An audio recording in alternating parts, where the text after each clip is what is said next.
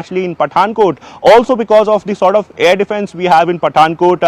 They might have some sort of input of the sort of platforms that we have in Pathankot, and that's the reason why Pathankot is being targeted, and is a very important FO establishment there that we have in Pathankot, and also in Srinagar, Zaka, launches are there. And we have been learning that since ceasefire violation is happening throughout the LC, so army is also retaliating to that. We are having ceasefire violation in Rajouri, Poonch, Mendhar, and in fact in Kathua also I'm learning that violation is there. But since we have the international border there, so we are waiting for the confirmation BSF whether or not BSF is engaged in any sort of firing, because till now it is limited more on LC line of control. In Uri and in other areas of the Kashmir, we have been learning about the ceasefire violation, but specifically in Poonch we have this heavy shelling going on. Okay, I want to bring our viewers up to speed on what Pakistan has attempted to do over the last 6 hours or so, and this is specifically right after the amp up of the IMF bailout announcement that happened. So here are some of our forward Air Force stations and air bases. Udhampur, of course, is the headquarters of the Indian Army's Northern Command. Massive military station there. It's the headquarters, like I said. It is, of course, very critical for the entire Jammu region as well as the Poonch-Rajouri region.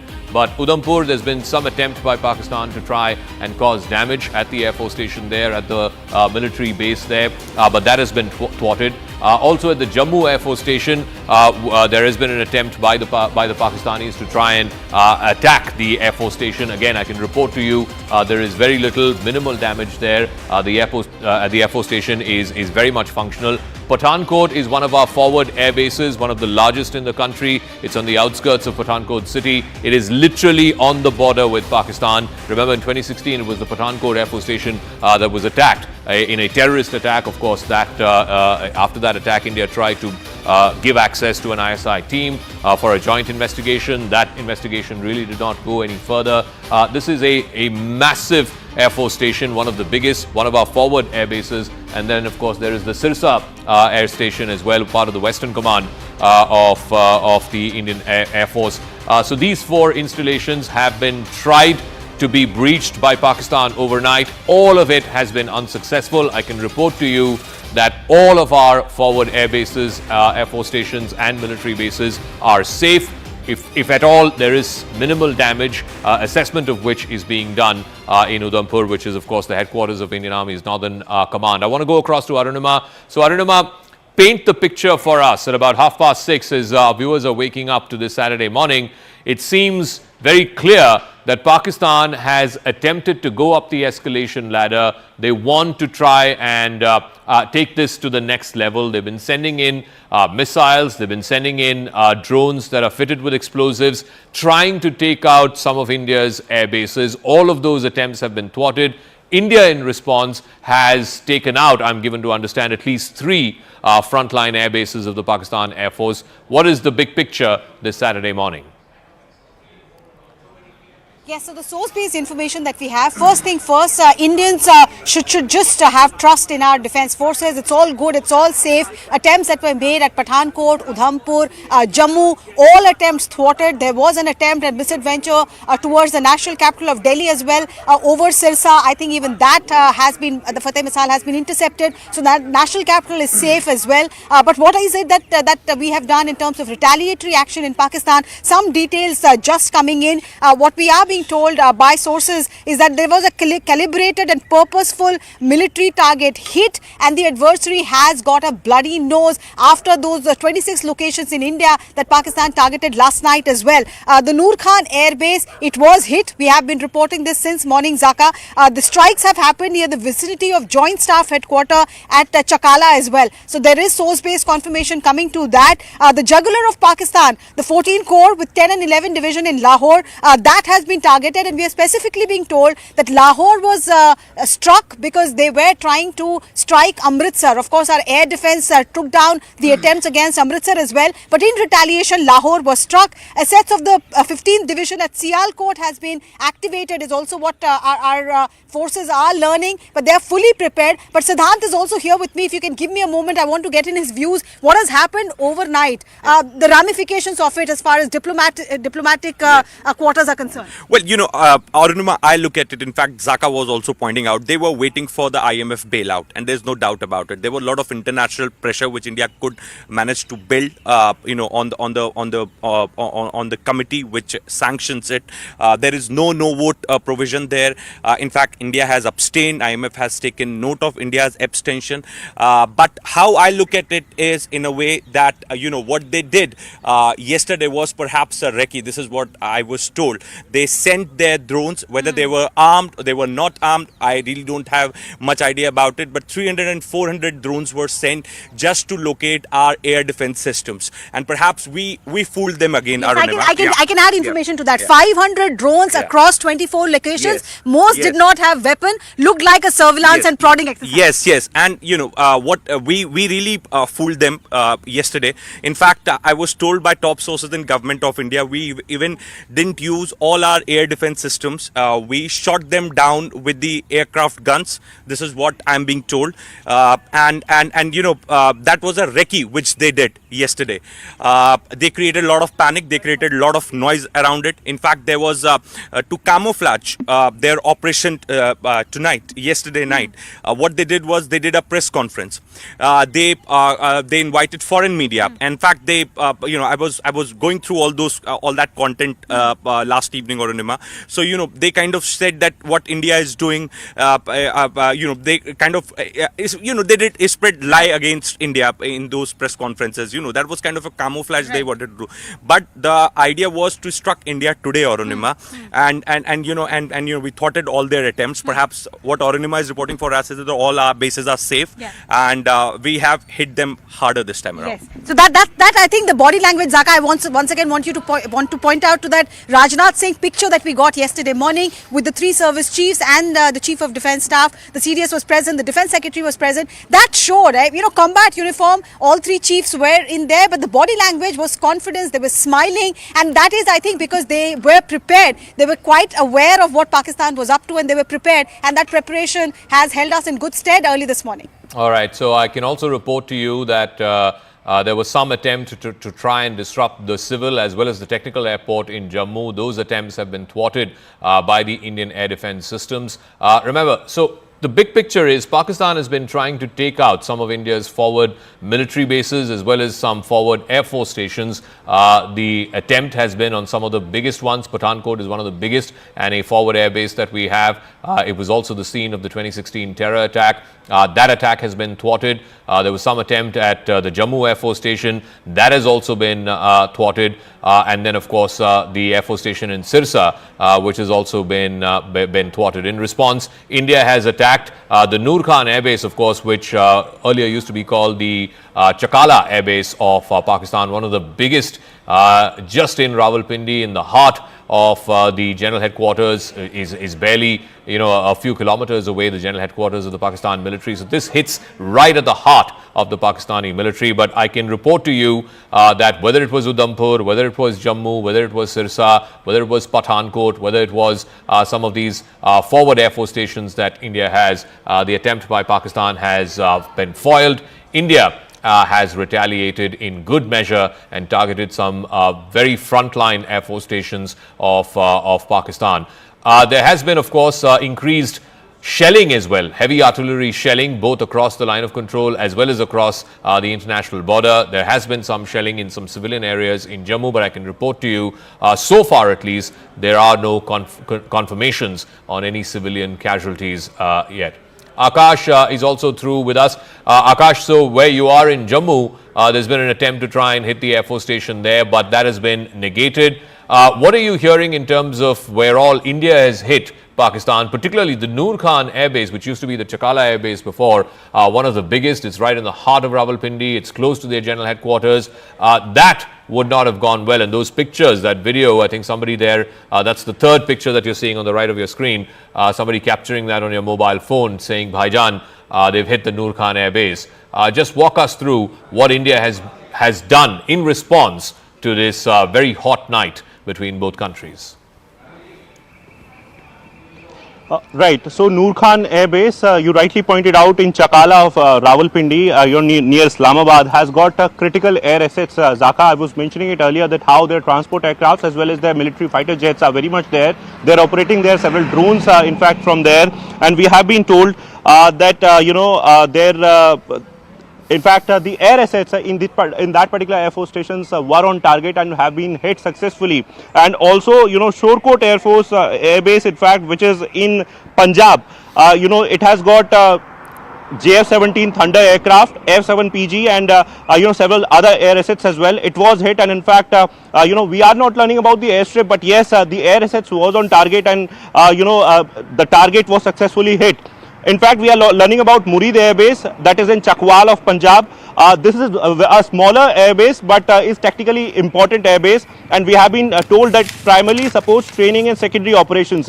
And the drone attack that was launched towards India was very much supported from this particular Air Force station, and we have been told that it has got fighter jets and possibly some drones as well, and it was successfully targeted by Indian forces, Indian Armed Forces. So these three Air Force stations, we have got confirmation for several air assets, and in fact the infrastructure was on target and it was successfully hit by the Indian Armed Forces. Also in retaliation, now Pakistan is trying to make a dent, and in fact is trying to hit our Air Force stations, but they are not successful till now. And our air defense is very much working, 80 guns, and in fact the the systems that we have is very much working. It's the daytime now. We have been seeing the escalation particularly in the night time from last 24 to 48 hours, but will it continue in the daytime as well?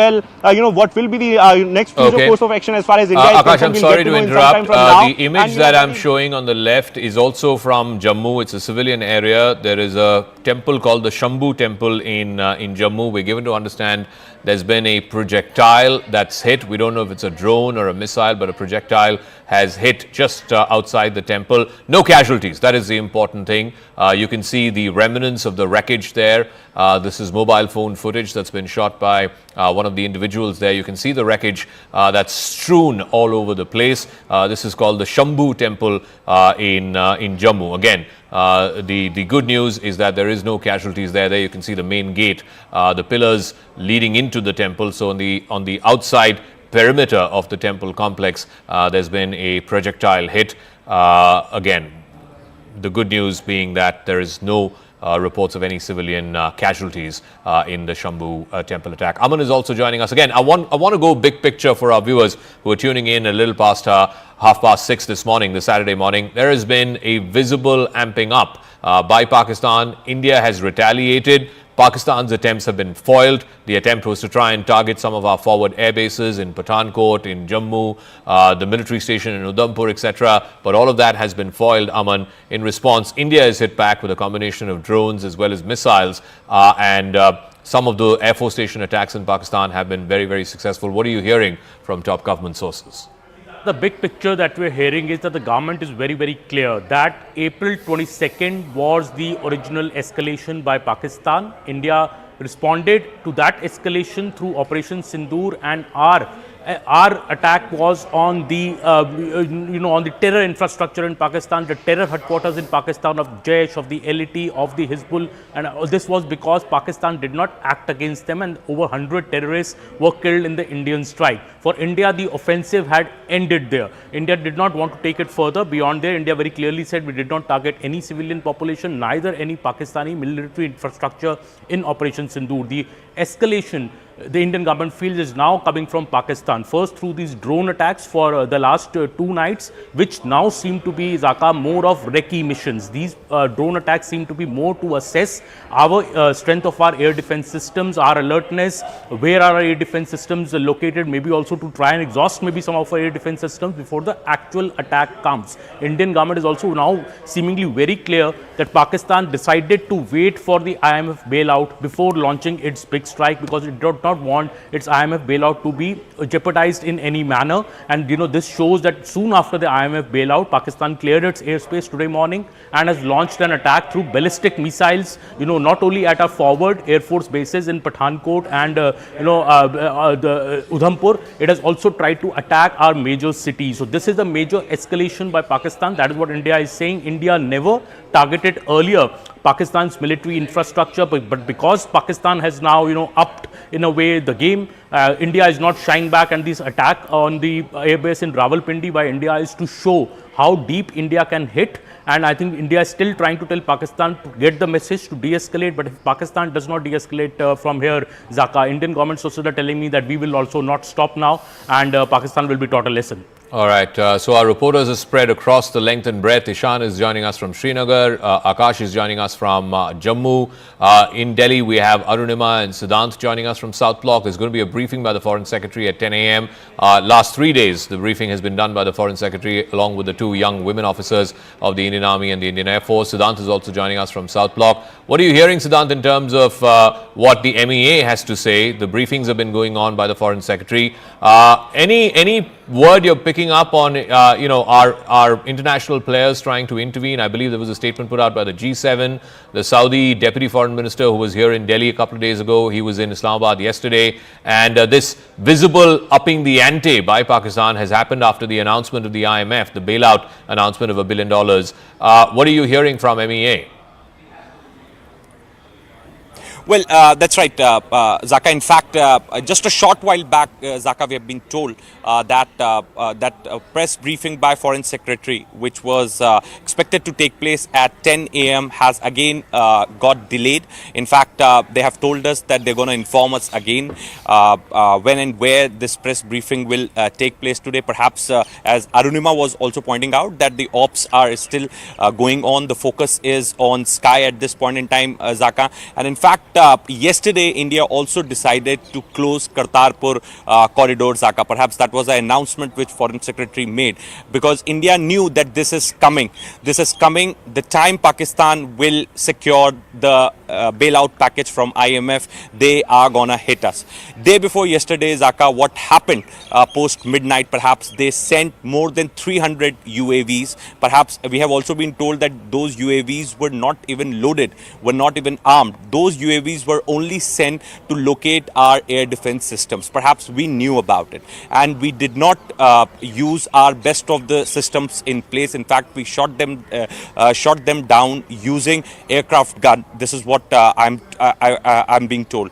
In fact, since then, India was preparing that what they did day before yesterday was a recce visit. Perhaps they are going to hit India, and they could target forward bases, Pathankot, Jammu, etc., those locations. So India was fully prepared for it. As you rightly pointed out, at a diplomatic level, perhaps India is not escalating. Foreign Secretary again reiterated yesterday that the first and the only escalation was the 22nd April attack in Pahalgam.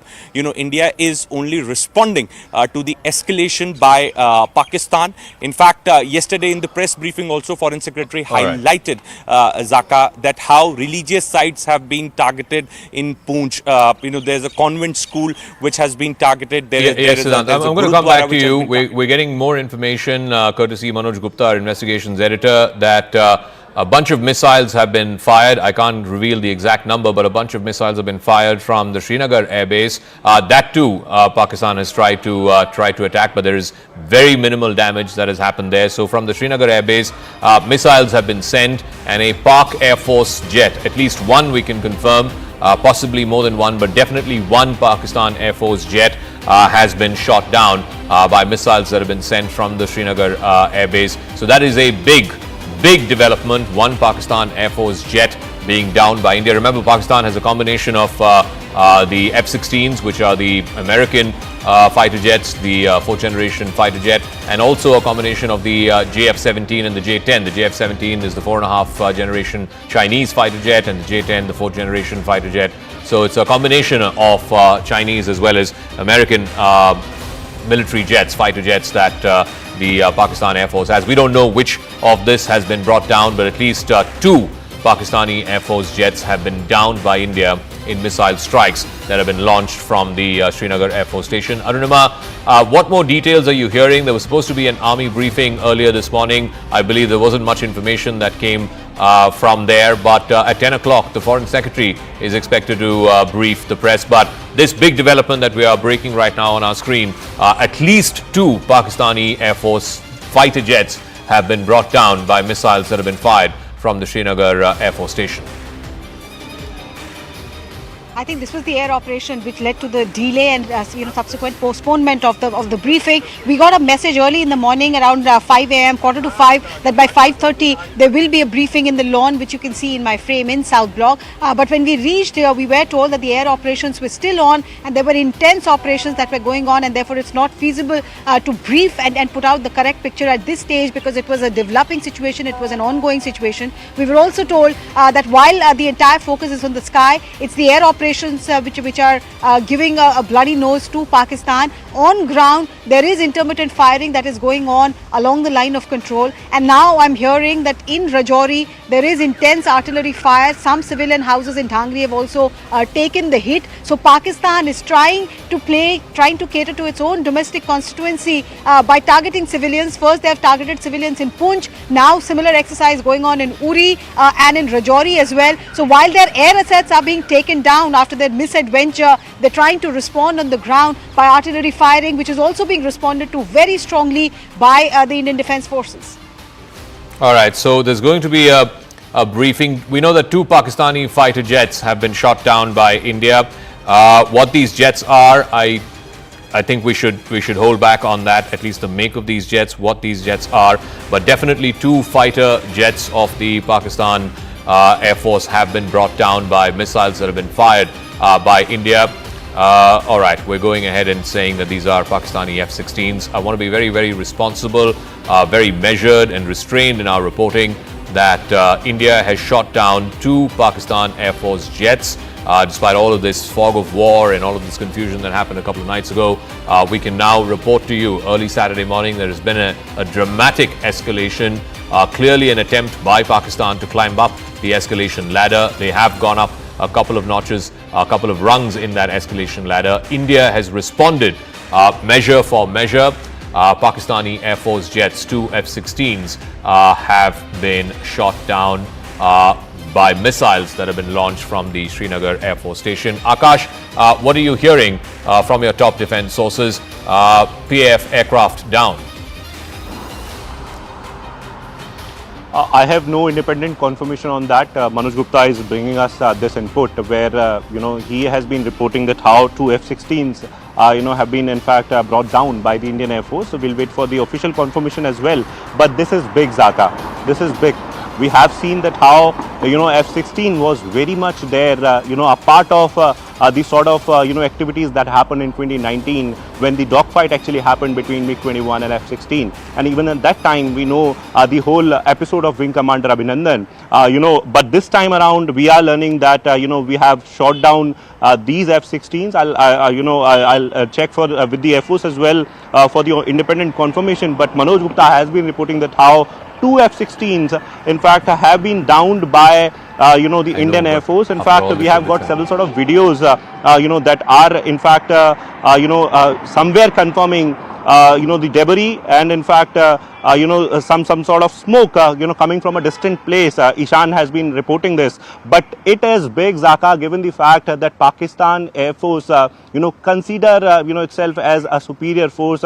They have always challenged, Indian armed forces and, in fact, Indian Air Force specifically for the dogfight because they think that their machines are superior, their training is superior. And this is one development where, it is a slap on their face where, they have been trying the military establishment, military infrastructure in different places. Here in India, none of them is successful. But this time around, we are learning that in Srinagar, at least 2 F-16 aircraft have been downed by the Indian Air Force, Zaka. So 2 Pakistan Air Force jets have been downed by the missiles that have been hit by the missiles from the Srinagar Air Force Station. So bringing you up to speed, the big picture that Pakistan has escalated over the last 6 or 7 hours post-midnight after the announcement by the International Monetary Fund that they were releasing the tranche of $1 billion, part of the $7 billion package that Pakistan has managed to procure from the IMF, emergency bailout money. Right after that, and right after the Deputy Foreign Minister of Saudi Arabia left last night, there's been a dramatic escalation by Pakistan. Multiple attempts at forward air bases, at Air Force stations from Jammu to Pathankot, which is one of the biggest Air Force stations in northern India. In fact, it is bang on the border with Pakistan. It was also the scene of the terrorist attack that happened in 2016. We're also learning that the Sirsa Air Force Station was also one of the targets of attack. But all of that, the Udhampur military station, all of that has been thwarted by India's air defense systems. And now in retaliation, India is hit and brought down 2 Pakistan Air Force jets. They've been brought down over Srinagar, is what we're given to understand. These are deferred visuals we're getting from Udhampur, and the visuals that you're seeing on the left side is India attacking the Noor Khan Air Base, which used to be called the Chaklala Air Base earlier, hosts a big military college as well. It's very close to the general headquarters, the heart of the Pakistani military. There's been a massive attack there on the Noor Khan Air Base by India in retaliation to what Pakistan tried to do overnight. Let me go back to Aman, Arunima, reporters. Aman, again, as we await the Foreign Secretary's briefing in about 3 hours' time, what's the word that you're getting in from our top defense sources? India, of course, wanting to be absolutely certain that we are the responsive authority here. We're responding to the escalation by Pakistan. It is Pakistan that is choosing to climb the escalation ladder. Zaka, and what government sources are also saying that we were prepared for this. We knew that a major attack by Pakistan will happen. We were very, very clear that the drone attacks which were happening, on Friday night, we also saw these big drone attacks. This was mainly, Friday morning, was mainly to assess our air defense preparedness. Pakistan was waiting for the IMF bailout.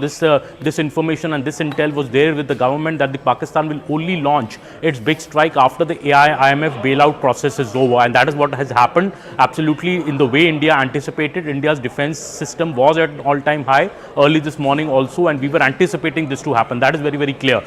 India is also saying that this upping of this escalation by firing these Fatah series missiles, not just on our forward air bases like Pathankot and Jammu and Udhampur, but also at our major cities, especially Delhi, is a major escalation by Pakistan. This shows that Pakistan's intentions are not good. We have to safeguard our territory, we have to safeguard our assets, and that is why we've hit at the heart of the Pakistani army in Rawalpindi, the Chakala air base. There's a very, very secure facility inside Pakistan which India has managed to hit. This shows that India is giving this warning to Pakistan that you need to stop here, because if you escalate further, India then will not stop, because India considered Operation Sindoor as it's a major operation, in retaliation to what happened on April 22nd in Pahalgam. But this is now showing that Pakistan, Zaka, is in no mood to stop, and India is responding in equal measure. So there's also visuals we're showing on the top right of your screen, which is from Jammu. It's a Shambhu temple.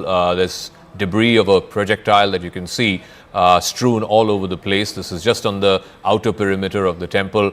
Let me also go to Arunima. Arunima, who's in South Block for us. Arunima, what are you hearing? What are you hearing from your top government sources? This Pakistani jets being downed, it's a huge statement by India-Pakistan Air Force jets that have been shot down over Srinagar airspace. But the attempt by Pakistan to try and target some of our forward military stations, forward air bases, that has been thwarted. And in response, India has targeted, among others, the Noor Khan Air Base or the Chaklala Air Base, which is one of the biggest that Pakistan has. Also the Chakwal, the Murid Air Base, again in Punjab. And you also have one more, the Rafiki Air Base. 3 air bases of Pakistan have been targeted in missile strikes by India. What more do you have?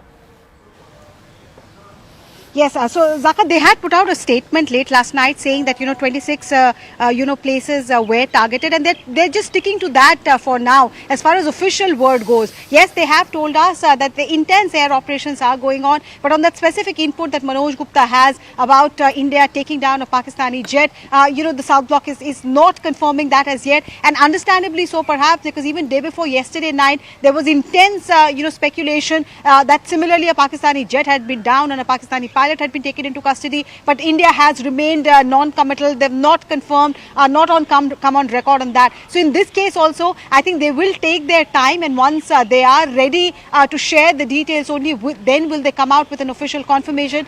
Because of course, even though both sides officially are just calling this a conflict, the terminology of war is not being used officially.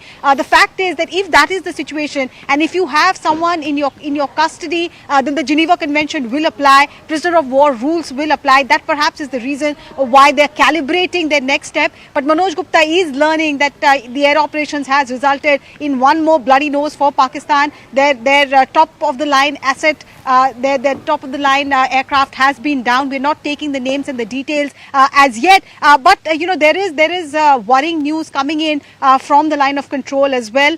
Intermittent firing is targeting civilian population there in Rajouri, in Poonch, in Uri. It has been on and off. Intermittent is what we've seen over the last 3 hours. But while India is giving them a bloody nose in the sky, they're trying to retaliate by taking out their frustration on civilians.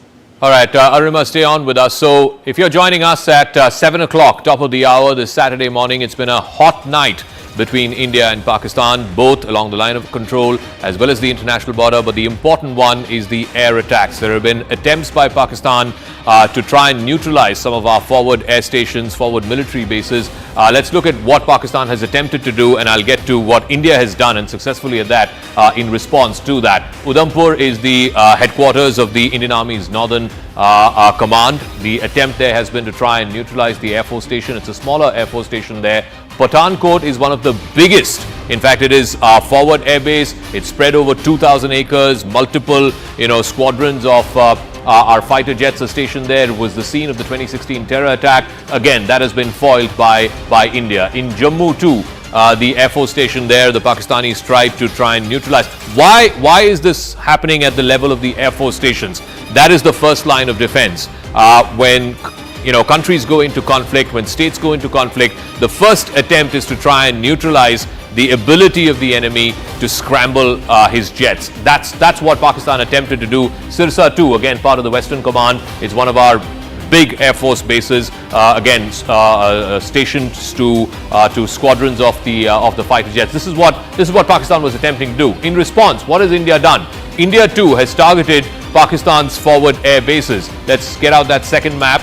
What India has done in response to what Pakistan tried to do. And you look at this map, what stands out are the air stations that India has attempted to take out. And you can see those pictures as well from the Noor Khan Air Base in Rawalpindi. This is one of the biggest air bases that Pakistan has. It played a role in the 1965 and 1971 wars as well. This was earlier called the Chaklala Air Base. It is right in the heart of Rawalpindi. The general headquarters, Rawalpindi, is not too far from the air base. In fact, there is a famous Pakistan military college that's housed inside the Chaklala Air Base. It's now been renamed as the Noor Khan Air Base. You saw those pictures recorded by an individual, a civilian there, looking up at the big cloud of fire and smoke going up at the Noor Khan Air Base. Then further south, the Chakwal Air Base, it's called the Murid Air Base, again was active in the 65 and the 71 wars. The Chakwal Air Base too has been hit successfully by India. And then you have a smaller one in Shorkot, it's called the Rafiki Air Base. Again,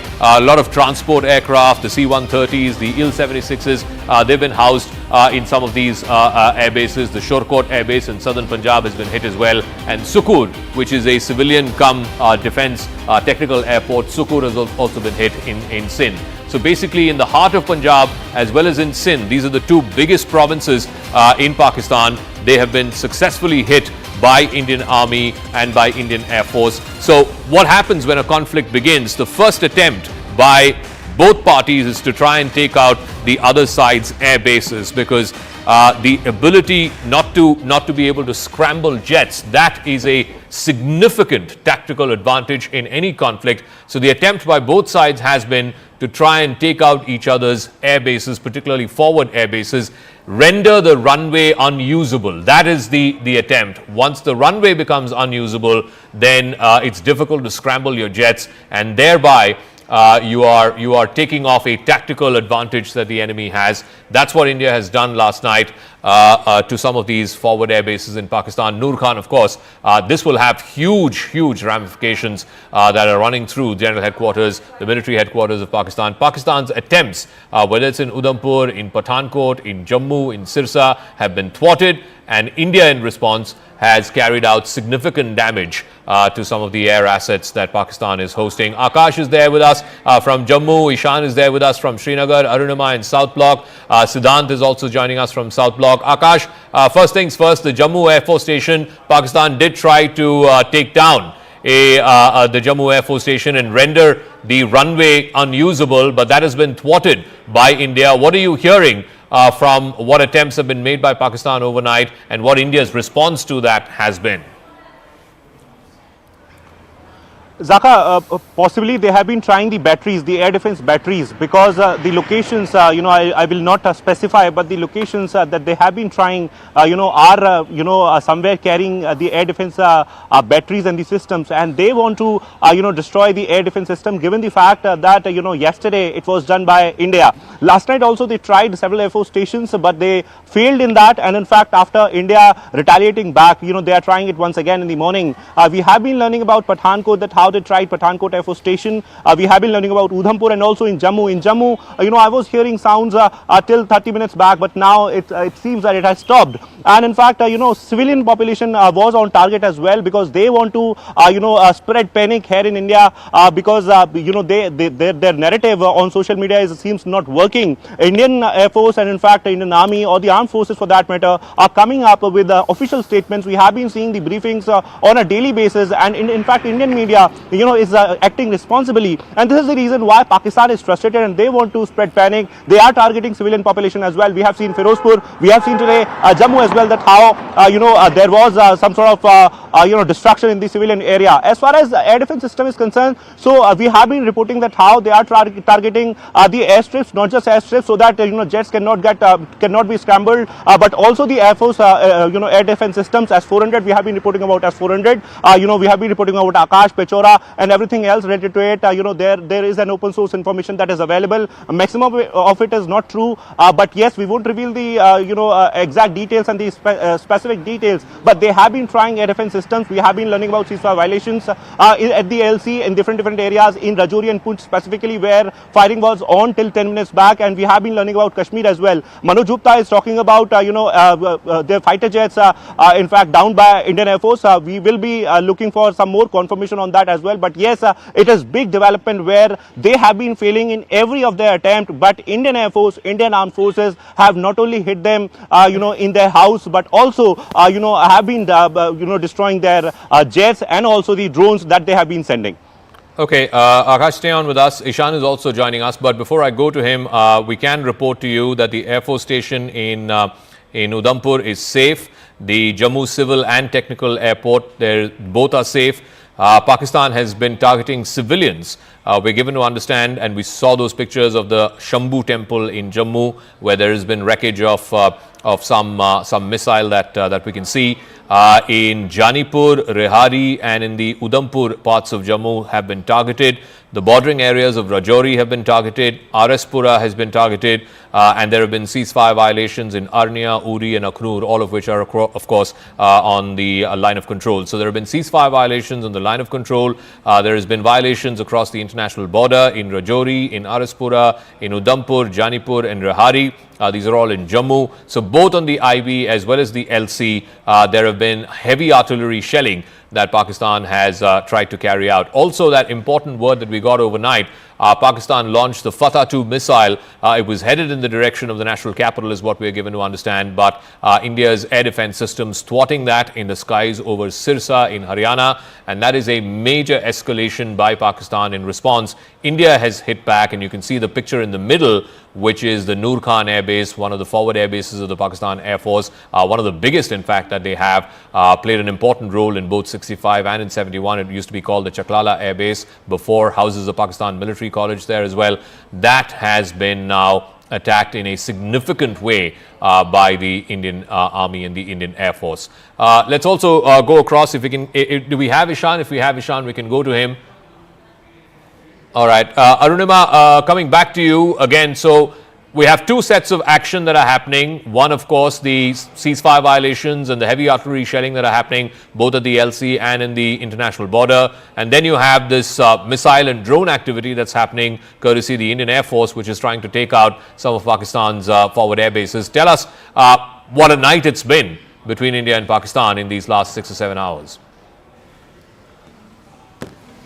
Yes, so what we are hearing as far as ceasefire violation goes, that the firing in Jammu, in Rajouri, in that division has stopped over the last 15-20 minutes, about almost leading up to half an hour. We have not heard the intense shelling that was going on. This was intermittent firing in any case, and the South Bloc was confirming that this has been going on off and on. The last half an hour or so, it seems to have gone down. However, the bad news for Pakistan is that one of their top-line aircraft has been taken down. That's what Manoj Gupta is reporting, and looks like that for now, as the sun has come out nice and bright, for now Pakistan's misadventure has been halted. But come evening, will they make an attempt again? Over the last 3 days, consistently they have tried to breach our airspace and been thwarted by our air defense system.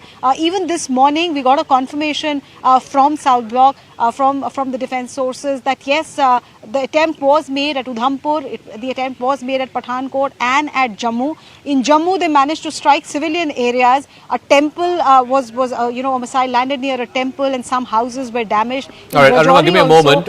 We're just showing pictures of wreckage from a drone. This is in Amritsar, in the outskirts of Amritsar, in the rural parts of Amritsar, I believe. You can see the wreckage of the drone there. Do we have audio on that clip? If we do, I think we should try and play up that audio. Clearly, you can see some of the wreckage, some of the damage from last night. All of that wreckage parts being sort of strewn around the place. These are from the rural fields of Amritsar. I believe some cops are taking this footage.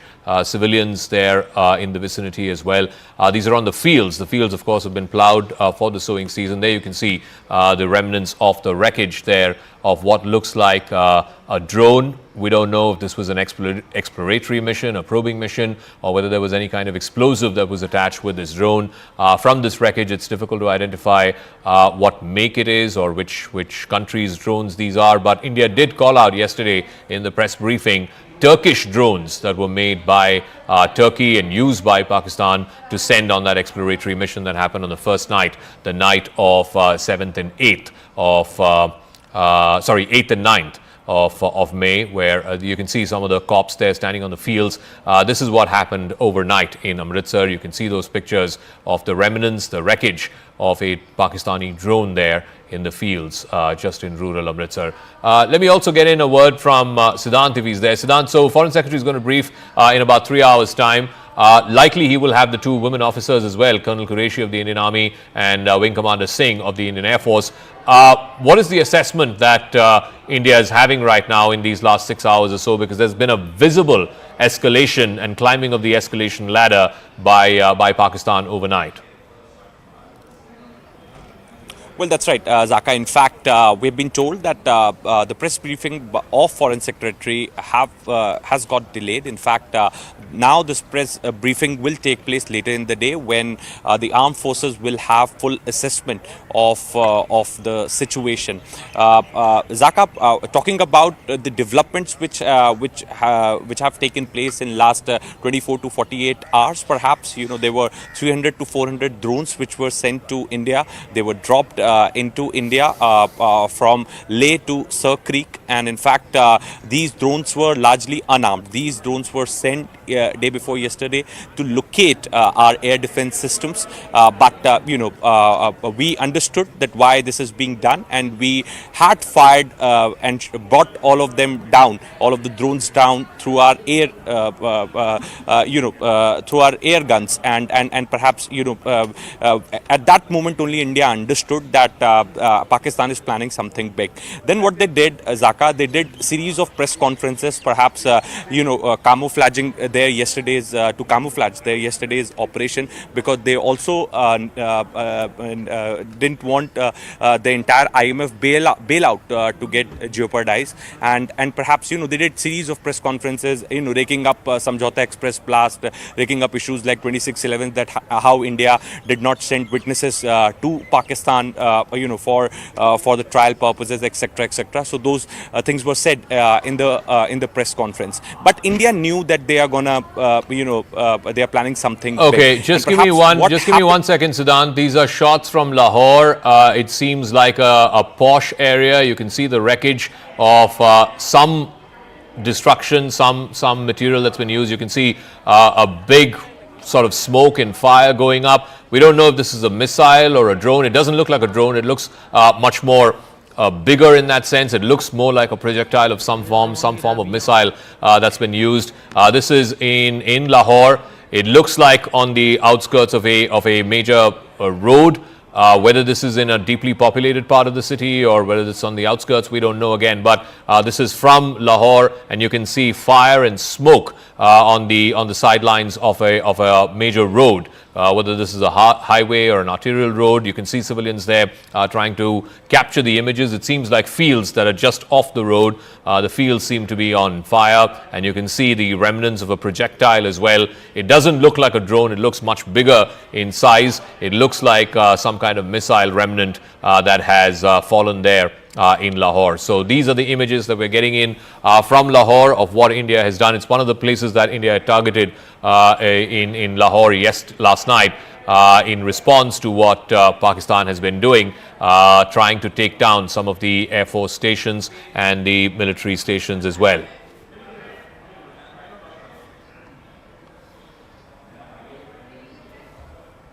So bringing you back to what happened overnight, we also know that 5 missiles have been fired from the Srinagar Air Force Station. 2 PAF jets, Pakistan Air Force jets, have been brought down.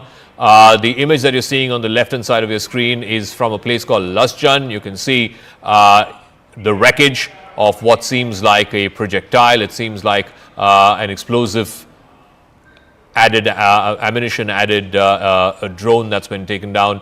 Parts of some of the remnants of this wreckage you can see on the left side of your screen. I want to go across to Ishan. Ishan, what more details do you have? Well, what we know that some part of it has fallen into the residential compound of a house, and the mobilizing of troops has started around the location. There was definitely a dogfight that we're given to understand, and air-to-surface missiles were activated immediately after the activity was detected. What we have given to understand is that the Srinagar airport and every particular base is running on a high alert to ensure that none of the Pakistani aircraft enters the Indian airspace. And if there is any possibility, they are shot down immediately.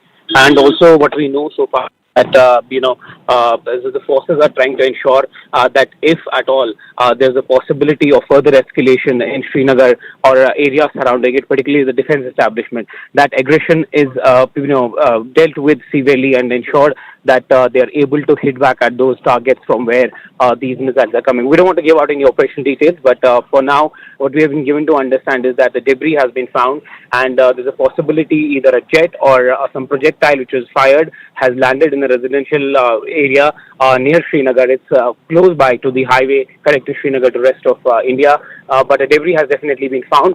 More troops have been mobilized to that location, as we are also heading towards that location to give you an exact clarity on what it is and whether really an aircraft has been shot down on the outskirts of Srinagar. All right, stay on with us. Lasjan, I believe, is a place on the outskirts of Srinagar. You can see wreckage. We are given to understand that this is wreckage from some kind of an aircraft. That's the word, the preliminary word that seems to be coming. You can see one of the motors that's strewn around. I believe parts of this wreckage have fallen into a residential compound of an individual who's living there in a place called Lasjan. What more can you tell us? Is there any word, Ishan, about what is this wreckage, what it likely brought down? I mean, is there any word? Some preliminary information seemingly suggesting that this is one of the Pakistan Air Force jets that was brought down, but it seems quite small. Some smaller parts seem to have fallen in this individual's residential compound. Well, yes, but it can be anything. As of now, there are no confirmations about what it is, but there are reports that there was a dogfight which took place over Srinagar. There are further details that we don't want to speak about at the moment, but definitely sources indicating that there was a dogfight over Srinagar and possibility of aircrafts being shot down has not been eliminated. What will give further confirmation is that once they'll be able to find the wreckage, they'll be able to spot it, they'll be able to see it, and then only can we have confirmation that any fighter jets being brought down. But there's a possibility that the sort of action that we have been witness to, or what we have heard from the top officials, it seems like the India's surface air missiles possibly had been able to hit any projectile aircraft or incoming the thing that came from Pakistan has been hit down. And what we have been given to understand is that the systems have been activated around Srinagar to ensure the safety of residents as well, because there's a densely populated area where this projectile has fallen, and now the assessment is being made what it really is, and further details are awaited. The senior officials from the Air Force and other forces are now trying to reach out to this location to ensure that they are able to take this projectile in their custody, and if there is a jet which is lying around, that possibility cannot be eliminated as far as the sources are telling us. All right. We're also getting word from Akash, if he's there, as we look at the wreckage of this, likely from a downed fighter is what we are told, a Pakistani Air Force fighter jet. This is in the Lasjan area in the outskirts of Srinagar, as Ishan is trying to make his way there. Akash, I believe your sources are saying that there was a dogfight as well? Yes, Zaka. In fact, I have been learning that there was a dogfight, possibly after which, we have downed these Pakistani jets. Now, we are not sure if, because of the dogfight, it came down, or because of the air defense systems, it came out. But yes, wreckage is there, and in fact, we have been seeing the parts. You rightly pointed out, it seems like some motor or some other part of the aircraft. We are still not sure as to which aircraft it was. Reports are suggesting that it can be one F-16, but we'll wait for the official confirmation for that. But yes, sources, in the armed forces are somewhere confirming that a dogfight indeed happened between the Pakistani and Indian jets, and it was an intense fight. Operations are still on. I won't reveal much of it, but yes, activities have been happening. They have been trying missiles since morning, but till now, we haven't seen any sort of major damage as far as military infrastructure is concerned. Yes, Air Force is very much involved in the operations. Air Defense is very much there in the operations. Whether or not a dogfight is still happening, or it has happened, in the past 1 hour, 2 hours, we are not sure about it. But yes, dogfight happened at one point in time, and possibly after which, we have brought down these two Pakistani jets, in the Kashmir and in fact in the nearby areas. We'll get more details, Zaka. All right. Ishan is also headed out to this Lasjan area. How far is it out from downtown Srinagar?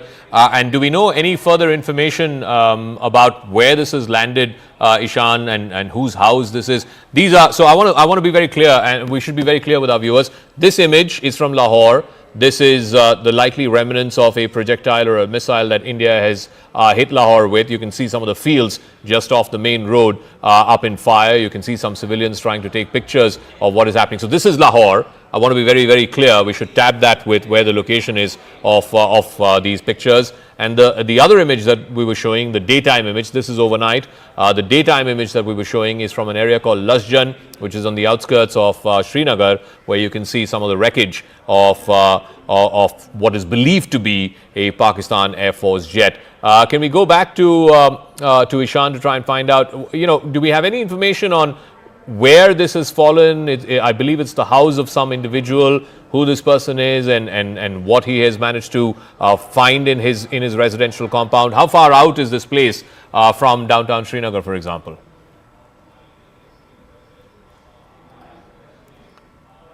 All right, we've lost Ishan. We'll try and go back to him. So, two separate images. The one on your left is the one from Lahore overnight, shot by some Pakistani civilians. You can see a bunch of them that are gathered just off a main road. It looks like a highway of some sort, but just off a main road. And you can see fire in the background. Some of the fields are up in fire. There's a lot of smoke, black smoke coming up. And you can see the remnants of a projectile, a wreckage of a projectile. We don't know if it's a missile, whether that's a drone.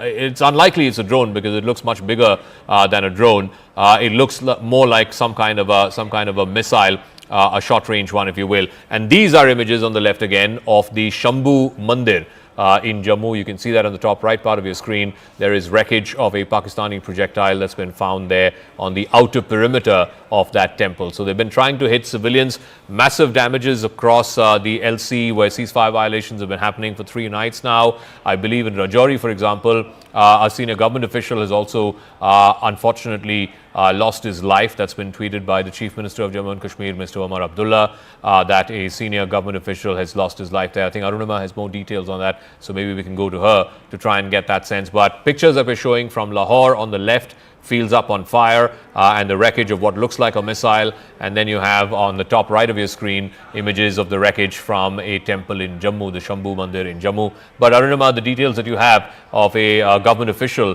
unfortunately losing his life in the shelling that has happened in Jammu overnight. Yes, so Rajkumar Thapa, he was an assistant, district collector level officer in Rajouri. A shell landed at his residence during, intense firing in Rajouri, the ceasefire violation that was happening, and a shell landed at his residence, and he was subsequently rushed to the hospital, but he is no more. And Chief Minister Omar Abdullah, in fact, has tweeted his condolence message. What Chief Minister has said, he's confirmed that this is a devastating news that is coming in from Rajouri. He says we have lost a dedicated officer of the Jammu and Kashmir. All right, Arunima, I'm sorry to interrupt you, but these are shots that we're getting of India intercepting some of these Pakistani missiles. This is from last night. We don't know the location of where this has been intercepted, but you can see the wreckage, huge smoke going up in what seems like a field. But this is the image of India intercepting Pakistani drones.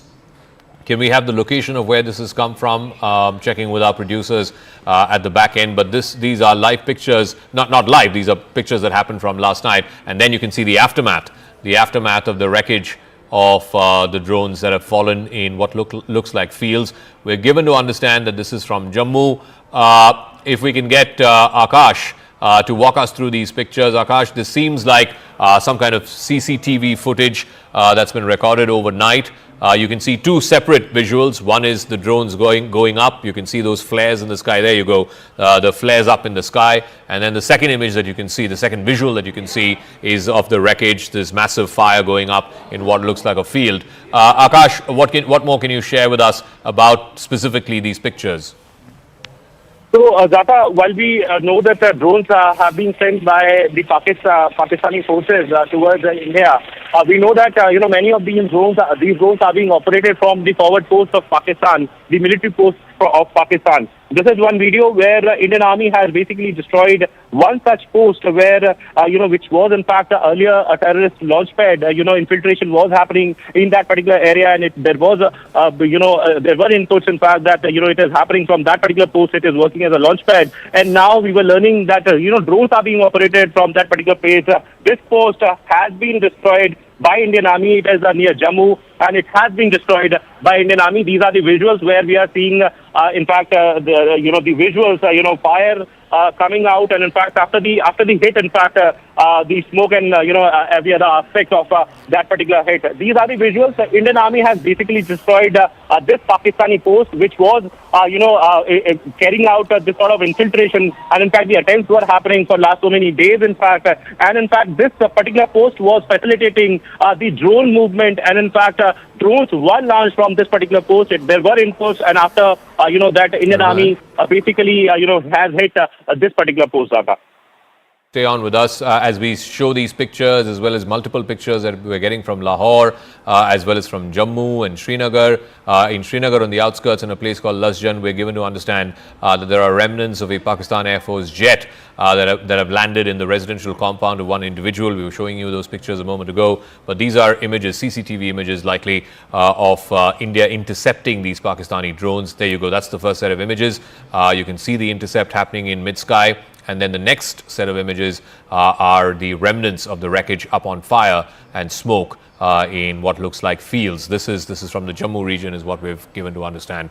Siddhant, in terms of diplomatic maneuvers, have you heard anything, any interventions, anything from the Americans, the Europeans? The Saudis, of course, were here both in Delhi as well as in Islamabad. But it seems like, the level of intervention seems to be far less, certainly from what President Trump and Vice President Vance have said, that it seems like India and Pakistan's problem, and it's up to India and Pakistan to sort it out.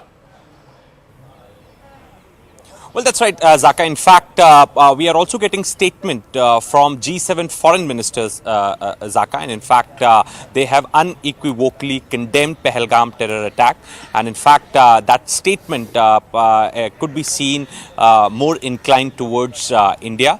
And in fact, the G7 foreign ministers have also urged for a de-escalation. As you rightly said, that a junior foreign minister of Saudi Arabia day before yesterday came to India. In fact, he met Minister Jaishankar.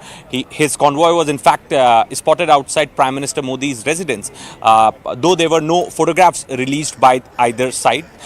Yesterday he was in Islamabad. Perhaps there was a meeting with Shehbaz Sharif and Army Chief Asim Munir, and in fact those photos were made public by the Pakistani side. In fact, now we also got release from the Kingdom of Saudi Arabia, in fact confirming that the junior minister was the envoy of Saudi Arabia. Perhaps it was an effort which was given by Saudi Arabia to de-escalate tensions between India and Pakistan. Now, Zaka, as you rightly said, as far as United States is concerned, perhaps they have condemned the attacks. In fact, they extended full support to India at all levels in United States. All offices have perhaps condemned the attack. But yes, the last interview of J.D. Vance, perhaps the remarks that he made, that it gave a sense that America is not much interested in de-escalating tensions between India and Pakistan, or rather America does not want to be the part of another war going on, or perhaps a part of a peace process of another conflict, rather, Zaka, which has started. So that could be America's strategy, Zaka. But having said that, it is very important to highlight, Zaka, that this action by Pakistan is coming after the IMF bailout was announced. Perhaps the world should take note of it, and this is exactly what India said yesterday at the board meetings, that how Pakistan misuses the funds for the terror activities. And in fact, there is also a chapter on Pakistan misusing funds for terror activities in IMF itself. India cited that chapter only to get the funds. All right, Siddhant, just give me a moment. These are visuals. I want to once again go back to these pictures. This is India intercepting drones, a Pakistani post from where these drones were sent. We're given to understand that this is in the Jammu region, so you can see two separate sets of pictures. One, the interception that's happening, likely by the indigenous air defense systems, the Akash missiles. And then the second set, this is the second set of visuals that you're seeing, which is the wreckage, the fire and the smoke after the interception, the wreckage falling onto what looks like fields there in the Jammu region. So you can see both these sets of images. These are CCTV images from last night. It's been captured on closed-circuit television. You can see those flares going up in the sky, the interception happening up in the sky, and then the wreckage falling out in the fields. So if we can go back to Akash. Akash, just walk us through these pictures, as my colleague Anand is also gearing up to show us some of these images. We have separate images from Lahore, from this is the image from Jammu region that we're seeing, the flares up in the sky and the interception happening. Arunima, I don't know if you can see these pictures, but what are you also hearing from top defense sources about what seems like not just a drone set of attacks now? You're seeing missiles and also reportedly word about 2 Pakistani Air Force jets being brought down in the skies over Srinagar. Yes, in fact, just on the outskirts of Srinagar, there is an area called Pantha Chowk. When you move from Srinagar towards Jammu on that highway, the first place that you come to outside of Srinagar is Pantha Chowk, and that is where an intense search operation is currently on, with multiple cordons being laid out by the military, by the paramilitary, and by the local police to look for those Pakistan Air Force pilots. It is being suspected that they could have ejected around Pantha Chowk, and there's an intense search that is on there. Help from the locals have have also been enlisted. Manoj Gupta, in fact, confirmed to us a while back that a Pakistani jet has been taken down near Srinagar, and post that we got this confirmation that there is this intense search operation that is on. So if it is confirmed indeed that these two pilots are near Pantha Chowk, then that will just change the dynamics of the conflict perhaps that we are seeing. You must have noticed, Zaka, all through social media, every time you speak about the India-Pakistan conflict, Abhinandan's name comes out after our fighter pilot who was after Balakot, taken into custody by Pakistan. They crack jokes about that incident, but it seems now the tables are turning on Pakistan. On the other side, I was also telling you how intermittent firing has been going on along the line of control. So the bad news from there is that one assistant district divisional commissioner level officer, Mr. Thapa, is now deceased. He's no more. A shell landed at his residence. So Pakistan is continuing to target civilian areas in Rajouri, Poonch, Jammu. A temple was targeted. A temple's wall was damaged. There were some houses near that temple that was damaged as well. So for now, it's all clear. It's a bright sunny day right now, and the input that we're getting is that things have calmed down, but the ramifications, what has happened overnight is still on, and we're expecting that briefing also in a short while from now, where India will officially confirm what has happened last night. All right, so we have pictures from Lahore, pictures from Jammu. These are all images that we are broadcasting here on CNN News 18. So just to bring you up to speed, there has been an escalation in the drone and missile strikes from Pakistan's side overnight over the last 6 hours, specifically after the IMF announcement happened. And then India, in retaliation, has targeted at least 3 major air bases, including the Noor Khan air base, the old Chaklala air base of Pakistan.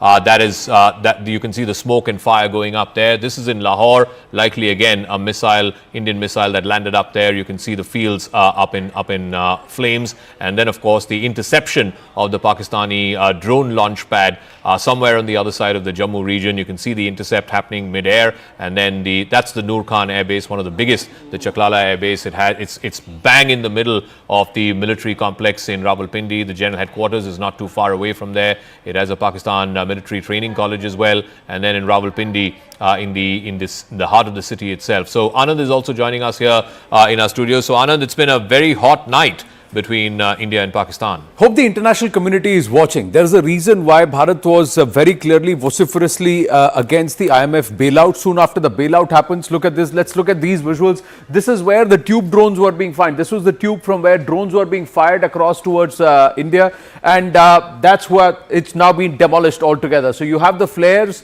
and thereafter, then you see the flames. This is where this has been destroyed. This is where those Turkish drones and a lot of the Chinese drones were being pushed into India. The more important part is that these drones were actually probing. They were coming there to try to see where the air defense systems are placed, and thereafter the Pakistan was trying to send across ballistic missiles. Fatah ballistic missiles have been fired towards Bharat. That's the level of escalation that has happened soon after midnight at about 12:05 a.m. That's when the first news came in that there were ballistic missiles that were fired in the direction of Bharat, and that have been intercepted over Sirsa. So that's the level of escalation that the Pakistanis have now resorted to. General Asim Munir will now have to account for this because Bharat is going to respond in very, very strong measures. So let's try and see those pictures. These are visuals of the entire drone tube that's now been demolished. So one important aspect. Let's try and look at some of the other pictures that are coming through. So this is the dump, and let's move to the next set of pictures. Now these are pictures which are coming in where there has been damage. This is over in Pakistan, and there is extensive amount of damage that is visible. Yeah, and clearly there are ammunition, missiles, loitering munitions that have landed in this city. No, these are Jammu. These are pictures of Jammu. I was just looking at the card numbers, the registration numbers. So this is what Pakistan's done. It's targeting Jammu city. There are military installations, but some of these have also landed near temples. They have also landed near some of the temples, very famous temples in Jammu, where some of the munitions, some of the missiles, the projectiles that have been fired by Pakistan have landed. There is damage in civilian areas. These are the two jets. There is a serious dogfight that's been registered. There are dogfights that have been registered, and Asim Munir is actually called Chachu Whiskey there in Pakistan. So his team has suffered losses. 2 of his jets are down. What is the make of these jets? We don't know. But 2 of the jets are down in a dogfight. Indian Air Force has really knocked down 2 jets. It's a big setback and big embarrassment. Further embarrassment heaped on Asim Munir and the Pak military. These are the remnants. They have landed very close to Srinagar city, and that's why there is a possibility that the 2 pilots have ejected and they have landed on Indian soil. Now it's a matter of time that they are apprehended, and we'll get you more. Now this is more of the drones. These are parts of drone, remnants of the drone in Amritsar. Clearly the make of the drones this time, and this entire wreckage that we are seeing in Amritsar, this time around the drones are bigger. They seem to have been equipped with explosives and munition, and with the attempt to target positions in Amritsar. Now one of the treacherous things that Pakistan was trying to do was to try and attack the Golden Temple in Amritsar and blame it on India, and activating their entire Khalistani cronies to try and push this whole thing on social media, but it's been called out by India. And look at this. This is in Amritsar. These are Pak drones, Pak sent drones. So clearly huge amount of escalation. But Bharat is also responding, and the response is in far greater measure. There have been severe reversals for the Pakistanis. Critical air bases have been hit, and this is in Lahore. The Lahore people are now seeing parts of the Indian Jawabi Karwai, if I may say, and this is the damage. Now it looks like a field, but it's clearly that it's just one of the projectiles that's landed there. But in Lahore, along with the ADS system near the Walton Airport, there are some critical facilities that have now been impacted because of Indian Air Force or the Indian Forces response. Let's look at Rawalpindi. The Rawalpindi Air Base, again, this is confirmation that 3 of the Pak air bases were not able to operate their machines from these air bases after the response. This is post midnight. Once Pakistan went up a ladder on the escalation, this is the response that India has given, and saying, you try to target our bases, you try to target our capital, or you try to target our cities, we will hit you so hard that you will not be able to fly your machines. So these air bases have actually been rendered ineffective overnight. Rawalpindi is one. There is also the Noor Khan Air Base, where there is a huge amount of damage. Now look at the damage that is seen at the Noor Khan Air Base, and there is this proof. And the fact is that there is evidence we are given to understand with our armed forces and with our intelligence that these air bases were rendered ineffective all night. They could not operate their machines from these air bases. So Rawalpindi, the Noor Khan Air Base, and of course this is the old Narowal Air Base. So Narowal Air Base also rendered ineffective because they were not able to operate their machines, and these are confirmed hits at 3 big air bases of Pakistan. So if Pakistan goes up the escalation ladder, if Chachu Whiskey decides to go up the escalation ladder, Bharat was ready. And the important part, Zaka, as I hand it back to you, is that Bharat was expecting this. Late last evening, we put it out that we know that these were probing. The drones that were sent, largely ineffective, without any ammunition on them, were probes, because they wanted to see how effective our air defense systems are and where our air defense mechanisms have been placed. And soon after the IMF bailout gets a thumbs up, look what Pakistan has done. The world should watch and see that Bharat said we don't want, and we actually offered them 1, 2, 3 off ramps. But Asim Munir has said no, and the Pak military has said no, we come there, and they've called it Bunyane Mahsoos, and then launching ballistic missiles towards, and one of them intended reportedly towards the national capital, Zaga. This is serious escalation, and perhaps now India was expecting it. They were prepared to see to what level Pakistan takes it. Clearly, they don't want an off ramp, and they don't want to get an escalating ladder, because they seem to be desperate to get some win or the other, and that's not happening. That's being denied. So what we are seeing, in case you're joining us a little past 7:30 in the morning, in case you're joining us this Saturday morning, it's been a night full of action. It's been, as they say, a hot night between India and Pakistan. Pakistan has decided to climb the escalation ladder. The drone swarms that we saw over the last couple of nights, that's now been notched up a rung in the escalation ladder, and that is now they are hitting India, or trying to hit India, through missiles, short-range missiles, both air-to-surface and surface-to-surface missiles, one of which was a ballistic missile, a Fatah 2 series, a 400-kilometer range missile that they tried to launch towards the direction of the national capital. It got intercepted in the skies over Haryana. We're not giving specific locations because we don't want to spread panic, but in the general airspace above Haryana, that was intercepted. India has responded. It has taken out at least 3 major forward air bases of Pakistan. The Noor Khan Air Base, which is the biggest in the country, the Chakwal Air Base, the Murid Air Base as it's known. Both of these air bases have both fighter jet squadrons as well as transport aircraft. So transport aircraft are also important in terms of being able to move logistics. Also the Rafiki Air Base, which is further south in southern Punjab, and there's a civil plus technical airport in a place called Sukur in Sindh. So that is India's response to what Pakistan tried to do. Separately, we're also getting information about massive ceasefire violations both along the line of control and the international border. There has been some damage to civilian installations as well.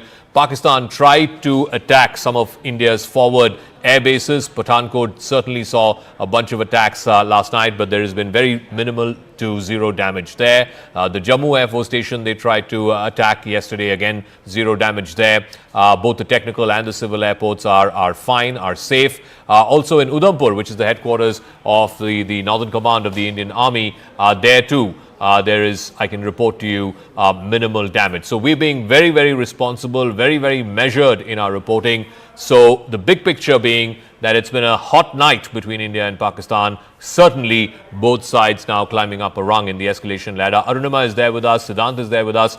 We'll try and go across to Akash as well, who's joining us from Jammu, Ishan in Srinagar, where I believe a dogfight has happened and 2 Pakistan Air Force jets have been brought down. Let me go across to Arunima. Arunima, big picture, what are you hearing? You're outside South Block for us. Any defense sources, government sources saying what the situation is, what the assessment is as they see it? See, the situation right now, we are told at about 7:30 hours this morning on Saturday is under control. Whatever misadventure Pakistan indulged in last night, post midnight, it has been met. And they have lost more than they attempted to harm India with. So what we are told is that there are at least 2 Pakistani fighter jets which have been down. Officially, they're not saying whether they know exactly where the debris are, but they are confirming that they feel that at least 2 Pakistani fighter jets are down, and an intense search operation is currently on around Srinagar to look for the Pakistani Air Force pilots who likely ejected. So that's one. Second, we do know that their ceasefire violation along the line of control in Rajouri, Poonch, all of that has resulted in deaths. They were targeting civilians. One district level official has also lost his life because his house was shelled.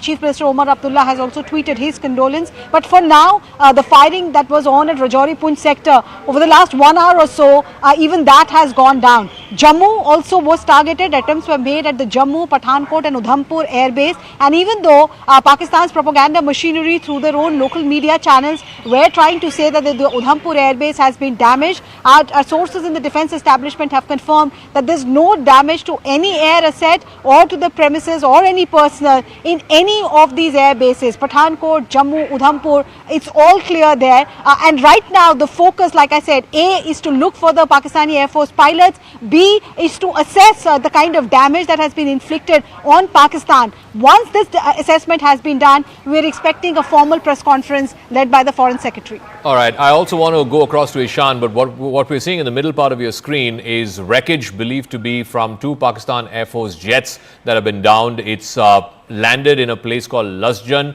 which I believe is in the outskirts of Srinagar. Ishan is on his way to Lasjan. What more do we know about these parts, this wreckage? Where was it found? The individual who has shot this, what more can you tell us?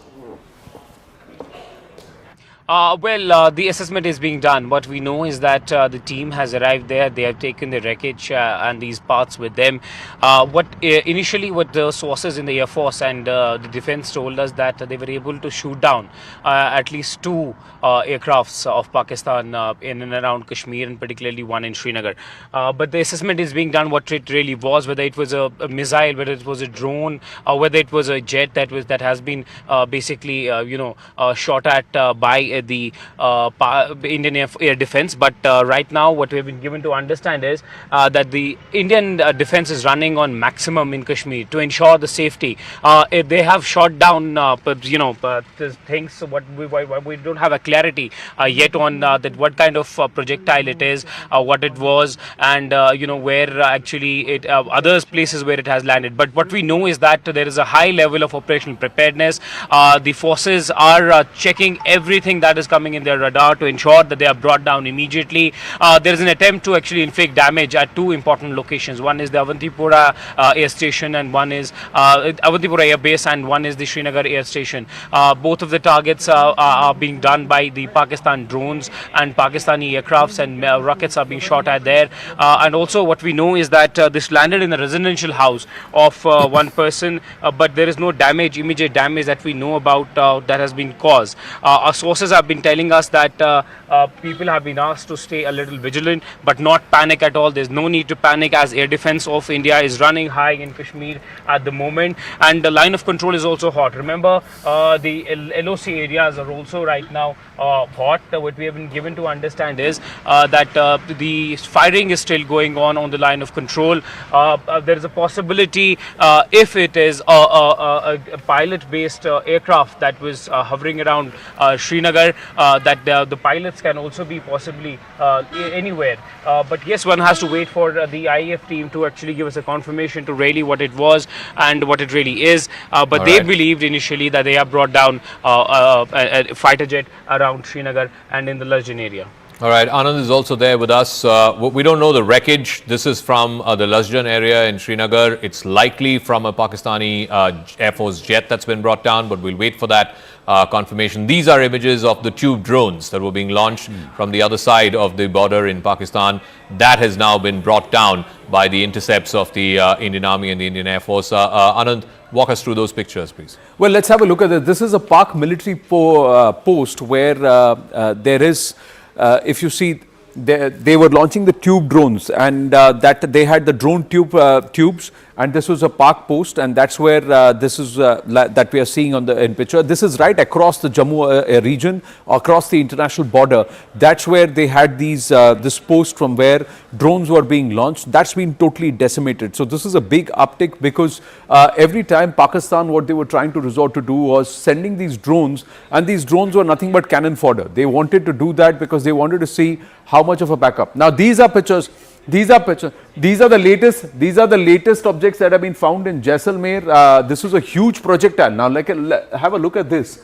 This is nothing short of a ballistic missile. But it's a huge projectile if you look at it, and it's mangled. We don't know if there is live ammunition in it, but this has been brought down. It's landed in a residential area in Jaisalmer. And quite a long one, at about 10 to 15 feet in length, at least, this projectile, if not more. And it seems that the head has come off and it's just landed. This seems to be the head of the projectile, and quite a big one. It's landed there. Whether it has live ammunition or not, we do not know. There have been some sounds of explosions in some other places, but this one has landed here, and you can see the way it's landed. There are a few craters just around the fact. It seems to have landed with a thud and then rolled over across to this bush, if you see these pictures. So this is in Jaisalmer. The cops, the local police have been alerted, and they've asked the local residents there to not go close or to touch this, but to leave it as it is. But we can see the villagers and all of them who have seen this. They've taken the images, and clearly the local authorities have been alerted with this. So this is the latest. So clearly a lot of efforts that have been made by the Pakistanis to ratchet up and to try and damage certain installations across the entire western border has come a begging for them. It's not yielded results. Have we lost people? Yes, we have. There's report of a civilian death, 2 civilian deaths that have happened in Jammu Kashmir region. These are latest pictures. These are also latest pictures from Jaisalmer. This is also another spot that's come in. Is this live ammunition? This is also looks like part of a projectile. This also looks like part of a missile. Now this somewhere confirms the fact that the reports that we had, that Pakistan has actually launched ballistic missiles soon after the IMF thumbs up for the $1.3 billion bailout that's come for them. But look at this, and that's why Jammu Kashmir Chief Minister Omar Abdullah is asking the international community. He's just taken to X for that. But look at this, ballistic missiles have been launched, so this is clear escalation. Yes, Zaka. Ishan is joining us live from Lasjan, where we believe wreckage of two Pakistani Air Force aircraft have gone down. Ishan, show us where you are and what you're seeing around you. Well, this is the residential area. This is the impact spot. You will see that one of that whatever projectile it was, it landed here. Look at the impact spot. This is possibly a part of it, which is in my hand right now, and that has been taken away by the police as soon as before we reached here. This is the impact spot where it landed. You'll see around here the sort of the sort of scene that is this here. This is where it had landed, and this is it has uprooted the entire thing here. And you will also notice here that one more projectile actually fell at this place, and then it was taken away by the police. And what we've been told is that there's an active investigation going on, what it really was, what it really is. Now the Indian Air Force will ascertain that what really it was brought down here. But initial information with the Air Force was that they have been able to bring down at least one jet around Srinagar and then on the outskirts as well. What is but this look place? At the spot where the impact spot is. Is it the backyard of a house? What is this place? Well, this is the backyard of a house. I'll give you an idea how close-knitted this locality is. You will see there are houses all around this place, everywhere. And luckily that it did not fall any of these houses. It fell in their back garden where nobody was present at that time. And you will see that there's a very less space present between these houses. And if it all had fallen on any of these houses, it would have created a lot of damage to them. But this is the impact spot. You will exactly see the sort of locality that exists, that there was nobody present at that time here. We've spoken to the residents here. They said that there was a loud sound that they heard, and after that they came out and seeing that there was some projectile, two of them present here, and then it was whisked away by the police. But the impact has been like a good big impact around this place, and lucky enough for these people that it did not fall in any of these houses, any of these residential houses which are closely knitted and closely located with each other. But we have given to understand is that now the Air Force and and the teams of Indian Army will look at this particular object and see what it really was and the sort of damage it could have inflicted on the residential area. But definitely we had seen that there was a high air activity. We've been given to understand that there was a possibly a dogfight that took place in the skies of Srinagar. But right now it's difficult to tell what really fell here because it's part of the investigation by the agencies. All right, Anand, I believe you have pictures of what has gone down in Jaisalmer. Yes. It looks like parts of a missile. Just take us through what you're now seeing. this is close to the Pokhran region, we are given to understand, and the locals are saying when this landed there, they heard a loud explosion. So they're not sure whether this is a bomb, but the shape of it and the way it is, it looks like a missile. Now, whether is it what make it is, what type it is, whether it is a portion of a ballistic missile, we have to wait and watch. But clearly, this is a far bigger projectile than what we saw landing in Jaisalmer yesterday and day before. So that were about 5-6 feet. Those were the kind of projectiles that we had seen. This is more than 10 to 12 feet long, and if you see the whole length and breadth of this and this entire image, it very clearly shows. Look at the locals, and you can compare and contrast the size of this projectile based on the locals who are standing there, and that itself gives you that this is at least 10 to 12 feet long, if not more. And this is not even the whole projectile. This is not even the whole missile. And this is another portion that's found. Now, this could be a live mortar shell or munition. So the locals have been advised that you take pictures and you stay away. Don't touch it. Keep minimum distance. Some of this may be live. Some of this may be diffused. We do not know. But these have landed. So clearly, the escalation ladder, Pakistan has really gone up the escalation ladder. With what intent? Can they sustain it? Is it desperation? But what also stands out is our air defense systems. Yes, there will be some reversals, there will be some aspects, but a 10% hit or a 5% blow on the chin or somewhere is nothing compared to the 100% might that was pushed by the Pakistanis. So largely, if you were to say 98% of the efforts pushed by the Pakistani military has been neutralized or has been diffused. But it is also sad that we have lost at least 2 civilians in Jammu Kashmir, leader, one lady, and also one person who was part of the administrative services in Jammu and Kashmir in Srinagar, who's also also sadly lost his life. But the other part, Zaka, as I hand it back to you, is that Pakistanis have not just targeted military installations, they seem to be targeting certain religious installations also, because one of the missiles sent by the Pakistanis, or projectiles, has landed near a temple in Jammu. The other thing is they were flying around over Amritsar. With what intent? We have to see. Thankfully, majority of these have been neutralized. We are also awaiting details, and I'm very curious to see if there are locals who have cited someone trying to come down on a parachute, because if there is a dogfight and 2 Pakistani jets have been downed, there is a high possibility that there could be 2 Pakistani pilots or enemy pilots on Indian soil. Now, whether they are apprehended, whether they've been cited, we are waiting for those confirmations, but there is a confirmed report that there was a dogfight over the Srinagar skies this morning. All right, we'll leave it at that. Thanks for that, Anand. As we go across to Tejinder in Jammu, but those images from Jaisalmer, that looks like a significant piece of military hardware. That looks like a missile, possibly a short range or a medium range missile, the remnants of which landed up in Jaisalmer. We'll try and find out from our reporter there. We've got Anvit, I think, there in Jaisalmer. This is what the locals have spotted, and they have filmed it and they've sent it across. There's been some civilian casualties as well in Jammu, in Rajouri, Poonch. Tejinder has more on this. Tejinder, I believe a DC level officer has also lost his life. I think his house was attacked yesterday. There's been 3 civilian casualties in Jammu is what we are told. Just tell us what else are you hearing and seeing this morning in Jammu? Zaka, unfortunately, there has been 5 civilian casualties across Jammu since the Pakistani army launched this ceasefire violation targeting the civilian population. 3 people, including an additional DC Rajkumar Thapa, have been killed in Rajouri. There has been a fatality. A woman has been killed in Mender area of Poonch, and another civilian has been killed in the Araspura area of Jammu, as Pakistan army continues to target the civilian population. As Anand was rightly pointing out, that a missile launched from the Pakistan side exploded outside one of the famous temples in Jammu called the Aab Shambhu temple, but luckily there was no casualty in that blast.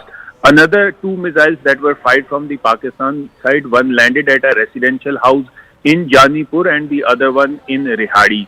So clearly now the Jammu city, which never came under attack after the 1971 war, has been targeted by the Pakistan side. They are using drones, they are using missiles, heavy artillery guns to target the civilian population.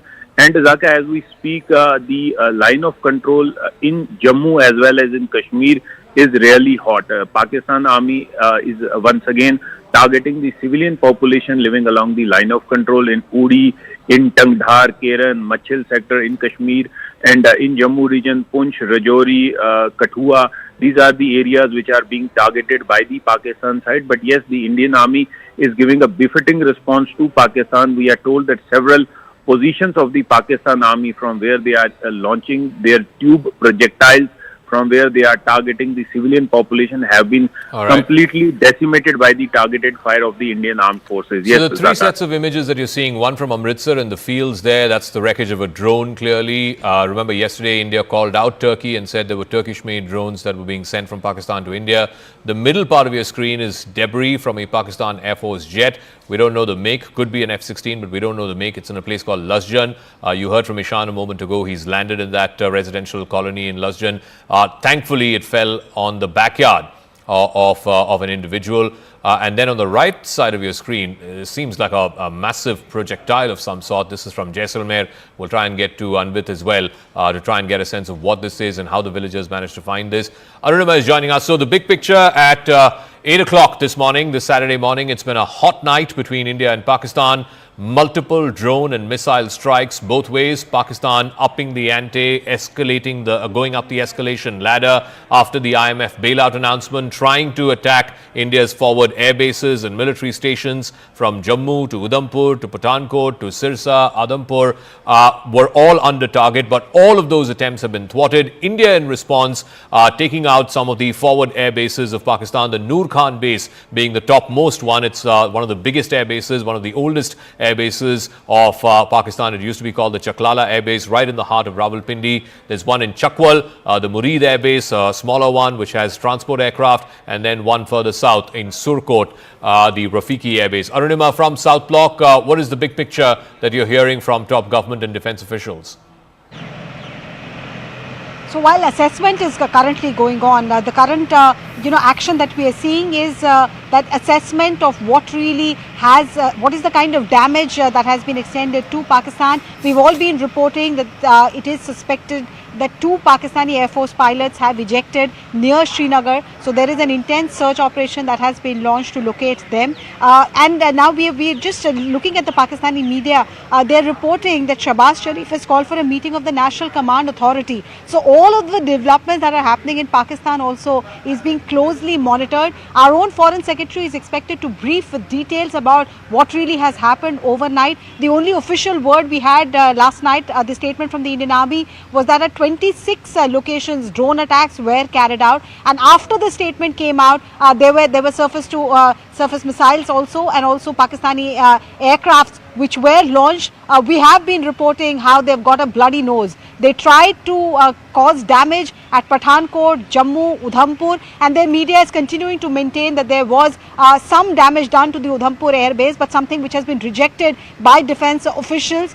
There was a briefing that was supposed to happen this morning, but it was put on hold because there was live air operation happening, and soon after that we heard that Pakistani jets have been downed near Srinagar. So currently the big picture is that Pakistan is trying to once again get the international community involved, trying to raise the bogey of nuclear weapon once again. India, however, maintains that we are only retaliating. Provocation is coming in from Pakistan and we are only retaliating, and that press conference by the Foreign Secretary is expected to toe the same line. All right, Anand's also there here in the studios with me. So some of these pictures that we're getting, Anand, these are parts allegedly of a downed Pakistan Air Force jet that's been found in Lasjan. We saw that massive projectile from Jaisalmer as well, and then of course the intercepts, the CCTV footage of the intercepts of a Pakistani post where they were using to launch drones. What are you hearing and seeing? Well, there are multiple reports coming through. There is confirmation that there are 2 jets that have been downed. There are also pieces that have landed at different portions across the western border. So be it Jammu and Kashmir, be it in Haryana, be it in Punjab. Now these are pictures in Gurdaspur. So again, there is a huge collection of people who have come there, and there is something that's landed in the fields. Now it could be live ammunition.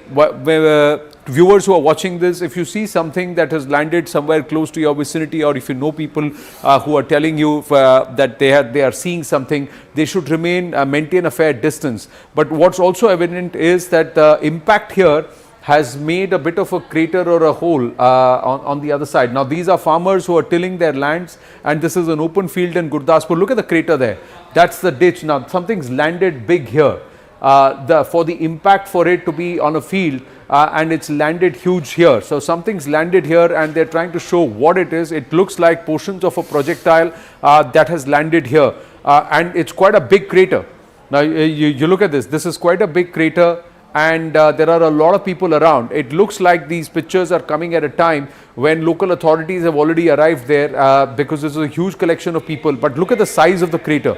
This is a huge crater that's landed here. So something big has landed here in Gurdaspur with a huge amount of impact. So clearly, with each passing night, from small drones which had nothing, small projectiles which were not very potent, the size of the projectiles, the missiles, has gone very big. Anshul joins us with more details. Anshul, Gurdaspur, there's a huge collection of people. What seems to have landed there? Is it portions of a big missile? Does this further confirm the theory that Pakistan has actually launched ballistic missiles towards India?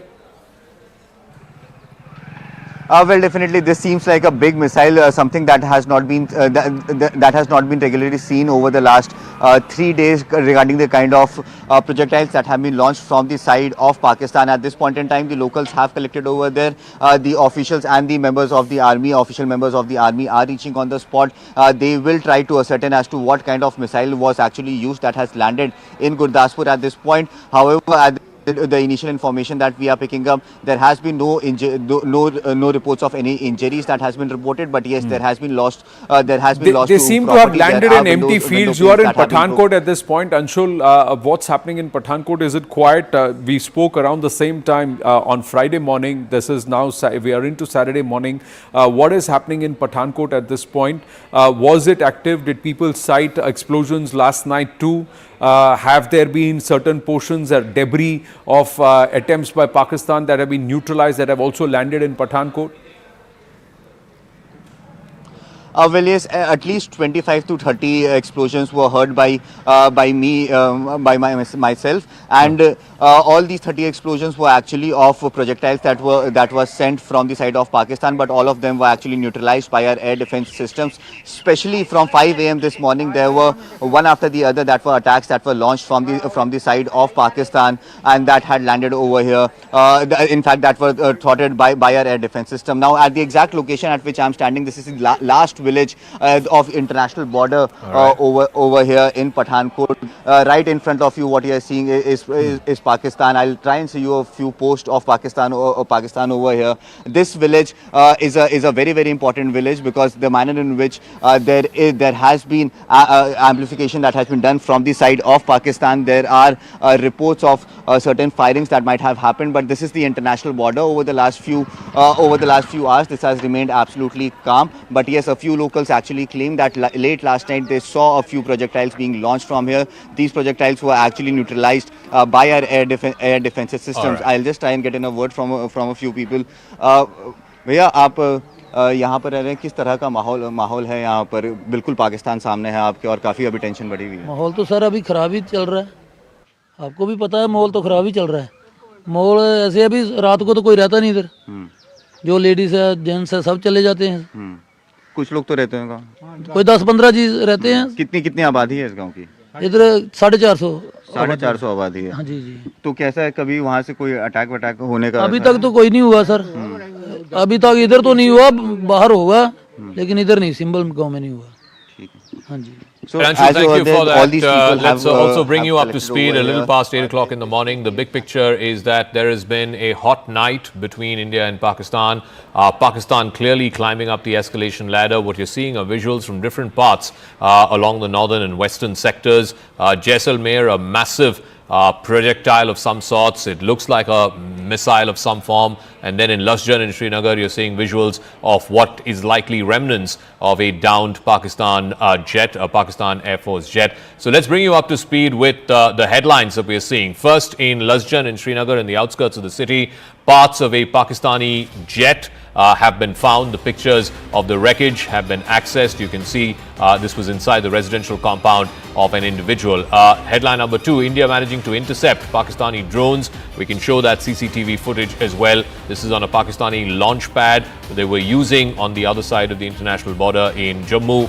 Top defense sources saying that India has destroyed this Pakistani post that was trying to launch drones and of course the launch pads that have been used. The second image that you see is that of the destroyed drone. You can see the intercepts happening in the night sky, and then the second image, smoke and fire in the fields there. Headline number 3, part of a drone has been found in the fields of Amritsar.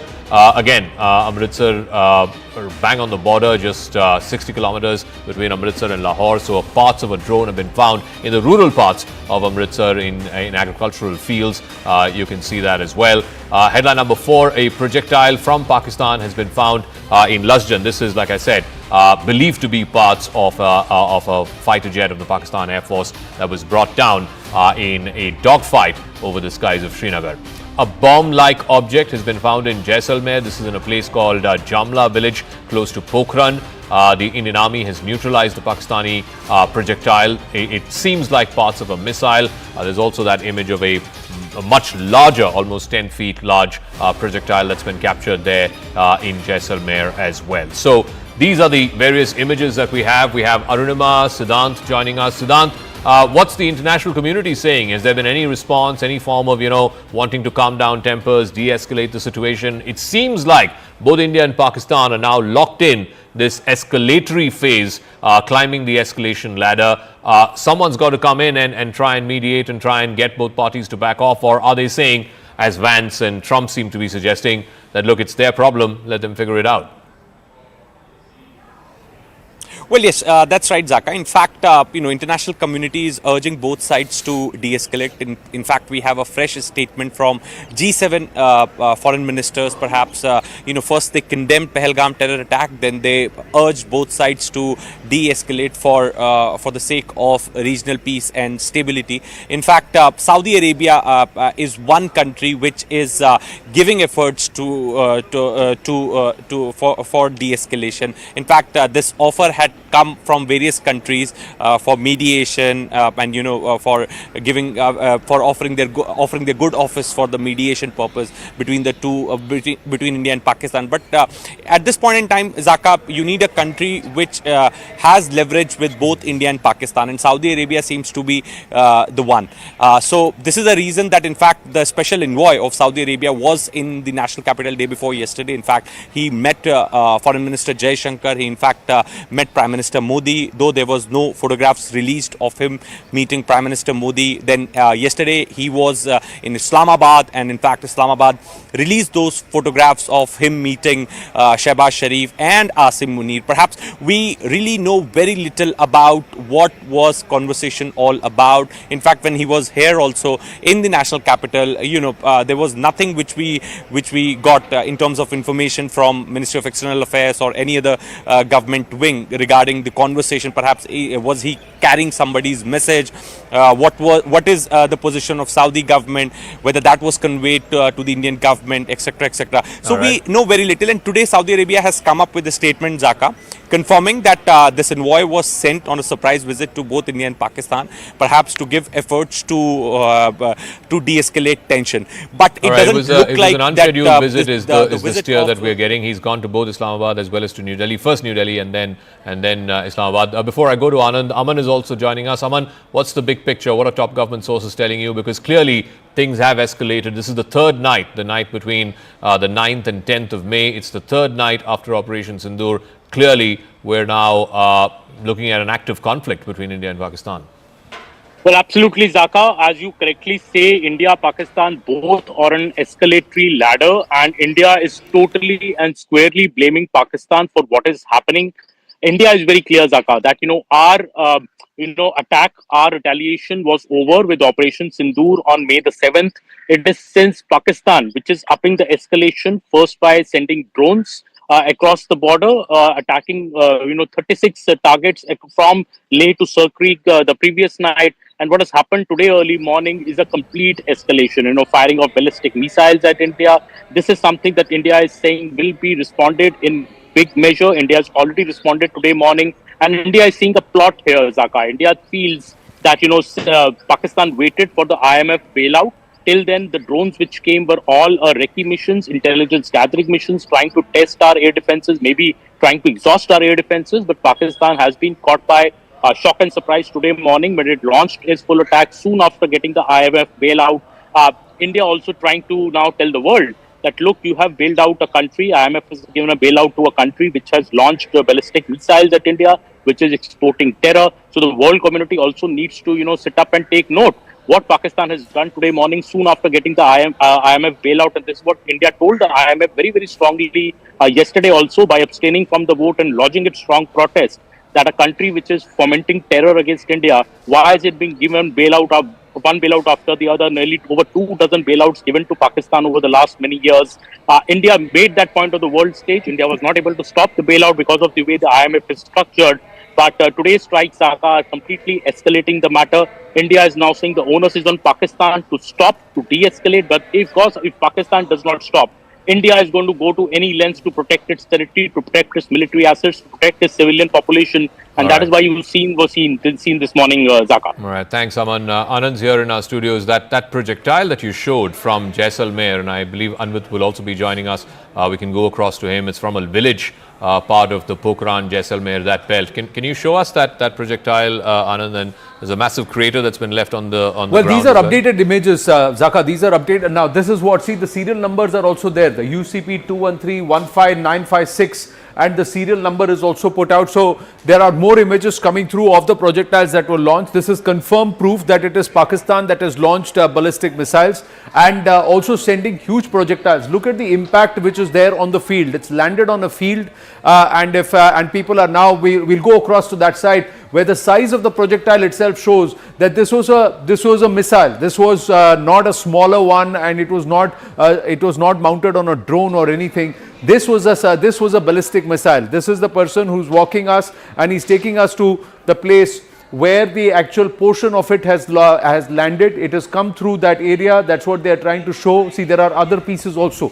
There are more fractions and fragments that have fallen here. Look at this on the ground, and then he's pointing with now there are more. See, you see more smaller fragments that have gone in before we come and see the final big piece, that is that blue, dark blue, indigo blue kind of a missile. Now this is the actual color, or midnight blue or black. That's the color that the missile actually has. Now he's showing the distance that this entire projectile, once it's crashed, it's gone and it's traveled. The fragments have traveled. See, there are more fragments here. There are more portions and more fragments here that we are seeing. There you go. This one again, big pieces, big chunks which have landed. That's more than a foot and a half of the material or the external covering itself. And then this person is walking across to that particular projectile where he finds it. Now they say it is behind the bike. If you remember the first set of pictures, the bike was right there. Now there you go. We're going to freeze these pictures. They're going to walk, and that's where it is. So it's created a bit of a hole. It's created a bit of a trail as it comes there, and more people are now coming to see these pictures of this projectile. Now these are pictures from Udhampur. More pictures will be coming through. These are pictures from Udhampur that we've got. There are pictures from Jaisalmer that have come. The Jaisalmer first picture. Now this is confirmation. This is an open field where this piece has landed. There is also a piece that's landed in a huge projectile that's landed in Sirsa. So clearly Pakistan upping the ante and sending these projectiles. The world needs to watch these. The world has to see the ballistic missiles that were launched by Pakistan soon after they got the... Look at the crater. Look at this gap. It's opened it wide out here, and something's landed here too. So that's what people are saying, that it's come from the skies. The people are pointing it out. It came from the skies. It came from there, and it's landed here. So there are drones that have landed. There are missiles that have landed near Pokhran. In Jaisalmer, there are big drone chunks that landed, which show that they had huge markings and also that they had munitions loaded on it. So let's try and understand where all Pakistan, soon after the IMF bailout got a thumbs up for them, attacked Indian side on the western borders. Let's look at it. So they very actively targeted Udhampur. There is something that landed in Udhampur, but the Air Force station and the base there in Udhampur is safe. There is no damage done. They have attacked Jammu city vigorously, but right across here on Jammu, here on a Pak post which was launching the tubes for drones, we have actually neutralized. There is Pathankot. Now seriously, there has been some at least 25, Anshul was there from the CNN News 18 overnight at Pathankot, and he said at least 25 explosions over the skies I've heard overnight, and Pathankot they've actively tried to target. There is also Sirsa. Now the question is, Sirsa, where was this projectile aimed at? Was the Sirsa projectile intercepted, or this missile over the Sirsa skies intercepted while it was on its route to the national capital? Was it somewhere around Delhi? That's the big question. Did Pakistan, did Rawalpindi, did General Asim Munir and co. target the national capital soon after the IMF bailout? That's the big question because of this missile that was intercepted over Sirsa. Now, what have we done? Soon after this happens, around midnight, between 12 to 12:30 p.m., 12:30 a.m., there is a counter that India launches. Now, India's counter is so fast, so swift that they have had huge reversals. What did we target? India targeted, the Indian Armed Forces targeted Islamabad, Noor Khan base, the PAF Murid base, Narowal, Shekhupura, Lahore, the Rafiki Air Base and the Sukkur Airport in Sindh. All of them were targeted, and this is confirmed now that the base in Noor Khan Air Base in Rawalpindi has suffered serious reversals. There are actually reports that the Pakistanis, let's see if they confirm it, that their entire fleet of C-130s has been rendered ineffective here. They have suffered serious reversals. They couldn't operate their machines in Pindi. Then also the Narowal Air Base, again they couldn't operate their machines from here because the air base has been hit. It's been hit hard. And there is one more, which was one more airbase that's been hit in Chakwal, or let me just see that. Yeah, in Shorkot. So this airbase also has been hit, and of course projectiles have landed, and there is confirmation of landings that have happened in Lahore where certain installations have been hit, Zaka. So clearly India's reaction has been far more punitive, and it's hurt the Pakistanis than what they attempted. But this treachery, the international community must note that the moment they get the bailout, Zaka, look what they unleashed. Absolutely, and I think Omar Abdullah has underlined that point as well, that it can't be that Pakistan is given this bailout after bailout after bailout, and then some of those monies are diverted into directing terror and active aggression against India. I also want to get a quick word in from Anvit, who's in Jaisalmer, where we saw that massive image. It was a 10 feet long projectile, a rocket of some form. Anvit, if you're there, which part of Jaisalmer is it? It seemed like rural desert. What are the locals telling you? I mean, when did this land? How did they end up finding it? And I presume that either the army or the police would have taken away these wreckage, this remnants. Yes, Zaka, the piece that has fallen has fallen in Pokhran. We were attempting to go towards the border, international border ahead of Jaisalmer.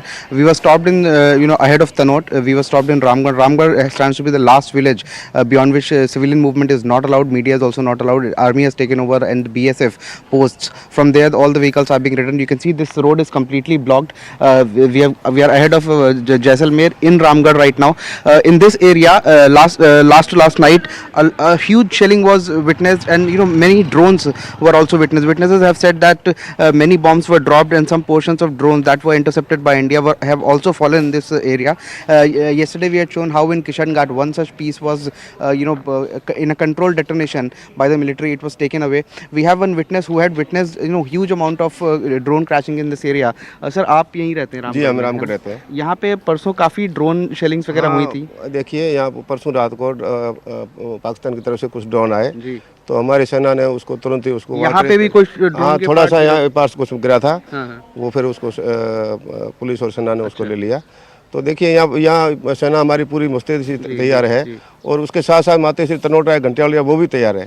जब 1971 में लड़ाई हुआ था तो माते श्री तनोटा ऐसे कोई भी फटा नहीं, कोई नुकसान नहीं हुआ, अभी भी वैसा ही है, कोई भय वगैरह डर की कोई ऐसा नहीं है। So basically in this area a lot of bombs and portions of drones that have fallen, that were intercepted, have fallen, and the army had been collecting all of those in with the local police.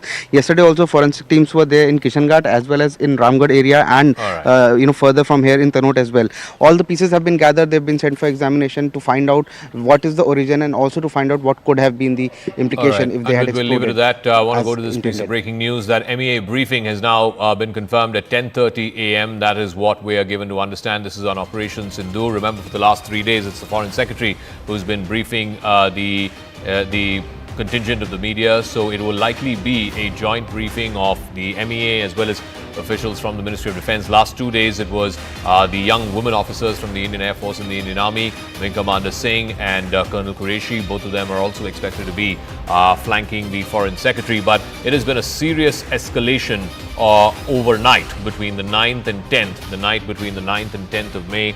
Pakistan, immediately after the announcement of the IMF bailout, has upped the ante in an attempt to try and take out some of the forward air bases of the Indian Air Force. They've targeted the Udhampur Air Force Station. They've targeted Udhampur, of course, is the headquarters of the Indian Army's Northern Army Command. Also tried to hit the Jammu Air Force Station, Pathankot, which is our biggest forward air base. It has some of the squadrons of our 4.5 generation fighter jets. Also over the Sirsa Air Force Station. So multiple Air Force stations the Pakistanis tried to take out overnight. And this is the first sort of rung in the escalation ladder where two states or two armies, two air forces that are trying to take out each other's air force stations, because if the enemy cannot scramble his jets, then that is a serious tactical advantage that you have at the starting of any conflict. Siddhant is now joining us with further details. So the MEA briefing at 10:30 a.m., is it just going to be the Foreign Secretary, or is it going to follow the same pattern that we saw the last couple of days, Siddhant, the two young Army and Air Force officers also flanking the Foreign Secretary? So far, Zaka, we have a very limited details, but perhaps it could be the same format. What we have been seeing in last three press briefings of Operation Sindoor. In fact, we just got the confirmation from the government that at 10:30 there's going to be the press briefing, the joint press briefing of Ministry of External Affairs and Ministry of Defence. Perhaps there was a briefing which was scheduled early in the morning at around 5:45 a.m. Zaka. That briefing got postponed because the operations were going on. The focus was in the skies, and it was decided to postpone it to 10 a.m. And now we are getting to know that finally, Ministry of External Affairs has announced that there's going to be the joint press conference between Foreign Ministry and Defence Ministry at around 10:30. But this would be the first time that when Indian government will put its record straight as far as the developments which have taken place in last 12 hours, Zaka. Both sides are climbing the escalatory ladder. Perhaps Indian side has taken down the Pak air bases. In fact, Pakistan has attempted to target key Indian military installations. In fact, Fateh missiles have also been used by Pakistan. The attempt to target Sirsa was thwarted by the Indian forces. So, okay, so we're going to come to you as and when that briefing begins. I want to bring you up to speed. If you're joining us at 8:30 this Saturday morning, these are the 5 or 6 big headlines that you need to know. It's been a hot night between India and Pakistan. Multiple locations targeted by Pakistan here in India, and India giving it back in kind. Headline number 1, in Srinagar, in the outskirts, in a place called Lasjan, parts of a Pakistani Air Force jet, wreckage of a Pakistani Air Force jet have been found. These are the pictures of that in the Lasjan area. It's landed, thankfully, in the backyard of a residential complex, and therefore no one has been hurt or injured in the process. Headline number 2, India manages to intercept Pakistani drones.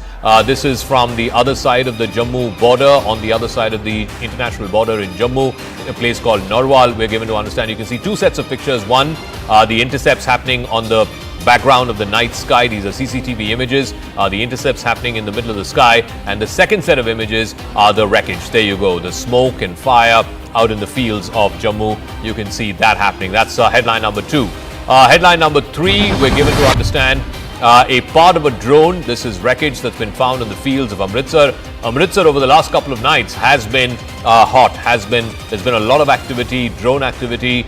This again seems to be the wreckage of a drone. Yesterday, India did the unprecedented step of calling out Turkey and saying Turkish-made drones were being used by Pakistan on probing missions, on exploratory missions to try and test India's air defenses.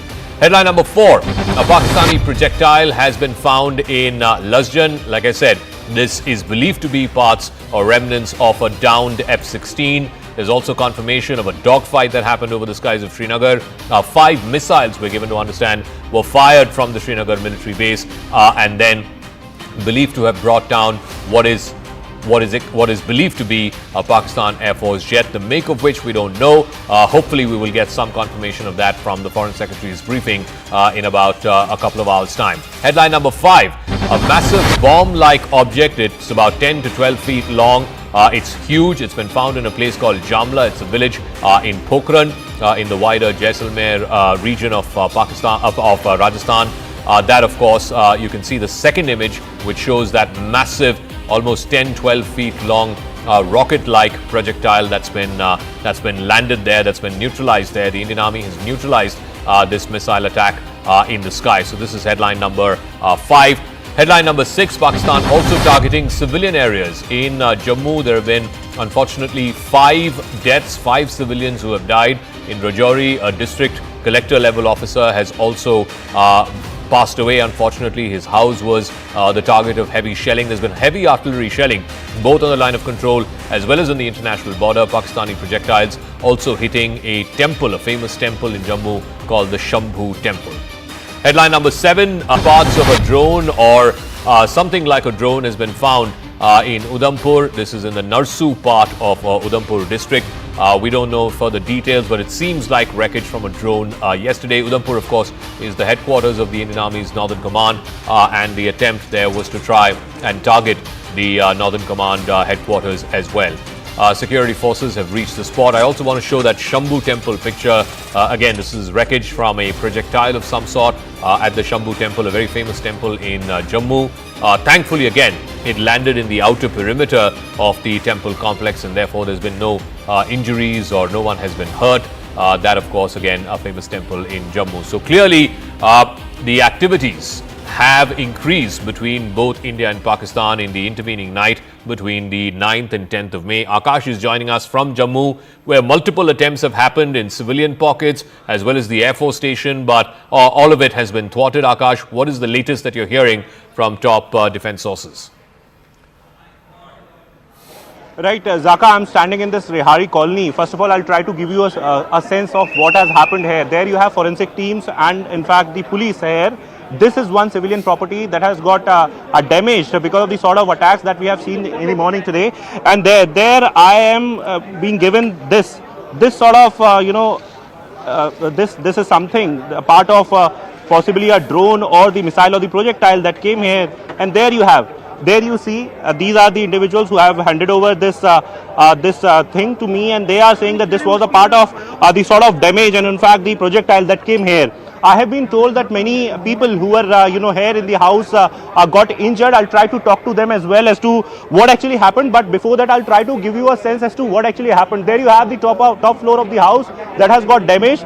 Multiple cars that have been standing here, in fact, have got the damage. There you have in the close vicinity around 50-meter area, is damaged. We still not, don't know as to if it was a drone or missile. But I'll try to, in fact, talk to the individuals as well. I'll try to talk to them. Sir क्या हुआ था यहाँ पे और कितने बजे हुआ बता पाएंगे आप अभी आए हैं यहाँ का कोई है क्या हुआ है यहाँ पर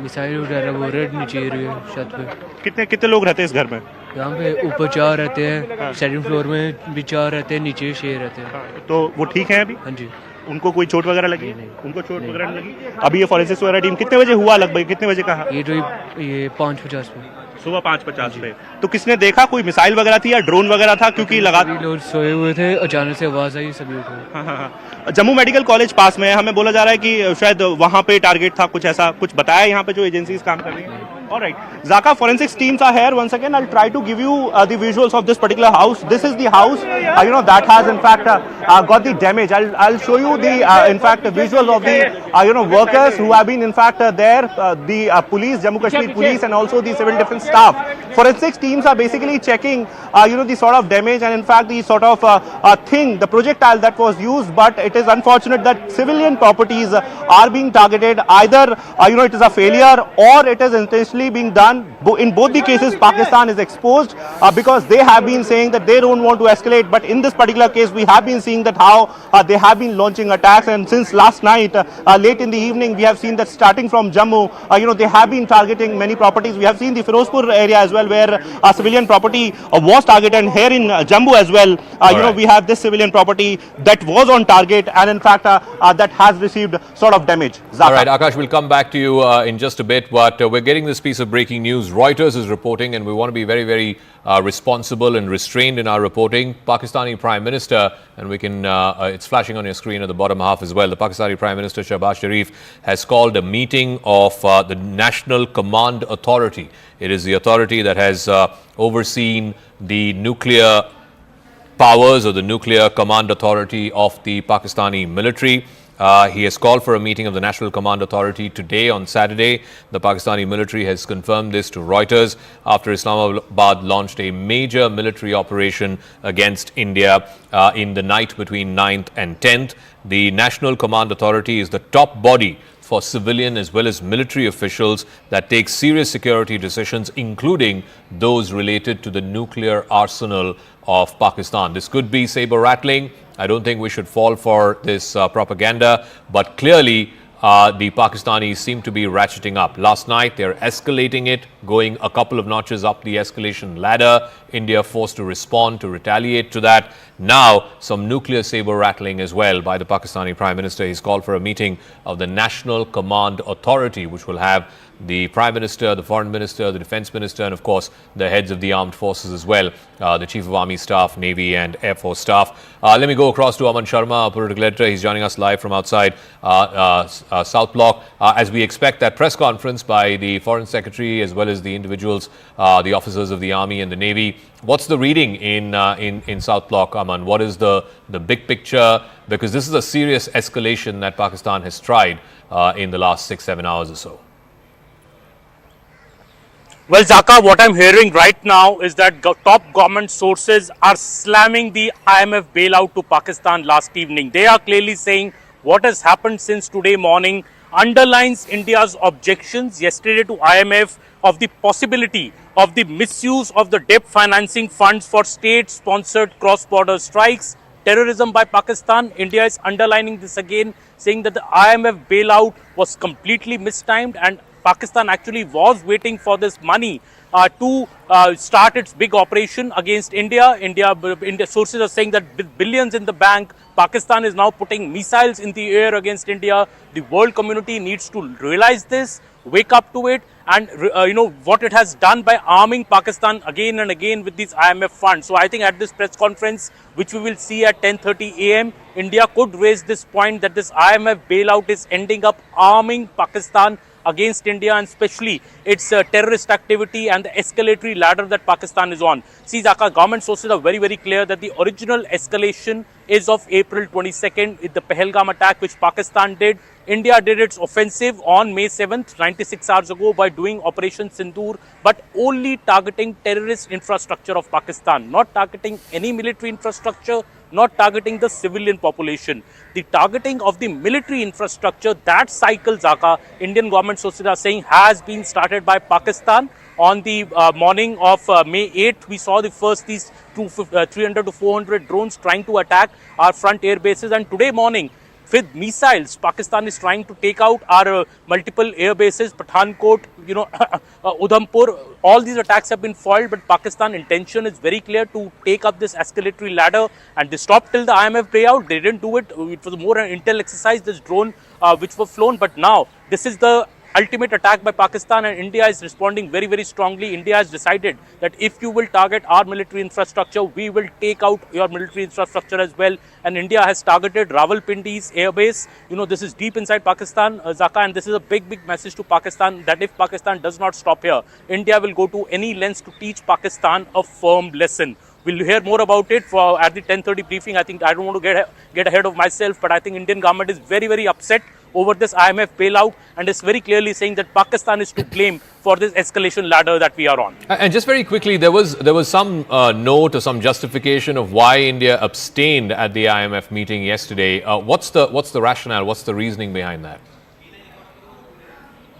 Zaka, the government says that basically there is no option to say a no to a vote. You can either abstain or say yes. That has been the convention at the IMF, and IMF has many member countries, but every member country is not like one member, one vote. Your economic strength actually has a larger proportion in the vote there. So there are many questions being asked, Zaka, here also that, why did the US not come out strongly to block this bailout for the IMF for Pakistan? So a lot of questions are being asked in the Indian security establishment because India yesterday put up a very, very strong objection to this IMF bailout. India was also preparing for it for the last 2 to 3 days, knowing very well that if Pakistan gets this money, it could, the escalation in fact could climb, and India's fears are only coming true. The world community needs to sit up and realize that, what it has done yesterday, and I think India is going to strongly protest about this at the press conference as well, I believe. All right, Aman, thanks for that. We'll come back to you at the 10 o'clock press conference, 10:30 press conference. Now, Anand, you have the images of the intercept of the ballistic missile? This is over the Sirsa skies and what looks to be a portion of the Fateh missile. So this is from Sirsa. It's landed on a field. It was intercepted on the skies of Sirsa. I'm going to check with our team if we can put out the map and also the visuals. We can split it on this wall so that our viewers can understand the map graphics and with these visuals, because it's landed on Sirsa. And why this Sirsa is important? Because this Fateh missile, this ballistic missile, many believe was intended towards the national capital. It was intended towards Delhi. We'll try and show you these visuals and try and split it here on this wall itself with the map graphics and these pictures, because then you can understand where this is. So if you can just pull this out, put this out, and just the map, because where Sirsa is, we need to understand where Sirsa is. Sirsa and the trajectory of the missile, many believe, was headed towards the national capital. And this is This is the big portion. This is the big portion. This is the big portion of the back end of the Fateh missile. So you'll see the tail, and that's the tail portion of the Fateh missile. Now you see these are authorities who are already there. The local police is already there, cordoning off, and now they're taking them away. It's being carted away. The portions have been now lifted, put on the back of a big vehicle, a pickup truck, and then they'll be carted. This is the big shot. Now this is the picture. Now look at this. This is the Fateh missile back end. Now if you have seen pictures of Pakistan flaunting the Fateh missile, the rear end of this portion with the wings and this is exactly similar to the design of the Fateh missile, and that's the reason why the ballistic missile launched towards the national capital. That is the level of escalation that Pakistan has triggered. Soon after the IMF bailout. So within 15 minutes of the IMF bailout at 12:05 a.m. that's when this was first reported or registered, that the possibility of ballistic missiles being fired towards Bharat, and later in the night the confirmation coming, this has landed, it's been intercepted. So our air defense systems, the Indian forces air defense systems are capable of thwarting even ballistic missiles. This is the biggest proof of it, and perhaps egg on the face of the Pakistanis at multiple levels. But more importantly, how treacherous Pakistan can be. This missile has landed on a field in Haryana, in Sirsa, and this is where it is. Now have a look at this. This is Sirsa. This is where this missile has landed. Look at the trajectory. Where is the national capital? The trajectory of this missile was towards the national capital. That's what many people are expecting this. We are going to wait for confirmation during the media briefing that this missile, these are portions of the missile. Again, more pictures coming through. More small fragments that after this entire missile was disintegrated, it was demolished, it was intercepted, and fragments have landed all across in Sirsa, in Haryana. And understand this, Sirsa, this is the range, this was the direction, this is the national capital region. So that's the reason why this big question is being asked. Was this ballistic missile, along with a few others that were fired by the Pakistanis, intended not just as military installations, but also perhaps certain portions of the national capital? And if that is something which is confirmed, if it is confirmed in the briefing today, that is serious escalation by the Pakistanis. And more importantly, this has come after the IMF bailout, where they tried to play with a begging bowl saying, help us out. $137 billion overextension of their debt to the world, and they continue to borrow and redirect this money towards acts of war. Clear acts of war, clear acts of military escalation by Pakistan, when Bharat's fight has been only against terror. It was a war on terror, not a war against Pakistan, but the Pak military, the Pak state is backing jihadis, terrorists, jihadi tanzeems, and this is what they are willing to launch ballistic missiles because Bharat has waged a war on terror. Zaka. A massive escalation, no doubt about it. You had, these swarms of drones, unarmed drones, no explosives there. Then you had explosive-laden drones. Then you had these short-range missiles, and now you have the ballistic missile. This is a medium-range Fatah 2 missile, a range of about 400 kilometers, directed en route to Delhi, and it was intercepted in the skies over Haryana. And those pictures that Anand was showing, quite dramatic, that the manner in which it's been intercepted as well. Of course, India's air defense systems working round the clock into the T. Let me go across to Arun Danta and Arunima, both of whom are joining us. So what's the word in Delhi this Saturday morning, Arun Danta? Clearly the government is closely following all of these developments. It's been a very hot night. Escalation by Pakistan, India responding for good measure. What is the reading in government this Saturday morning? That's right, Zaka. Yesterday that was the reason why you saw those long meetings taking place here. Prime Minister Modi chaired 3-4 important meetings. In fact, the last meeting concluded somewhere around 12 with the Foreign Secretary and the External Affairs Minister S. Jaishankar, and we were told that in fact the RAW Chief and NSA Ajit Doval, IB Chief, they all were present in that meeting. Before that, of course, we saw that the review meeting conducted by Prime Minister Modi with Rajnath Singh, 3 Tri-Services Chief, NSA, in fact, RAW Chief and IB Chief were present in that. And also, before that, there was a meeting with the veterans and the former chiefs of different forces of the country. And in fact, they were, of course, expecting some sort of misadventure by Pakistan yesterday night, and that's the reason why we saw that India was in fact ready for any sort of action. That's the reason why we saw that how Indian forces have retaliated to Pakistan's drones or the ballistic missiles which they fired. And of course we know that Prime Minister Modi is very closely monitoring the situation. It's been 4 or 5 days since when we are given to understand that Prime Minister Modi has been awake during the night, has been constantly in touch with the NSA Ajit Doval. At this point I'm outside the residence of Prime Minister Modi. It seems calm at this point, but perhaps the way action is taking place, you will see flurry of meetings. I think there will be meetings in the next few hours. Thanks for that, Arun. We'll be in touch with you. Arunima is also joining us, but we got this breaking news. The US Secretary of State Marco Rubio, let's go to that breaking news. Marco Rubio has now spoken directly to the Pakistan Chief of Army Staff, General Asim Munir. This happened just a few hours ago. This is the first conversation that any international official has had directly with the Pakistani Army Chief. Remember, the Deputy Foreign Minister of Saudi Arabia was in Islamabad just last night. He was part of that meeting that was hosted by the Pakistani Prime Minister Shahbaz Sharif. But this direct call between Marco Rubio and the Chief of Army Staff, General Munir, is an important one. It's the first conversation that an international official has had with General Munir.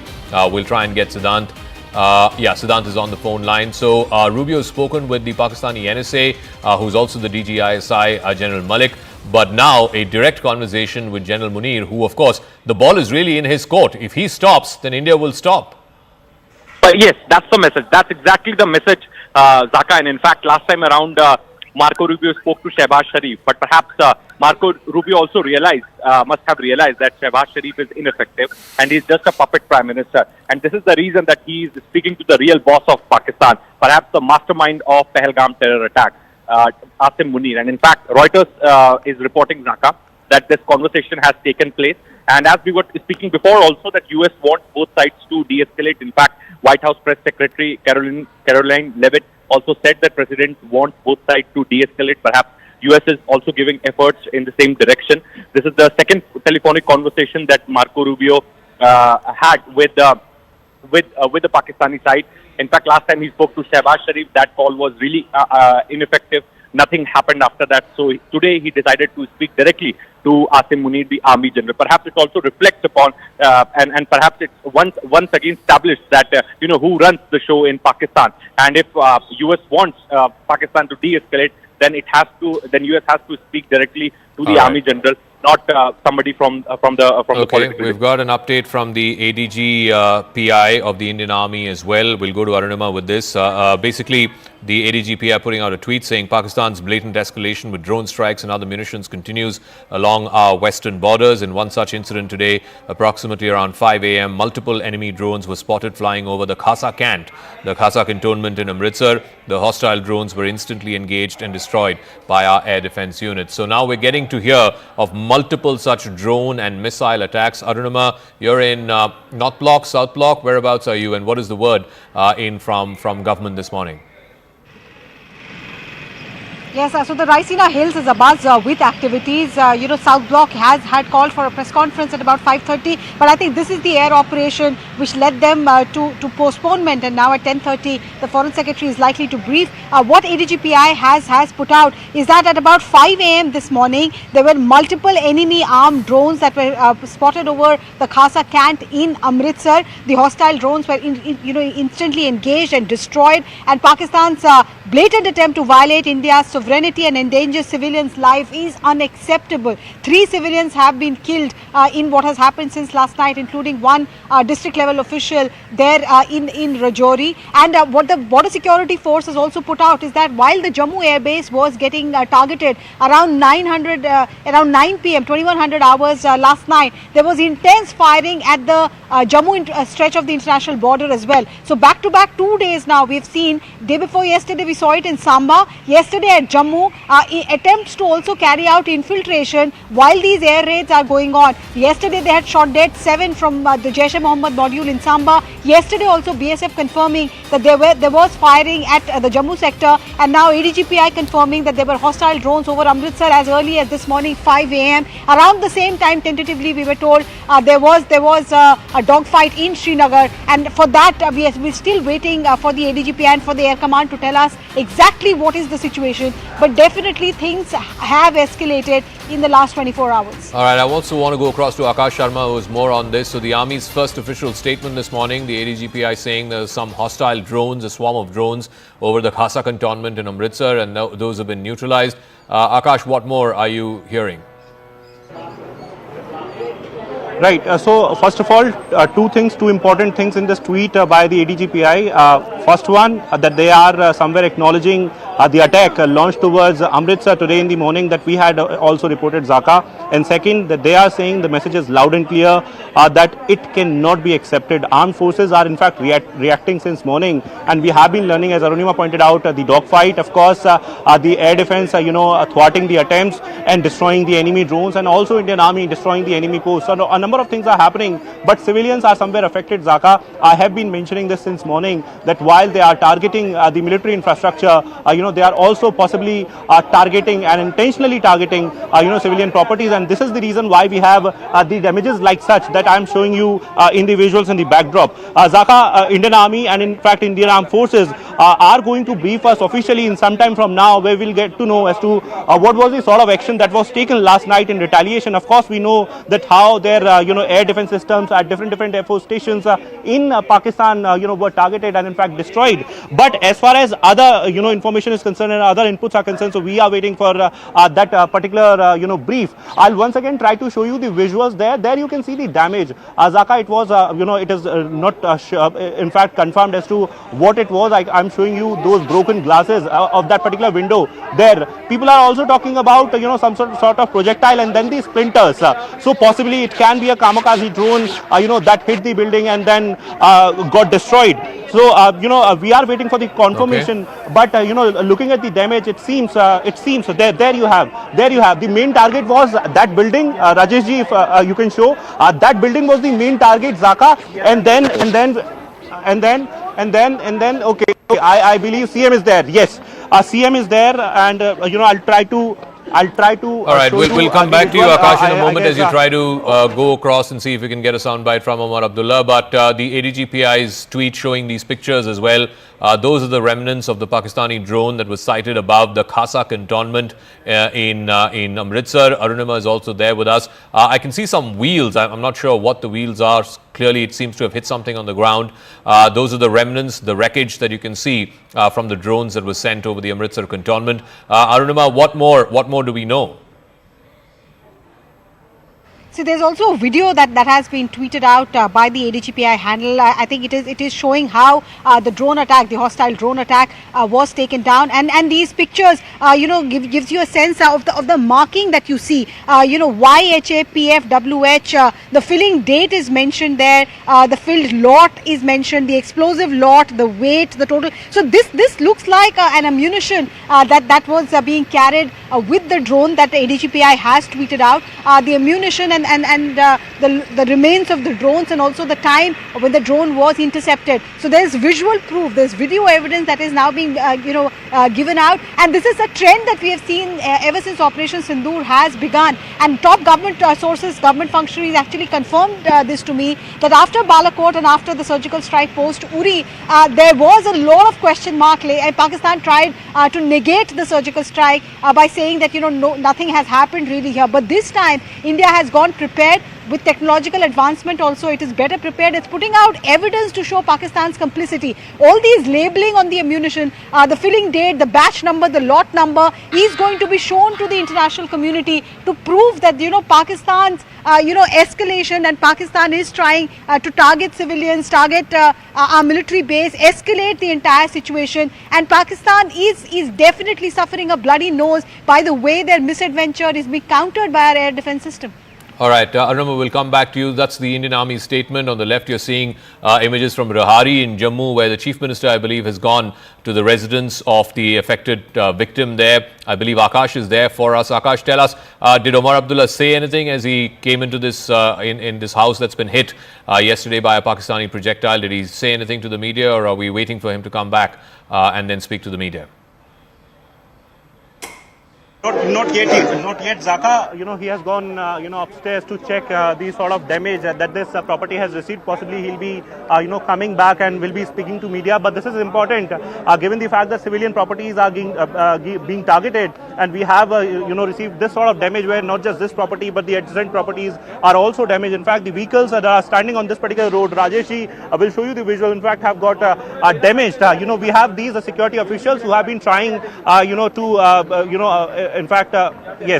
have been in fact trying to get the people away from this particular place. But then Omar Abdullah is very much here. In fact, he is expected to speak to media in some time from now. People are standing here. Locals are standing here. They have been in fact saying since morning that they need some sort of action. Pakistan, should be there should be some sort of retaliation, and there should be some sort of answer to Pakistan. I was speaking to one lady. She was crying. She's saying that this is her house and she could have lost her life in this particular attack. But at this point in time, I'm showing you the visuals where CM has gone upstairs to check the sort of damage that this property has received, Zaka. And there you have civil defense volunteers, the Jammu Kashmir police, and also the CRP. In some time from now, it is expected that Omar Abdullah will be speaking to media. But yes, at least 10 people we have been told have sustained injuries in this particular attack in this vicinity, Zaka. All right, Akash, thanks for that. Anand is also here as we try and bring you some pictures. There's been a whole bunch of pictures of remnants of drones, projectiles, missiles that have been spotted in different parts from Jammu to Jaisalmer. This is the picture of the home in Rehari. But Anand, this is what the ADGPI has just tweeted. This seems to be the wreckage of a drone over Amritsar cantonment. See, not just the drone. Look at the size of the drone. These are not the small drones anymore. These are far bigger now, and they have these markings. So the ADGPI has also figured out the markings, and of course they had munition. They had a certain level of payload which was supposed to be for impact. So clearly the Pakistanis over the last 2 or 3 days have been sending drones without any munition as probing, and this is exactly what there was a preparedness, there was an understanding what the Pakistanis are trying to do, but they underestimated Bharat's capabilities. They thought that over 2 days the entire air defense system would have been used up and there would be a free passage for their missiles and for their drones with a huge amount of payload and munitions. So that is something that's been marked out, but they have been neutralized. They've been neutralized by our air defense systems, and perhaps the Pakistanis don't understand. They have a stomach for escalation only for 3 days. They cannot fight an intense war for more than 3 or 4 days. That's the reality. Bharat is ready for 6 months.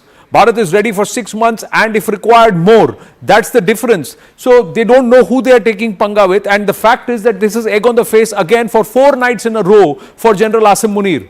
4 nights in a row, he's just met with more failures, and on the other hand, look at the losses. The Noor Khan airbase in Pindi has not just been destroyed, but there is a huge reversal for the Pakistanis there. Their machines can't take off because they have been rendered ineffective across 3 air bases. That's what's happened. But here, this time around, the locals need to be aware. Our hearts go and our prayers with those who are having material loss of, because of their houses and their fields being damaged, and also because of people who are getting injured or loss of lives of civilians. But please don't go close to any of these munitions. That's the important part. Stay away, stay clear, because some of these may be live munitions. So yes, Zaka. We're getting live pictures of Omar Abdullah just coming out from that house in Rehari. I believe he's speaking to the media. If we can go to those pictures. Omar Abdullah has gone to an affected home in Rehari in Jammu. Can we show those pictures, please? Yeah, there you go. That's the affected home. He's just come out. He's, I think, met with the individuals there. In Rajouri also, one district collector officer district collector rank officer has lost his life.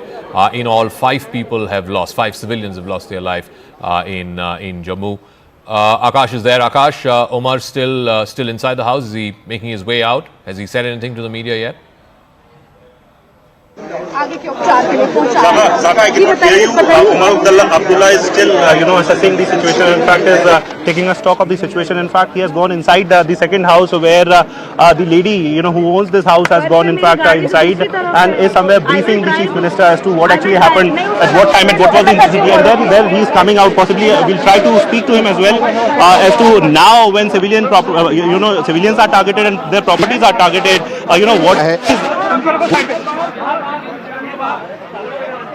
Wait यार wait कहाँ आ रहे हो All right. So, has in fact gone to some third property now, and in some now he is expected to speak to media.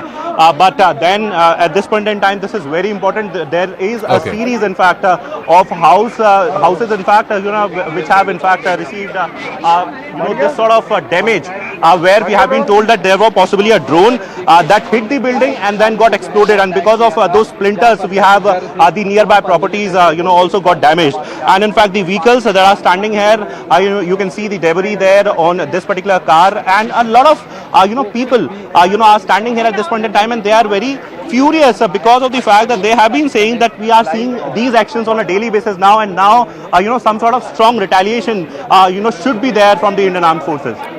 I'll come back to you, Akash, as and when the Chief Minister comes out. He's visiting multiple houses which have been affected in Rehari. Yes, Anand, you were showing us the ADGPI the tweet and the video. Let's go back to the pictures. The fact is that we'll go back to now. This has payload. Now, the only thing for our viewers and whoever are there in these local areas have to be that if there are fragments, portions that fall of debris or destroyed missiles, etc., or drones, just stay clear of them. Don't go and touch any of these parts, because a lot of them seem to have live munitions. The ADGPI has actually circled out, and this is live payload. So, with the aim, with the intent to destroy, destruct and hurt, and it's ballistic missiles, there are other projectiles, there's loitering munition, and also drones with a certain level of capability. If you see the wheels on these drones, it surely shows that it was carrying a significant level of payload with the intent of trying to drop and then perhaps head back. Though you can see these. So we have to see the nature, and a lot of these are either Turkey made or China made, these drones. Now these are the houses. Omar Abdullah is there at this residence. Is he coming out? I don't think he's speaking to the media. He's stepping out. These are live visuals coming through. The media is trying to speak with him, but he's not speaking. He's just going to meet the families, and perhaps he'll move away from this location and then speak to the media later on. He's actually tweeted, and he said that he's alarmed at the fact that the international community has allowed this entire bailout. And I think there is going to be, Zaka, Pallavi is getting us more information that Bharat is going to push for a serious reconsideration of this bailout that's been given to the Pakistanis. This is treachery, and this is deliberate escalation. You said Marco Rubio has dialed General Munir, but the dialing has to go to the IMF. How did they approve this bailout without understanding Pak's intent? Look at what they've done. They're attacking civilian installations, a temple near Jammu. That lady is actually turned around and said, "Bahut ho gaya, Modi ji, ab maro inko." बहुत हो गया. We've shown enough and more of restraint because they don't seem to learn. Omar Abdullah himself is very, very peeved. If you look at it, he's also showing great amount of restraint in his emotions when he's tweeting as a chief minister. He's putting out and saying, look what the Pakistanis are doing and look what the international community has allowed. That I think there is a serious dissent and dissonance with the IMF for what they have done in a situation like this. You can't go and give a nation which is actually standing for according state funerals to jihadis and proscribed terrorists. You can't give them a $1.3 billion bailout. And that's what the IMF has gone ahead and done. All right, we're getting that piece of breaking news now. Top official government sources telling Pallavi Ghosh that India will go back to the International Monetary Fund and ask them to reconsider the bailout that's been given to Pakistan. It's over $1 billion. It's part of the $7 billion tranche, the agreement between the IMF and Pakistan over a 4-year period. India shall use international pressure, diplomatic pressure, to wake the conscience of the IMF. Operation Sindoor is no way for closure. India has not and will not target civilians. The opposite is what Pakistan is doing. Pallavi Ghosh, tell us more. I mean, ultimately, look, if the Americans who have 17% weightage on the IMF board, if they say no, this bailout can be cancelled. But why haven't the Americans said that? And what is India's strategy from here on out?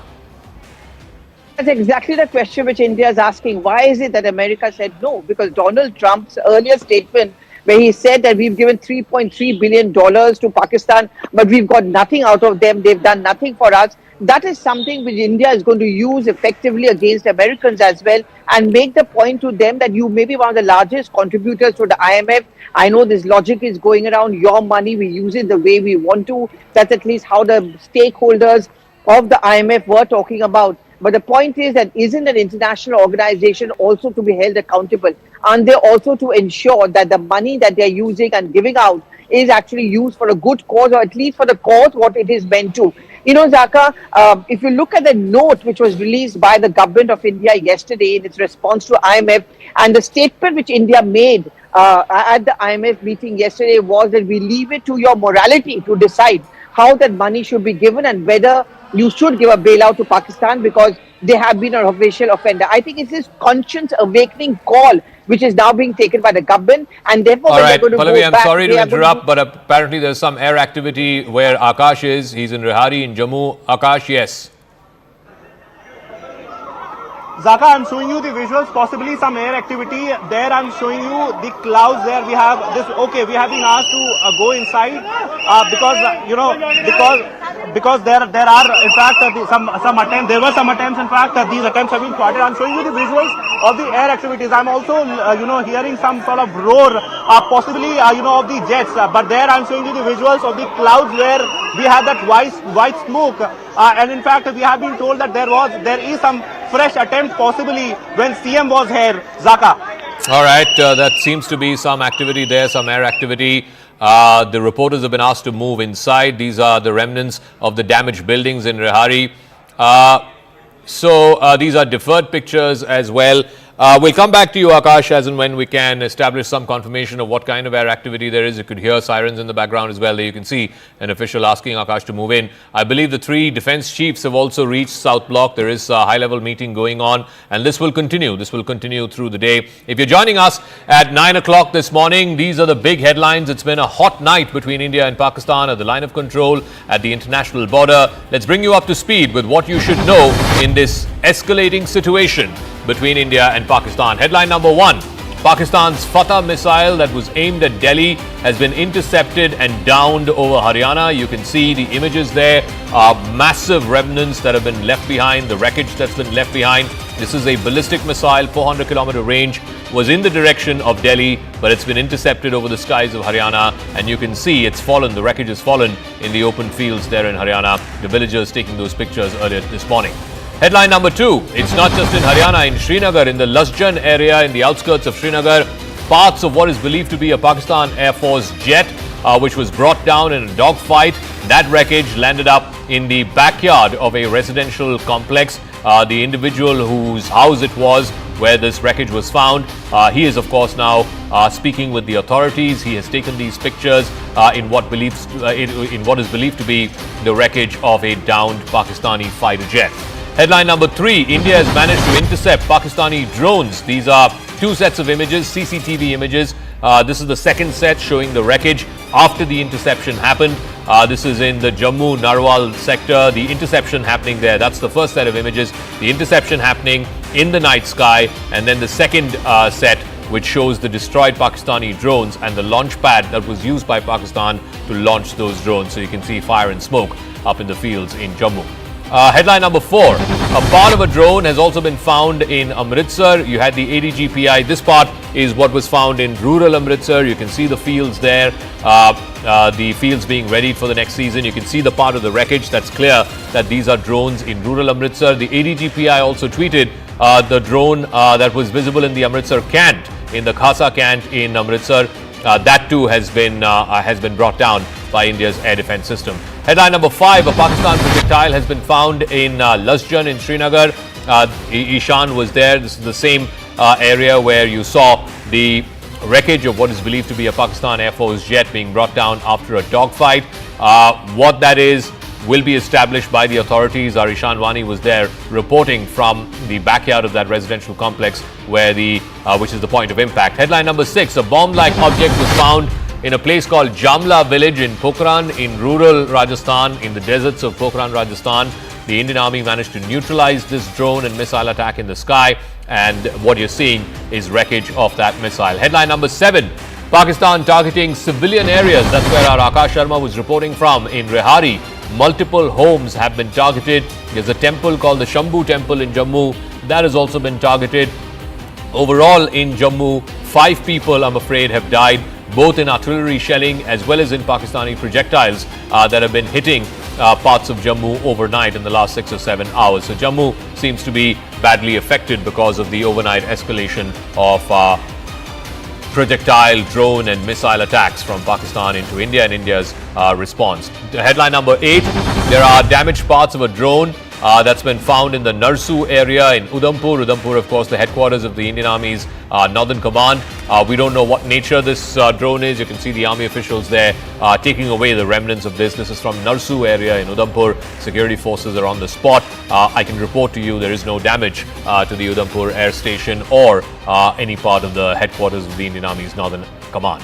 Headline number 9, amid the escalating attacks by Pakistan, Indian Army has released a statement. The ADGPI has put out a statement saying that multiple armed drones were spotted flying over the Khasa cantonment in Amritsar. The hostile drones were instantly engaged and destroyed by India's air defense units. Pakistan's blatant attempt to violate the sovereignty and endanger civilians is unacceptable. And headline number 10, Jammu and Kashmir Chief Minister Omar Abdullah has reached Rehari, which is the part where the civilian part that's been affected. 3 or 4 homes have been damaged there. There have been 5 casualties in all of Jammu. Omar Abdullah meeting with the victims, meeting with their families there, spending some time with the individuals who were affected, and of course he's now left from there.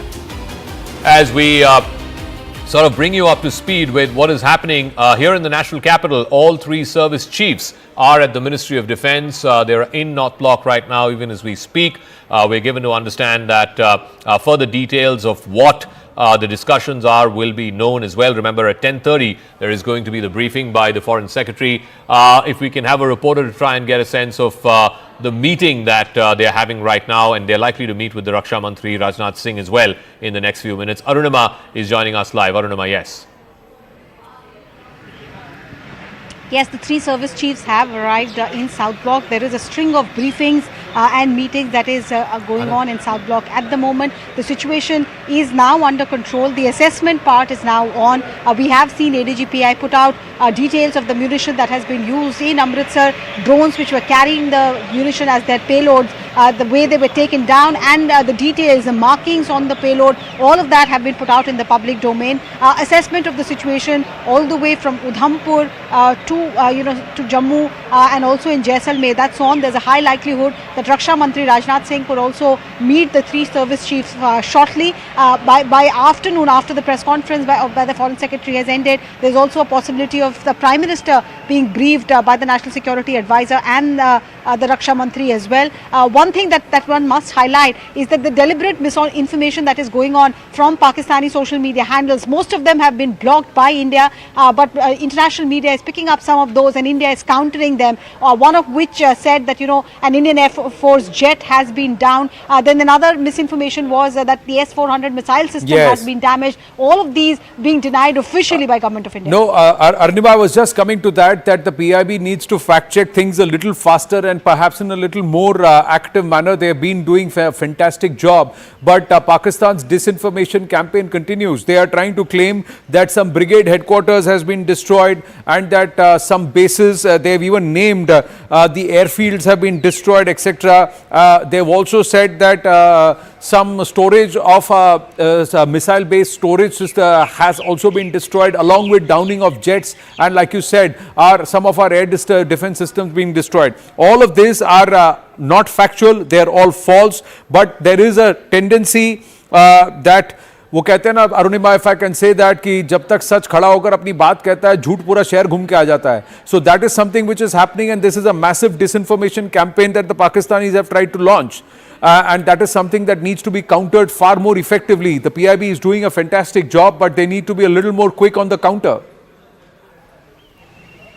Yes, and the problem is that even though we are checking and putting out information that has been verified, there are international media houses, since these are Pakistani official handles which are putting out baseless information. There are a lot of international news outlets that are picking up, quoting Pakistani sources. Let me give you a string of disinformation that has happened since early this morning. First, Pakistani media claim that the Udhampur air base has been damaged. It has been categorically denied by the Indian Air Force and by South Bloc that none of our air bases have suffered any damage, be it Pathankot, be it Jammu or Udhampur. Next, they said that in Chandigarh, a missile depot has been damaged. Again, something negated by South Bloc. We just spoke about the S-400 missile system. Pakistan has claimed, and international news outlets have picked this up, that our S-400 missile defense system, our air defense system has been damaged as well. Completely baseless, denied.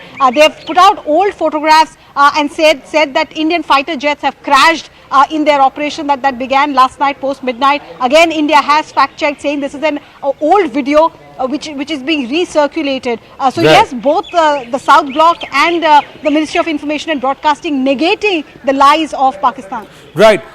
Thanks for that, Arunima, and I think we'll continue to put that out, and kudos to the PIB. They're working very, very hard. These are times of where war is at multiple levels. Bharat is waging a war on terror, but the Pakistan military and the Pakistan state seems to have unleashed a war against Bharat itself at various levels, and they are very devious. The enemy is very devious. They will use a lot of disinformation, and their aim is to also create and divide Bharatiya people based on communal lines or other lines, and we have to mount a collective effort, a whole of Bharat approach has to be mounted. Let's quickly go across to Siddhant Mishra joining us at this point. Siddhant, Marco Rubio has picked up the phone and spoken to General Munir. What does this indicate? In the meantime, Bharat is also launching a massive non-kinetic counter because it's a diplomatic offense on the IMF bailout. So take us through what's happening on the non-kinetic front. Yes. Well, as far as non-kinetic front is concerned, Anand, then this morning we received a statement from foreign ministers of G7 countries. In fact, they have condemned Pahalgam terror attack, and in fact, they urge both sides to de-escalate. Perhaps coming to your question, Marco Rubio speaking directly to Asim Munir signifies that US knows who is calling the shots in Pakistan, point number one. Point number two, last time around, Marco Rubio rejected his counterpart, Foreign Minister Ishaq Dar, and spoke directly to Shehbaz Sharif. But then US also realized that nothing is going to happen because Shehbaz Sharif is a puppet prime minister. So today they decided to speak directly to Asim Munir. So this message should go out loud and clear to the world that who is running this country. Point number one. Point number two, that there was a surprise visit from Saudi Arabia, Anand. In fact, we were the first one to report that, and the Saudi Deputy Prime Minister met EM S. Jaishankar. In fact, we have also been told that he called on Prime Minister Modi, though there were no photographs released by the Indian side regarding that particular meeting. Yesterday he was in Islamabad. The pictures were released by Shehbaz Sharif's office of him and Asim Munir meeting Saudi envoy, and today Saudi Arabia has confirmed in a statement that they are giving efforts to mediate, mediate so that de-escalation can take place between India and Pakistan. We have also been told, Anand, though I don't have an independent confirmation on this, that it could be that US and Saudi Arabia both are giving joint efforts to de-escalate situation, perhaps putting pressure on Pakistan, Asim Munir and generals of Pakistan to de-escalate and step back. Perhaps this is what I could sense at this point in time, because this morning call to Asim Munir perhaps shows that Marco Rubio must have blasted at Asim Munir for his misadventures and something which has happened in the region which never happened since 1971. What the region witnessed last night. It's all because of Asim Munir. US is very angry, very upset with Army General Asim Munir. Right. Looks like the international community needs to be made apprised of, and that picture that was shown with Hafiz Abdul Rauf leading the prayers with the Pak military personnel standing right behind, and Pakistan giving state funeral to jihadis and terrorists, and a US proscribed terrorist leading those prayers, perhaps was not seen by the quote-unquote international community that has handed out this $1.3 billion bailout to Pakistan. So and now there are reports coming through that there is a checkered past of the DG ISPR Ahmad Sharif Chaudhry itself, and somewhere his connections to yet another group of jihadis and terrorists and connections to Osama bin Laden. All this perhaps lost on the international community. Let's hope that the PIB machinery facts check and also puts it out, and the diplomatic machinery puts out these facts to the world to see those who they think are benign have gone ballistic over Bharat with ballistic missiles. So that's what happened. Let's look at this. Pak jets down. Pak jets have been downed. 2 of them in Jammu and Kashmir region, one around in Srinagar, one in North Kashmir. So this is confirmed wreckage that's seen there. We'll get you more details. And let's hope that in that briefing all these details are put out. There is munitions with payload, drones that have been downed, and also in Pokhran there is a missile, a ballistic missile that's been seen. Another ballistic missile that's been noted is here in Sirsa. There are also a drone launch pad on the other side. Jammu international border, Pak military post with tube drones has been tube drone launch pad that's been negated, and that post was also a launch pad for terrorists, so that's been totally demolished. This is Lasjan Srinagar, again confirmation of projectiles falling and also possible debris of an aircraft that's been downed by the Indian air defense system, by our forces. Parts of a drone that's been found. This is a far bigger drone, and this perhaps was also carrying payload. The ADGPI has also confirmed where they've put pictures, a drone-like object found at multiple places, suspected drone hits. There are civilian areas that have been hit by drones. Homes have been destroyed or demolished or have suffered damage. Civilians have died. One lady has died. There is an employee or an administrative officer in the Jammu and Kashmir ministry who's been hurt or who's lost his life. Our salutes to them. There are people, civilians who are getting injured. There are some damages that have happened to certain military installations. That's what's being claimed, but nothing that is stopping any of the operations. And all claims made by the Pakistani military and Pakistan is nothing but disinformation. All our systems are intact. All our defense mechanisms are intact, and we have given them a bloody nose. That's what we've done. Now, this is another news. A missile-like projectile or object has been found in the village of Samastipur under Adanpur in Jalandhar. Now, the discovery of this missile has caused a certain amount of worry in the locals, but the cops have already reached the spot. Now, you can see the markings. These are Pak markings. These are Pak markings, and this is again at least an 8-10 feet projectile that's been found. Was it carrying what kind of payload it was carrying? We'll have to wait and see. Sometimes there could also be drop tanks of certain aircraft that could be seen. So we have to wait for verification from the ADGPI and from our official sources to see what this is. Yes, Anshul. So yes, this debris has yet again been found. This time this debris that has been found has actually been found in Jalandhar. But the agencies are at spot. They are trying to figure out as to what could this debris be. But in all likelihood, this is looking like a debris that was actually destroyed by the anti-defense systems of a country, and hence these whatever this missile is or whatever this object is. This object was not able to fulfill its mission to carry out any sort of destruction or carry out any sort of an attack on our territory. This was in fact destroyed by our air defense systems, and now this has fallen. But yes, the initial investigations are underway at this point in time. The debris has now been picked up by the agencies, and now the further testings have started. Anshul, very quickly, Adampur also happens to be a big Air Force base. Are authorities there, local police there, saying whether that was the target of the attack and it's been intercepted en route? Well, yes. This is what is being said by the authorities over here, that the Air Force base was being targeted, much like what is happening in places like Udhampur and Pathankot as well, where they are trying to target our Air Force bases. But our air defense systems are very, very active and doing a great job at this point in time, thwarting each and every attempt that is made by the enemy state of Pakistan. Okay, thanks Anshul for that. So you can add Adampur also to that list. So both Pathankot and Adampur, 2 big Air Force stations that India has in the Northern Command. Both of them have been targeted. Of course, all of these have been reprised as well. So there's been no damage at all. And that's what top IAF sources have told CNN News 18, that there's been no damage at all to any of our aircraft or to our S-400 air defense systems. Siddhant is also there with us. Akash, if we can go across to Akash, he's in Rihari in Jammu. We'll try and go across to him in just a moment. So the big picture, if you're joining us at close to 9:30 o'clock in the morning on Saturday, the 10th of May, it's been a hot night between India and Pakistan. There are multiple missile, drone, even ballistic missile attack that Pakistan launched on India. India has responded to each one of those. Our air defense systems have busted each of these attacks. And in response, India has taken down 2 or 3 important Pakistani Air Force air stations, including the biggest one in Noor Khan, which used to be called the Chaklala Air Base, one of the biggest that Pakistan has. That's been the attempt, of course, was to try and render the runway useless. Then there is the Murid Air Base just a little further down, and then you have the Surakot Air Base, the Rafiki Air Base in Surakot in southern Punjab. But remember, there's a lot of misinformation and disinformation, fake news that's doing the rounds as well. So the PIB, the Press Information Bureau, and their website and their social media handles have put out this.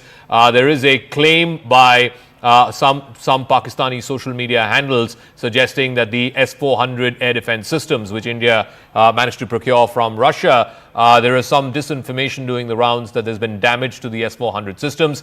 That news is absolutely fake. It's been now put out in the PIB fact check, their website, as well as their social media handles. And maybe we can have one of our anchors from our newsroom on our plasma screen showing that from time to time. So don't believe any of these fake stories, this disinformation, this misinformation. We'll try and get Griha or someone to go up there and show that to us in a second. But I also want to go across to Akash and try and get a sense, Akash. Now, you know, the picture, the meta picture seems to be emerging. I'll come to Rehari in one second, but the meta picture, which is what our viewers want to know. Clearly, there have been attempts at some of our forward air bases and air force stations from Udhampur, Srinagar, Pathankot, certainly, even the one in Jalandhar. We will get further information. The pictures that we're showing, it seems like the Udhampur Air Force Station was the target. Of course, it was intercepted, and in response, India has taken down some of these leading frontline Air Force bases of Pakistan. What is the meta picture you're hearing from the Indian Air Force? Right. So you rightly pointed out some of the Air Force stations, in Avantipur, in fact, Jalandhar and Pathankot as well, were on target. And in fact, Jammu was very much on target. And, these attempts were thwarted. We know that how not only drones, but missiles were fired. And we have been told that India strongly retaliated. And this is the reason why, we had a dogfight where we have a confirmation that dogfight indeed happened in Srinagar. And then the air defense also worked in a similar way. But Zaka, I want to highlight here, the Indian Air Force has officially denied that there is no impact or there is no hit, on S-400, air defense system. And in fact, there are several sort of locations that have been propagated by the Pakistani handles, and all of this information is in fact rebutted by the Indian Armed Forces, because this is very important at this point in time. Though we don't have access to these Pakistani handles, but yes, international media is somewhere picking the information, and the official version from Indian Armed Forces should be carried as well. And that's the reason why Indian Air Force has now come out in public and said that there is no damage or hit to any S-400 battery or the sort of system. Also, as far as these attacks are concerned, so Zaka, their primary target is, of course, the air assets, fighters, and the air defense systems as well. I was discussing it a bit earlier that how they have been targeting. They have, in fact, they want to try, S-400 and Akash missile system. One, they don't know the locations. Second, they want, and this is possibly the reason why they want to target all the, Air Force stations specifically that are very close to the borders. Akash, they are masters at disinformation. They are masters at disinformation. The Pakistanis will try anything and everything. To all our viewers, to all those who are getting active on social media, let's do our job responsibly and let's stand up for our country. Let's not push any claim that's being made by any pro-Pakistani or Pakistani handle, because it's disinformation. Look at what our defense systems are capable of. Trust this. This is what, for 4 nights, not a single missile projectile has been able to find its mark. They have all been neutralized. This is a live picture of how our air defense systems, the Indian Armed Forces air defense systems, are neutralizing projectiles, missiles, loitering munitions sent by the Pakistanis. And this is all happening in the air. Listen to this.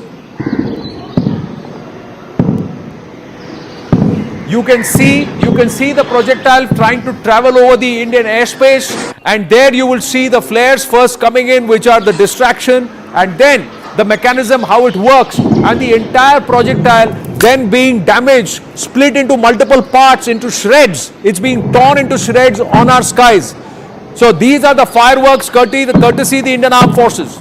So these are the fireworks courtesy the Indian Armed Forces, and what's being blown to bits is the Pakistani devious intent. So have a look at this. Let's play the nats again. Let's look at the whole sequence. Have a look at the whole sequence.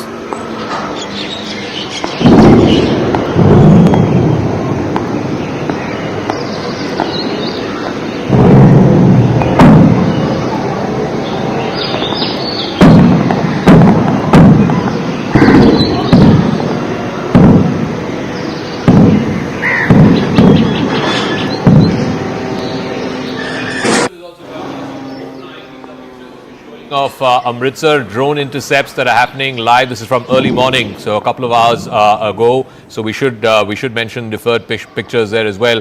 Tejinder, I believe that there is some anti-terror operation also that's happened in light of what's been happening, the hot situation both along the LC as well as the IB. What information do you have on that as we continue to show these pictures? These are the skies over Amritsar where there is a live intercept happening of a swarm of drones sent in by Pakistan. This is from a few hours ago on the skies over Amritsar. But Tejinder, yes, go ahead. Yes, Zaka, there is a massive anti-terror operation that has been launched by our security forces near the international border in Suchetgarh area of Araspura sector, where the locals informed the police that 4 suspected people carrying weapons, wearing salwar kameez, have been seen roaming around some vital military installations in the area. So now a massive operation has been launched by the army, by the BSF and by the Special Operation Group of Jammu and Kashmir police to ascertain who these individuals are and whether they are a threat to us, and if they are, they have to be neutralized. If you remember, Zaka, just yesterday the BSF had said that a major infiltration bid was foiled by them in the Samba sector, wherein 7 intruders belonging to the Jaish-e-Mohammed terror outfit who tried to infiltrate into the Indian territory were shot down. So at a point when our security forces, especially the army, the air force, is engaged with the hostilities from the Pakistan side and giving a befitting response to Pakistan, the sources are telling us that Pakistan has activated its terror network in Jammu and Kashmir and have asked them to carry out certain attacks across Jammu and Kashmir. But the security apparatus in the entire region is on heightened alert, and all such nefarious attempts by the enemy, whether in the hinterland, on the line of control or from across the line of control, would be foiled. Yes, all right, Tejinder, we'll leave it at that. Thank you very much. These are still pictures that we are playing from Amritsar from a short while ago, a few hours ago. This is the early morning pictures. There's been a lot of focus on Amritsar for the last 2 or 3 nights, and the concern there, the worry there is that the Pakistanis might attempt something fishy, something nefarious around the Golden Temple, which is, of course, the holiest site for Sikhs around the world. So far, all their attempts have been thwarted by the Indian air defense systems. But I also want to go across to Griha, who's joining us from the PIB fact-check wall here in our newsrooms. So the PIB handles have been putting out these fact-checks of Chinese propaganda, Pakistani propaganda. The latest seems to be that the S-400 systems have been damaged. That lie has been busted. Griha. Absolutely, that's the big thing that came out of Pakistan. It has been completely dissed by India. But let me also put across a few of the other fact checks that India has been constantly doing, Zaka. This is the Press Information Bureau. It has, in fact, put out several of these instances, like this one, where there was a claim that was made by a Pakistani handle that an old Indian Air Force crash really had happened. This was a claim that has been dissed by the PIB, where they have gone on to claim that several pro-Pakistan social media accounts are falsely claiming that 3 fighter jets, we're not just talking about one Indian Air Force jet, 3 fighter jets have crashed in different areas in the Himalayan region. But that's been completely dissed and a claim that this is fake, where the PIB says that this is an old IF crash photo circulated. It has got no link to the India-Pakistan situation. If we also take a look further, Zaka, there was a claim that was being put out through various social media posts asserting that a cyber attack by Pakistan has caused 70% of India's electricity grid to become dysfunctional. Claims that were floated by Pakistani handles. This claim is absolutely fake is what, and these were the tweets, by the way, that the PIB has put out and branded as fake, and this fact check again by the Press Information Bureau. The third one particularly, and this was the most bizarre one, of course, after the S-400, was social media claims where they said that India was trying to attack the Nankana Sahib Gurdwara. There was a drone attack at that Gurdwara. That also has been completely dissed, and they have claimed that this is a Khalistan propaganda, something that is absolutely fake. So these are the claims, and PIB is completely on their toes. They have been putting out these facts so that nobody falls for these misinformation, the disinformation campaign rather, coming in from that side of the border. All right, Griha, we'll leave it at that. We'll check in with you from time to time about this massive disinformation campaign that's been undertaken by Pakistani social media handles that, of course, has been busted by the Press Information Bureau social handles as well as their website. I want to go across to Arunima, who's joining us from South Block. Siddhant is also joining us from South Block. There's a meeting, I believe, Arunima, of the three defense chiefs. In the next few minutes, I believe they will be meeting with Rajnath Singh, the defense minister, as well. So tell us, what is the assessment this Saturday morning in South Block as to what was the attempt, the escalation attempt by Pakistan yesterday, how India has retaliated and responded to that, and the damage that's been left behind in Pakistan to the air bases and to certain other locations in Pakistan. Tell us, what are you hearing first thing here Saturday morning? See, I think it's a cliche now, Zaka, but the dialogue from the Bollywood film Uri is summing up the mood at South Block best. How's the Josh? Hi, sir. You saw the photograph yesterday also when the three service chiefs met Raksha Mantri Rajnath Singh. They were in combat uniform but smiling, body language very relaxed. So that's the mood now also, that yes, we have managed to thwart Pakistan's evil designs for 3 nights in a row. We have managed to bring down, that's what we are hearing, even though officially there's no, perhaps in this press conference, Foreign Secretary will confirm, but we are hearing that there was a dogfight over Srinagar, and there is a local manhunt that has been launched to look for the Pakistani Air Force pilots who possibly ejected when their aircrafts were brought down. Amritsar, ADGPI has put out how Pakistani drones were brought down. They were carrying a payload of munition. The marking on the munition has also been put out, clearly showing what Pakistan's designs were. Overall, the situation across the international border, BSF kept a very close vigil. In Jammu, across the LOC, yes, we have lost 3 lives, including one district level official who was part of the relief and rescue. A shell landed at his own residence and he succumbed to his injuries later. 2 others, civilians, have also lost their lives. So yes, we are paying a price in terms of civilian lives, because Pakistan is focusing on targeting civilian areas, and that the establishment is also noting if there's a pattern, the way temple areas are being targeted, the way the Jammu temple was targeted. Similar pattern was seen in Uri also. I think Ishan sent us a ground report. Hindu dominated areas, temple areas. Is there a design? Because the entire Pahalgam attack, which was the initial escalation, was communal. They had asked for the religion and then killed. So is that communal agenda going ahead for Pakistan vis-a-vis targeting Gurudwara, targeting Hindu temples? That's also something that India is wanting to bust to the international community. What's the international response? Is there any attempt to try and mediate or to try and get calmer heads to prevail? Marco Rubio, the Secretary of State and the acting National Security Advisor in the Trump administration, he's been making multiple phone calls. He's spoken with the Pakistani Prime Minister twice in the last 2 to 3 weeks since the Pahalgam attack. And then, of course, early this morning, he's spoken also directly with the Chief of Army Staff in Pakistan, General Asim Munir. What is the sense you're picking up from the international community? The Americans trying to have these phone calls, working the phones, the Saudi Deputy Foreign Minister in Delhi first, then in Islamabad. Siddhant, what more are you picking up?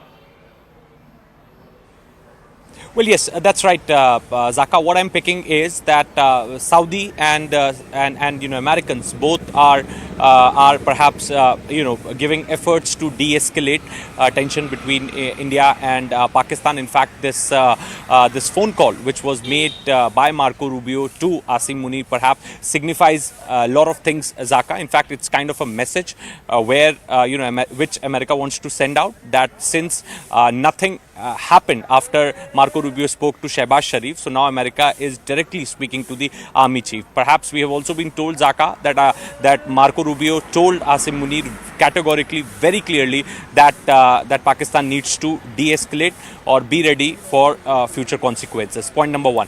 Point number 2, Zaka, as you rightly said, a Saudi Deputy Foreign Minister was here in India day before yesterday and was in Pakistan yesterday. In fact, Saudi Arabia is also using its office and also leverage with both India and Pakistan to de-escalate tension. So, we at this point in time, we should look both Saudis and Americans, proactively using their leverage with India and Pakistan to diffuse the crisis at this point in time. But Zaka, this has been escalated by Asim Munir. He is the real perpetrator of Pahalgam attack. And the first escalation came from Pakistan on 22nd of April when 26 innocent people were killed in Pahalgam, and after which India responded. And in fact, India's position is still very clear that if Pakistan will do misadventure, we will punish them. So what happened last night, where India took down 3 Air Force bases in Pakistan. Perhaps we have also been told that their planes are down.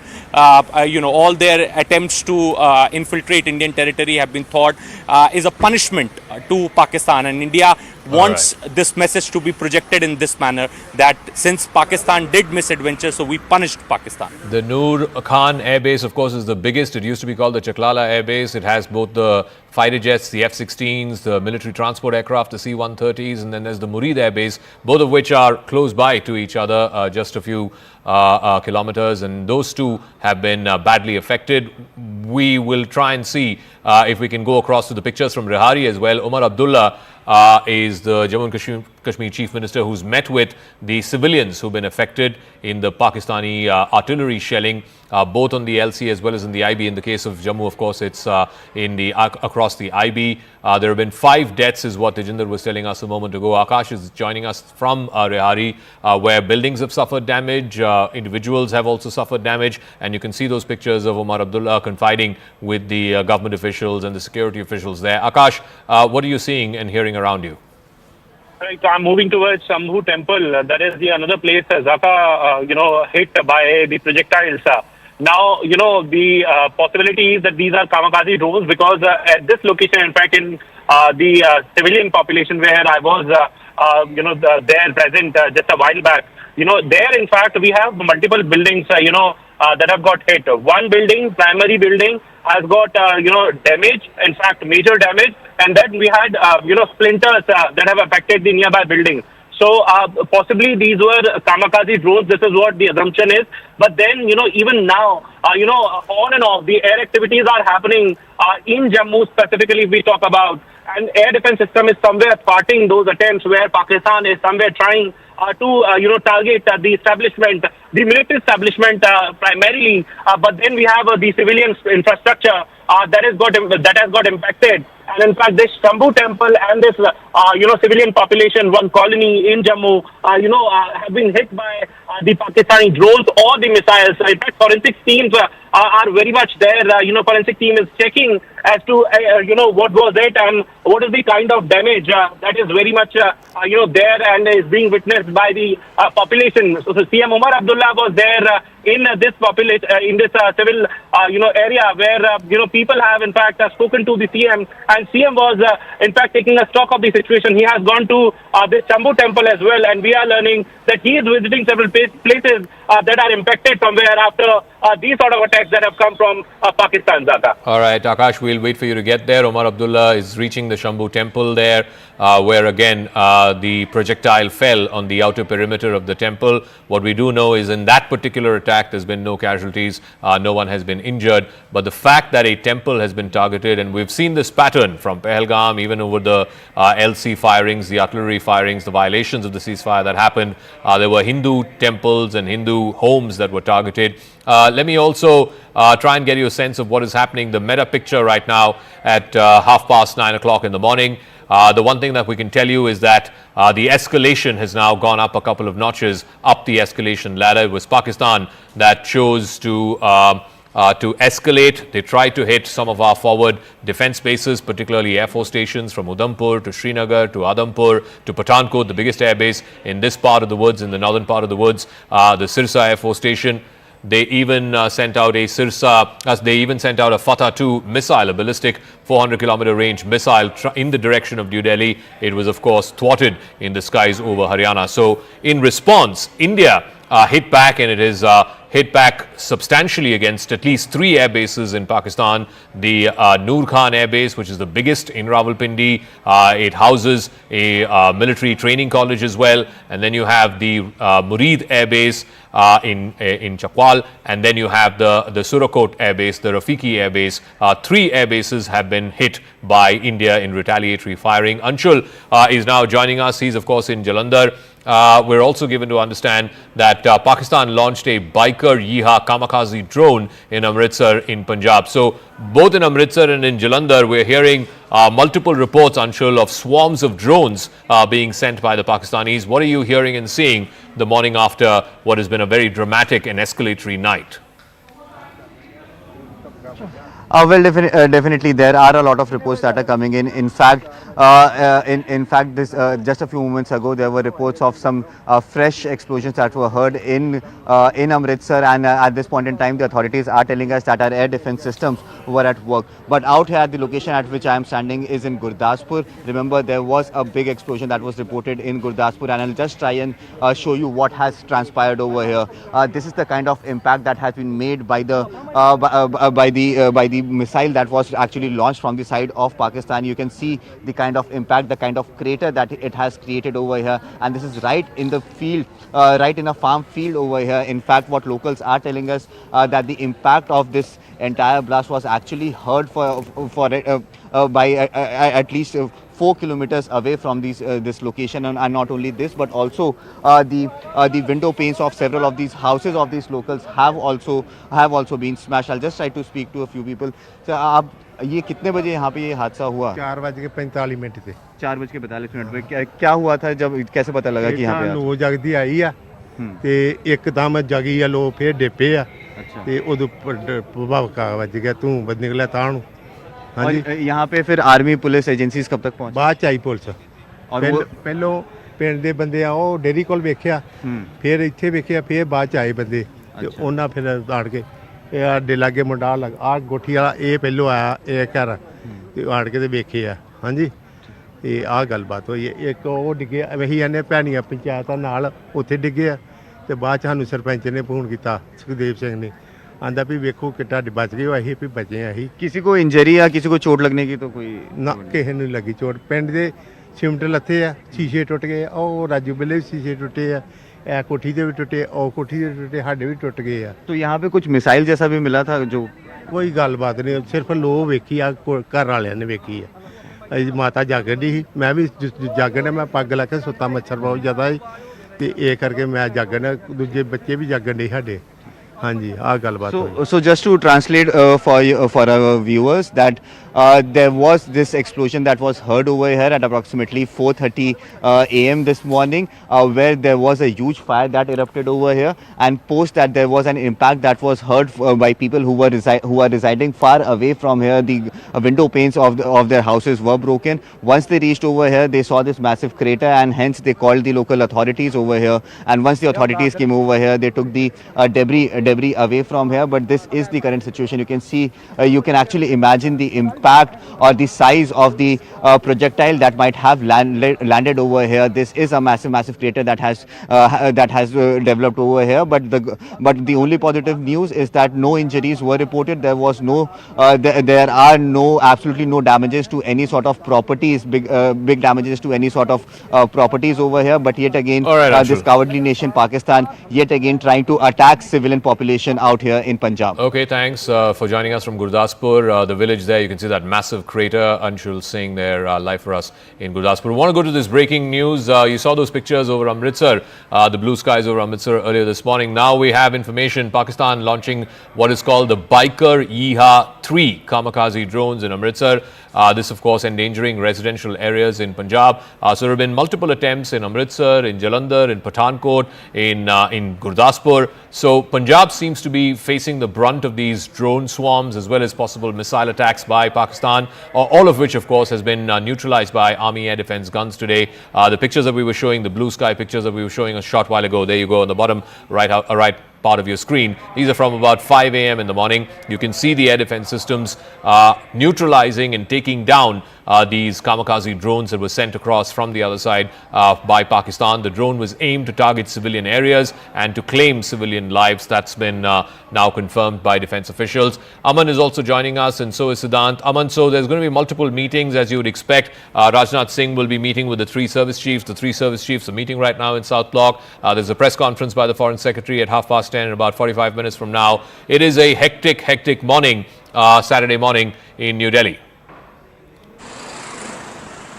Absolutely, Zaka, and I'm just outside the Ministry of External Affairs, where in about 45 minutes from now, the Foreign Secretary and the two officers from the Air Force and the Army will be briefing the media again on what has transpired since morning. So we'll wait for the briefing to know what exactly they say, but what top sources, Zaka, are telling me are two things. Number one, saying that it is the IMF bailout. Pakistan has done this operation, this escalation against India soon after getting the IMF bailout. So it is up to the world community now to understand and to contemplate, to review what this IMF bailout actually means. India objected to it fully yesterday at the IMF, but of course the structure of the IMF is such that India could not block it. The bailout has been given, and this is what India is trying to point out now, that Pakistan waited for this IMF bailout and then has launched this big retaliation against India, big strikes through missiles targeting our forward air bases, Sirsa, Pathankot, Udhampur. They are trying to attack our forward air bases, and Pakistan is the escalator. This is the number one point that I'm learning from sources. Second point, that US Secretary of State Rubio has called up Asim Munir. He's not called up the Pakistani Prime Minister, he's called up the Pakistani Army Chief directly to tell him to de-escalate. This is very significant. Indian government sources are saying, number one, it shows that Pakistan is the escalator. That is why the US Secretary of State has directly called up the Pakistani Army Chief. Number two, that it is the Pakistan Army which is calling the shots very clearly. It is not the Pakistan political machinery. It is the Pakistani Army which is calling the shots, and that is why you see the US Secretary of State directly calling up the Pakistani Army Chief. So this is also something we will try and pose to the MEA today. What is their view on this development? India is very clear that India's retaliation to Pahalgam April 22nd attack was over with Operation Sindoor on May 7th. Since May 7th, in the last 96 hours, it is Pakistan which has done escalation after escalation, first sending 200 to 300 drones across India from Leh to Sir Creek, 36 locations. Yesterday morning, 26 locations again are targeted by Pakistan, and this time adding ballistic missiles to try and take out our major air force bases. This is major escalation, Zaka. We have responded by striking as deep as the Rawalpindi air base of Pakistan, and this is India's warning to Pakistan that if Pakistan does not stop here, if it does not de-escalate and stand down, India will go to any lengths now to harm Pakistan. And that is what the message India is also going to give to the world community, that it needs to reign in Pakistan.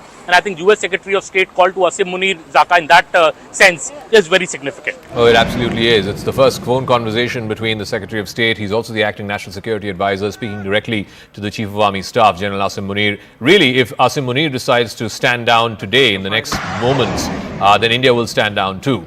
All right, if in case you're just tuning in at 48 minutes past the hour here on a Saturday morning on CNN News 18, these are the big headlines that we're tracking right now. Headline number one, India intercepting Pakistani drones over Amritsar, managing to destroy them. This is at about 5 o'clock this morning. You can see those drones being destroyed by the Army Air Defense System, working to the T, and this, of course, is from the skies above Amritsar. Headline number two, a missile-like object was found in a village called Samaspur in Udhampur. Udhampur hosts one of the big Air Force stations in northern India. This is in Jalandhar district. So a lot of these Air Force stations and air bases have been the target of attacks by Pakistan overnight. The discovery of this missile has caused a degree of panic amongst the locals. The police have reached the spot and have taken away the debris. Headline number three, Pakistan attempting to scale this up, climb up the escalation ladder a couple of notches. They tried firing the Fatah-2 missile, which is a medium-range ballistic missile, 400-kilometer range, in the direction of Delhi. It was intercepted in the skies over Haryana, and what you can see there are curious villagers who've gathered in the fields there and capturing pictures of what seems to be a substantially big part, a large part of the remnants of that Fatah missile. Headline number four, in Gurdaspur, where Anshul Singh was reporting for us just a moment ago, a massive crater seen in the ground. This again after a suspected hit of a projectile. We don't know if this is a drone or a missile that has struck there. Massive crater. Again, thankfully in the fields. Therefore, there hasn't been any casualties or any fatalities there. So that seems to be the silver lining. Headline number 5. In Srinagar, in a place called Lasjan, which is on the outskirts of Srinagar city, are remnants of what is believed to be a Pakistani Air Force jet. The wreckage from the Pakistani Air Force jet have been found. It landed again in the backyard of a residential complex, and therefore again no injuries reported there. These are the images of that wreckage, and our Ishan Wani was there reporting for us just moments ago. Headline number 6. A bomb-like object was found in a place called Jamla. This is a village in Pokhran in Rajasthan, in the deserts of Rajasthan. The Indian Army neutralizing this Pakistani missile. We don't know what is the nature of this missile, whether it is a projectile, which is a medium range, or a short range rocket. But yes, that debris has been removed and taken away by the authorities. Headline number 7. Damaged parts of a drone have been found in the Narsu area. This is in Udhampur, which is the headquarters of the Indian Army's Northern Army Command. They have taken away the army officials. You can see them there in their uniforms and bulletproof jackets. They've taken away the remnants of this drone for further inspection and investigation. Headline number 8. There has been damage in civilian areas, particularly in Jammu, in a place called Rahari. Jammu and Kashmir Chief Minister Omar Abdullah was visiting there. He's right now visiting what's called the Shambhu Temple, a famous temple in Jammu, in Rupnagar. Fortunately, the damage was in the outer perimeter of the temple complex, so there's not been any human casualties in that attack in the Shambhu Temple in Rupnagar in Jammu. Headline number 9, and this is important. Aman was referring to this a moment ago. U.S. Secretary of State Marco Rubio has spoken with the Pakistani Army Chief, General Asim Munir. This was earlier today. The U.S. State Department has put out a readout, and it is said that Secretary Rubio urged the Pakistani Army Chief to stand down, to de-escalate, and that America is willing to work with both India and Pakistan to try and get calmer heads to prevail. All right, we're getting a piece of breaking news. The BSF in Jammu has managed to destroy terrorist launch pads in Sialkot in Pakistan, is what we're given to understand. You can see those images on the left side of your screen. Arunima has more details on this. Arunima, so massive shelling, artillery shelling on both the LOC as well as in the international border. But in Sialkot in Pakistan, there's been substantial damage that the BSF has managed to inflict. What more do you know?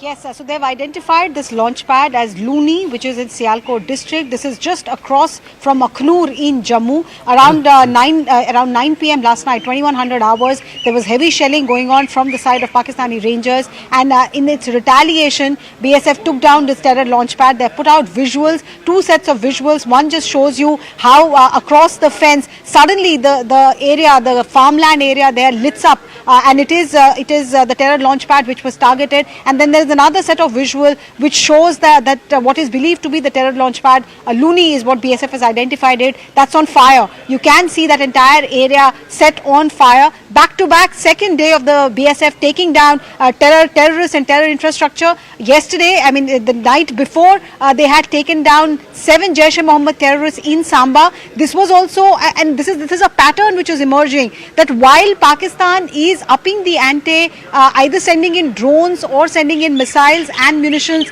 they're also utilizing the possible distraction. They think that our forces are distracted to put in infiltration attempts. So Samba sector, BSF neutralized 7 Jaish-e-Mohammed terrorists. Yesterday again there was movement noticed at the Sialkot terror launch pad, and that has been destroyed as well. So Pakistan's misadventures are being thwarted at every level by the Indian Army, by the Indian Air Force, and also by the Border Security Force. Arunima, doesn't it make us all feel proud of our defense forces, our entire mechanism, think tank, which is not just out-thought the enemy, but also tried to prove that where their thinking ends, that's where our thinking begins. So there is a certain level of preparedness that is evident at all levels. We've just got more news coming through, and we'll also try, as we get you, total 6 drones have been shot by the Indian Air Force and the Indian Armed Forces in Kutch in Gujarat, 4 by the Nalia Indian Air Force Base, and 2 by the Air Force Base or the Indian Armed Forces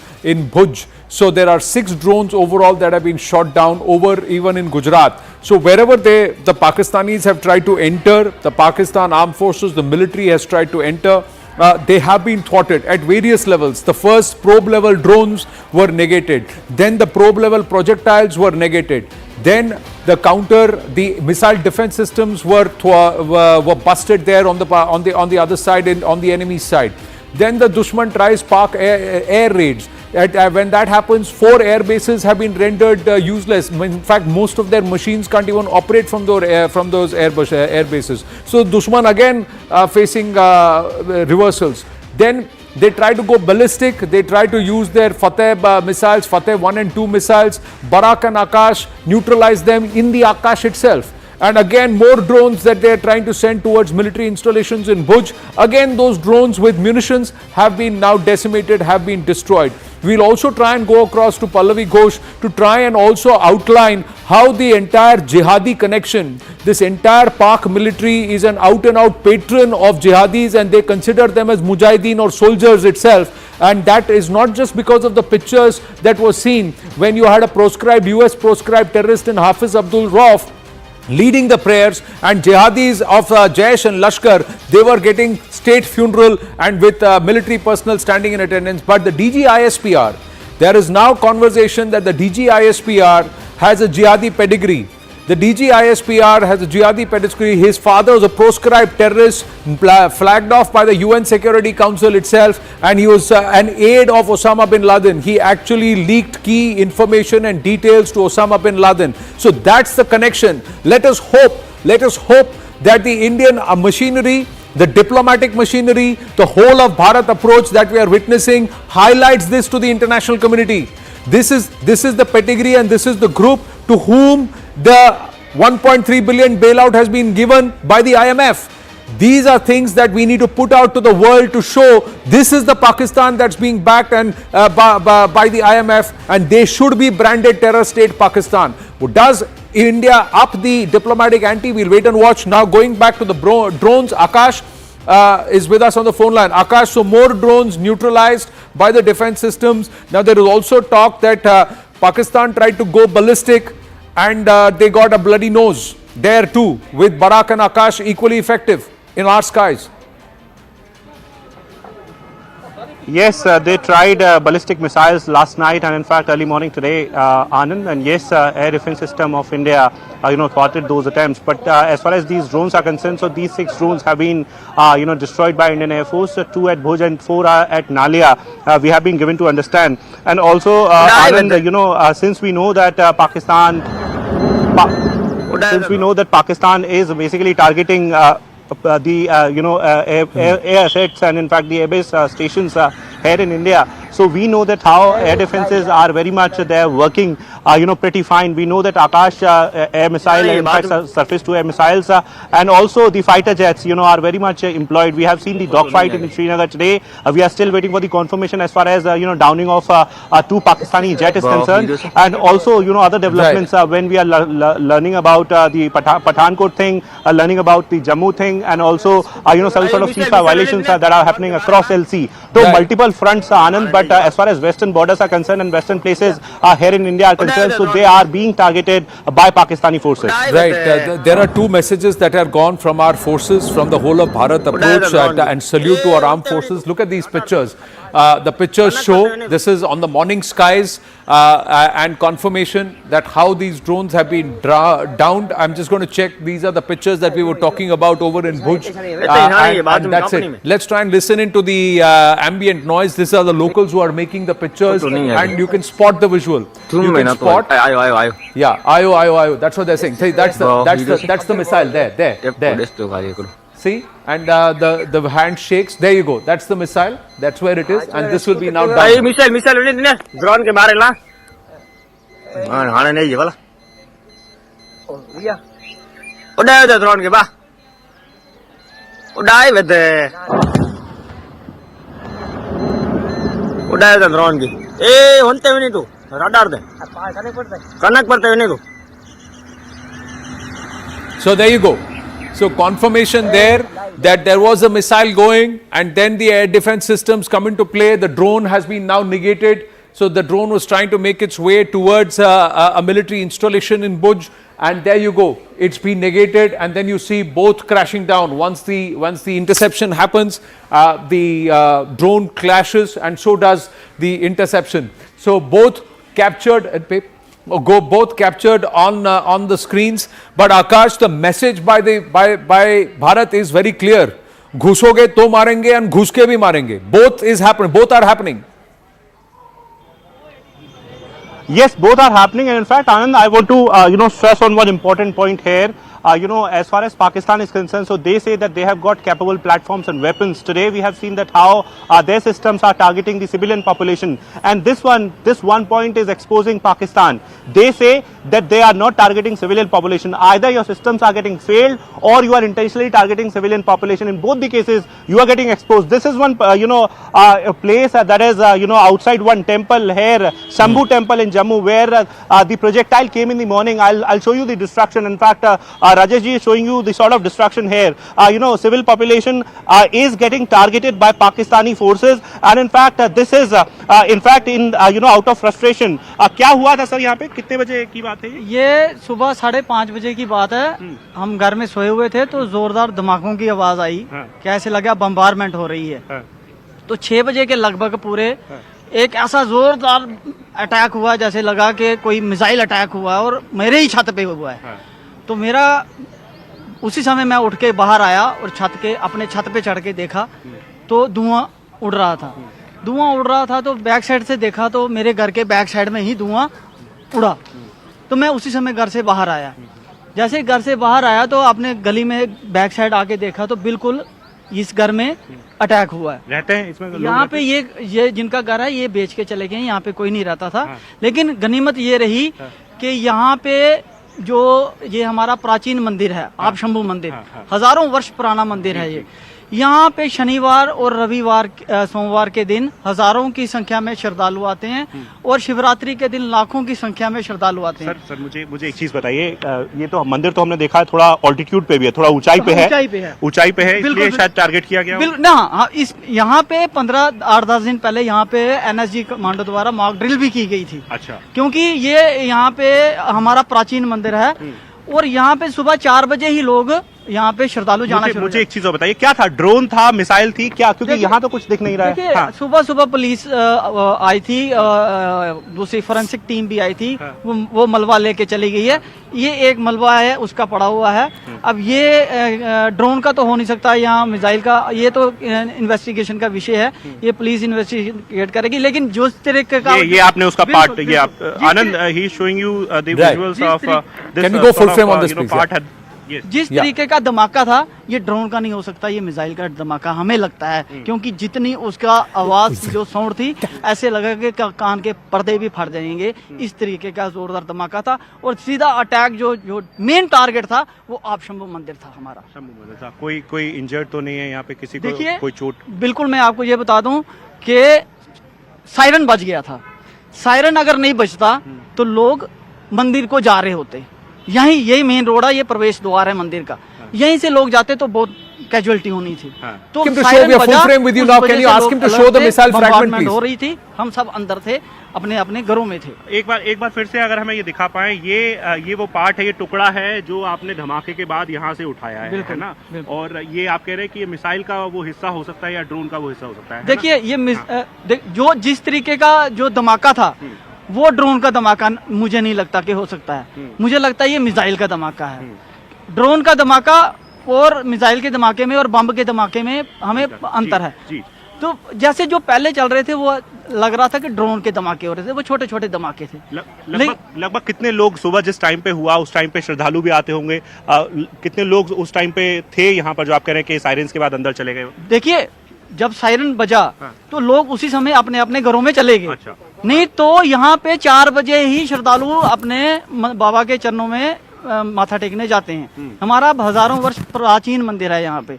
यहाँ पे पहली बार attack हुआ है और ये बिल्कुल target करके, इसी मंदिर को टारगेट करके अटैक किया गया है।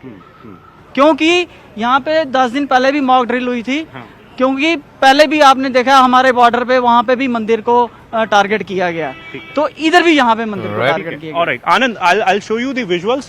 Why this is important? Because this is the entry gate of this temple, and he is saying that at that time, air sirens were on, and that's why people who were present here, who were in fact, coming to this temple, were asked to, go back to their places, and this was the time when this particular projectile hit the space here, and in fact, Rajesh ji will show you. This is, adjacent to this temple, the entry, in fact, gate of the temple, and this temple is at a, height. In fact, at an altitude from where you can see the entire Jammu area. So possibly this was the target, and it was an intentional target.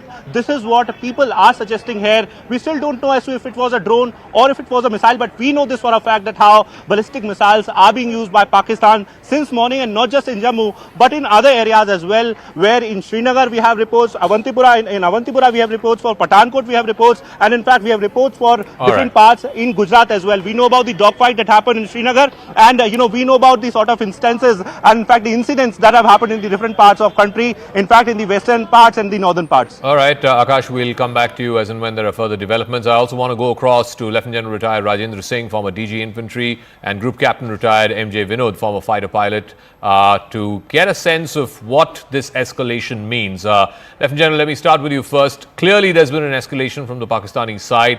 I guess the attempt was to try and hit some of our forward air bases and Air Force stations. All of that has been neutralized. In response, India has hit at least 3 air bases of Pakistan. The old Chaklala Air Base, it's now called the Noor Khan Air Base, the Rafiki Air Base and the Murid Air Base.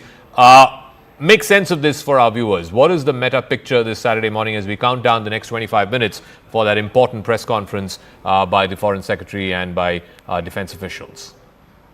Yeah. Thank you very much. First and foremost, when we look at the overall picture today, 2-3 things are quite clear. First is Pakistan is continuing its strike on civilian targets. It is also continuing its strikes right from Kashmir to down south in Gujarat. And the second thing which is happening is that Pakistan is striking or is attempting to strike our military bases as well. The third thing which is there is that they seem to be attempting to escalate the situation. In response to this, India's response has been measured, targeted, and has been generally targeted towards their air defense assets and their air bases. The strikes today, which have happened early morning on the 3 air bases of Pakistan, are actually cases in point. Now, what does it imply? It implies that Pakistan wants that we should suffer, and our border towns and the areas around it must undergo tremendous amount of civil defense alerts, and they are wanting to escalate a situation in which India is forced to take even stronger measures. All right, let me go across to Group Captain Augustin Vinod also. Group Captain, so one pattern is very, very clear, that the attempt by the Pakistani side was to try and take out or at least attempt to take out some of our forward air bases. There were multiple drone swarms at Pathankot, the Srinagar Air Force Station, the Jammu Air Force Station, also Udhampur, I'm given to understand, all the way up to, Sirsa. Why? And in response, India has attempted to take down Noor Khan, which is, of course, one of their biggest air bases right in the heart of Rawalpindi. Why are either side trying to attack each other's air bases? Why is that the first line of defense that's being tried to be taken down? Great question, Zaka. In fact, just a while ago, I was discussing with Akanksha the same thing. If you look at the pattern, when we hit their terrorist target, they didn't have an equivalent target to it. So they had some kind of choice, but they made a wrong choice. Okay, because of which we said, okay, it's not a tit for tat, but we will, if you're going to hit us three, we are going to hit you three and leave it at that. And at every point, Jaka, we, of course, discussed ad nauseam on that. Gave you off ramp and continue to give you off ramp. Even today, though it's very nearly war, we are not even declaring a war. Even today, we are not crossing the red line in two sense, LAC, LOC, or IB. We are saying this side of the line, and trying to every time tell you this is our capability.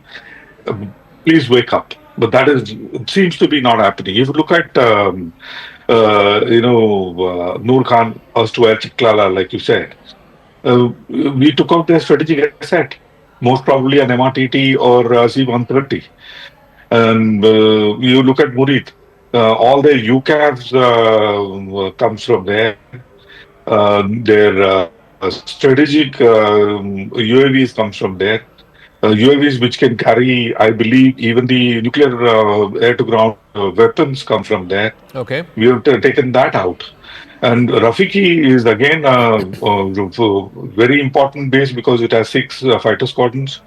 Not only that, it is a very emotional base for them because it is named after squadron leader Rafiki, who got Hilale Pakistan and Sitare Surat. I think he is the only guy to have both gallantry award together in their scheme of things, and we have taken that out, and we have in the briefing also told them that's a no further. But have they got the message? I don't think so, because immediately after that came the Srinagar attack. All right. And we saw two fighter aeroplanes, if not 3, going down over Srinagar. So, okay, just give me a moment, Group Captain. I want to get to this breaking news as well. There is now an emergency meeting that's been called for in 7 LKM. The Prime Minister is meeting with the National Security Advisor, Ajit Doval, who has reached 7 LKM. There's now a meeting between the Prime Minister and his National Security Advisor. Arun Danta has more on this. Arun, yes, go ahead.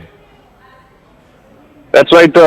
Zaka, National Security Advisor Ajit Doval just arrived here at 7 LKM, and he's meeting Prime Minister Modi. This is a very, very significant meeting, Zaka, because we know what is happening, the way Pakistan has resorted to drone attacks, and the way India is in fact, giving equal reply with the full measures to Pakistan. And in that regard, of course, this meeting is going to be very, very important. It's been 5 minutes since NS Ajit Doval has gone inside. Remember, even yesterday, he was here for 5-6 hours at the Prime Minister Modi's residence, and he's somebody, Zaka, who's been point person for Prime Minister Modi. He's somebody who's been giving regular updates to Prime Minister Modi, starting from the day one when the Pahalgam attack happened, and how India formulated the strategy against dismantling the terror infrastructure in Pakistan, and especially in last 2-3 days, ever since India started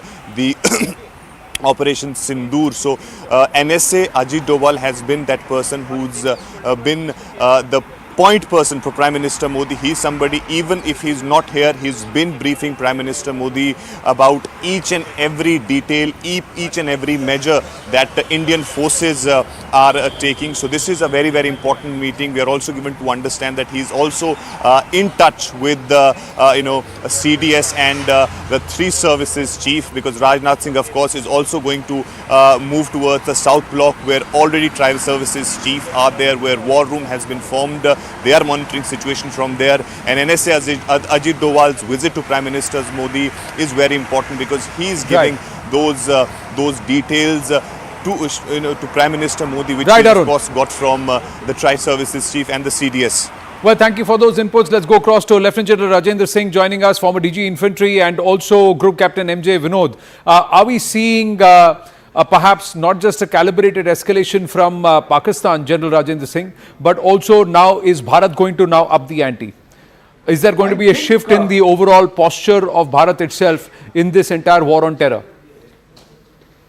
My assessment is that it is high time that India ups the ante and take on Pakistan in a much bigger way. And that is what is likely to take place. But that is my assessment. What the decision makers are going to do is a different thing. The second point which I want to make is that when you are dealing with an unpredictable, totally irrational enemy, then you need to strike him with strength. You cannot carry on with your measured stance for a long time. We have already struck their air defense targets. We have also restricted our strikes onto their air assets, and we have not gone beyond that. I think it is time for us to go beyond that, and I think that is what is likely to take place, because unless you do this, the punishment that Pakistan is going to get would not be enough. I think we need to strike them with a blow that these people come to their senses. At the moment, I think that time has now come for India to really show its might. Now, there are also the non-kinetic options, but we'll get into that diplomatically. What should be the assault? There are huge question marks around the supposed jihadi pedigree of the DG-ISPR itself. We'll talk about that also. Should Bharat now go on a diplomatic, kinetic, all-out offensive, especially after the IMF, despite what Pakistan has resorted to, gave it out a bailout of $1.3 billion, and soon after that Pakistan goes ballistic. But Group Captain MJ Vinod, our defenses of our skies, now has Pakistan been put paid? The probing aspect to try and see where they are located and if they can target all of that, none of this seems to have worked. But they have, now there is confirmation on that aspect that they have resorted to ballistic missiles. Fateh 1 and 2 have been pressed into service by the Pakis. Absolutely. In fact, Anand, like you know, for a long while, I was the Secretary of Ballistic Missile Defense, and I know what goes behind when you are trying to bring down a ballistic missile. And thankfully, we placed them the way we placed them. And over Sirsa, the missile which was heading towards Delhi and probably closer to your studio, who knows, we were able to intercept them over Sirsa and bring it down. Yes. And it was a huge explosion that we saw when it was intercepted in air. That and those probing missions, like you rightly said, Anand, should have given them some sense of fear and some sense of appreciation as to what they were looking for and what the effect was. It wasn't matching. Right. So at that time, someone who's a sane voice, and there are sane voices emanating, Anand, as we speak from the Pakistani side. Marshal Akhtar has come up and said, and many people are saying that you guys are going on a madness rampage, and mind you, air war is conducted by air warriors, and air war is not conducted by army people, like it is being done in Pakistan, which is very sad. Group Captain MJ Vinod, I think you would be aware that the Pak Army Chief General Asim Munir, during the time when he was a major itself, was labelled the deceiver. So many in Pakistan believe he's deceiving the Pakistani people with what he's doing, but Pakistan is also deceiving the world. Meanwhile, closer home in terms of the kinetic action that was witnessed over our skies, and it was all blocked, but there were two loud explosions that were heard in the morning over in Srinagar. So these are the pictures, and so this is CCTV records. CCTV records which are now showing two loud explosions, or we can hear them. There are two. Yeah, that's the second one. So two loud explosions. That now is this one of them? One of the planes that's being brought down, or is it the missiles that have been brought down? Which and this is at a time when yes, Ishan is joining us. Ishan, so what are these sounds reportedly? Do we have any this one? And is it close to the location where supposedly there was a missile and also remnants of a Pak plane that were found in Srinagar? Yes, exactly. This is near that particular area where the CCTV footage clearly gives you an idea. the sort of explosions that we all heard in the morning. And since then, people are in a little bit of panic, but the administration is trying to tell them to stay calm. Well, there are reports that there's a possibility of an aircraft of Pakistan origin which has been shot down on the outskirts of Srinagar. And since then, we don't want to divulge any further operation details because it's an operation in progress. But two of these objects were recovered from the house of one of the persons living there. It's a very closely knitted locality where they fell, and lucky enough for the residents, that didn't fall on any of the houses, could have led to damage. But those were taken away by the police, and now what we have been given to understand is that a team is looking after it, what kind of object it is, whether it is part of an aircraft that possibly could have been brought down, because they believe that they have been able to successfully neutralize aircrafts over Srinagar. Whether it's an aircraft or a drone which was neutralized, that remains to be seen, and that's being investigated. That part is being done by the security forces. Right, and if it is two aircrafts, Pakistani jets that have been neutralized over Jammu and Kashmir, what happens to the pilots and have they been apprehended? Plenty of questions doing the rounds. There's nothing confirmed. We are standing by for the briefing, the MEA briefing scheduled at 10:30 a.m. this morning. In about 10 minutes it should start, so the countdown is on for that briefing to get underway. How detailed is this briefing, and is there a shift in the posture of Bharat itself? Overall, we'll see what Mr. Vikram Misri has to say, what Colonel Sophia Qureshi has to say, what Wing Commander Vyomika Singh say in that briefing, and how much do they outline and detail out what all Pakistan attempted in the intervening night of 9th of May and the 10th of May. Rahul Shivshankar joins us on the broadcast this morning. General Rajendra is with us, and so is Group Captain MJ Augustine Vinod. But more importantly, General Saab, if I may ask you, and Rahul takes it forward, this is a serious escalation by Pakistan. Now, is this foolhardy? Have they walked down a path of no return? And should Bharat now respond not in equal measure, but in a far more punitive measure?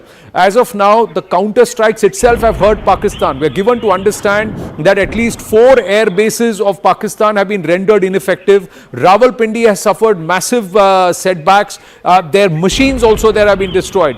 There is speculation it could be the C-130 fleet or squadron that's been destroyed entirely, but there are that's subject to confirmation. We'll wait for the official confirmation, but this is confirmed that Pak air bases have been hit. Yes, General Saab. Yeah, I think you are absolutely right. The time is now there for more punitive action. That doesn't mean that you don't carry on with your diplomatic efforts. It also does not mean that the other means that you are adopting must not continue. But I think time is now right. Our army and the BSF is already responding correctly as far as across LC and international border in Jammu and Kashmir is concerned. I think time has now come to punish Pakistan in a bigger way. We need to strike their military targets again. I am not suggesting that we start striking civilians, which we will not do, because that is not ethical. That is not the kind of operations that we undertake ever. And I think unless we do this, these mad people running the military hierarchy in Pakistan will not come to their senses. Well, what is very interesting, General Saab, is that this morning Mark Rubio actually spoke to General Munir. That's what has been reported by Reuters and other international media organizations, suggesting that for the first time the American dispensation is addressing itself to the military, which they believe actually runs Pakistan. There's no secret of it. But I want to bring in Wing Commander Vinod also. Wing Commander, this morning the entire thrust once again has been aerial, but Pakistan craft, we are told, were sighted over Srinagar. There were dogfights. We have been told that one of their crafts is downed, or maybe even 2. There's debris that has been recovered. You've seen some of those loud explosions that happened around 5:45 in the morning when we were all waking up this morning, and it pretty much happened real time. And after that, we know. So, what do you make of this? Getting the jets into the race now. At one time it was just drones, now come the jets. Sure sign of escalation, and we haven't, and let's be very clear, isn't it? Please correct me if I'm wrong. We haven't crossed the LOC in any which way. Absolutely. In group captain, it doesn't matter. See, a couple of things, Rahul. In fact, while that famous movie, While We Were Sleeping, I was with Akanksha covering. I mean, we both were going through this live as it was happening. The issue here is, I'll start your last question first. The issue here is we have the capability, Rahul, uh, not to cross the LOC, LAC, IB, and yet hit them where we want to hit them because we have that kind of vectors, like I covered earlier. We have scalp engine going up to 300 to 550. We have Rudram, Rudram 1, Rudram 2. Rudram 2 hypersonic. I mean, किसी का बाप इनको intercept नहीं कर सकता है. Not a single weapon in the world, Rahul, has a capability to intercept Rudram 2. We have Rudram 1, Rudram 2 carried by Sukhoi 30. We have a wonderful weapon called Crystal Maze. I've tweeted about it as well. Crystal Maze is a lower version or a lesser weight version of a famous missile called Popeye, which is an anti-radiation missile. We have that. And I believe, I mean, I'm betting my money on, Popeye used in the attack in Noor Khan, where we took out probably an MRTT or a C-130 of theirs in Noor Khan. And Noor Khan, we have inflicted serious damage. So is in Murid. Rahul, I think we have completely decimated their UAVs, and that is unmanned aerial vehicles and unmanned combat aerial vehicles both together in one shot, which means today they cannot simply penetrate into India unmanned and attack us, because those Bayraktar 1-2 kind of drones is Swaha already. Rafiki is the base, for the sake of viewers, I'm saying Rafiki is the mother base for the Mirage. They also have a Mirage fighter there. It's Esther version of Mirage fighter, Mirage 3s and Mirage 5s.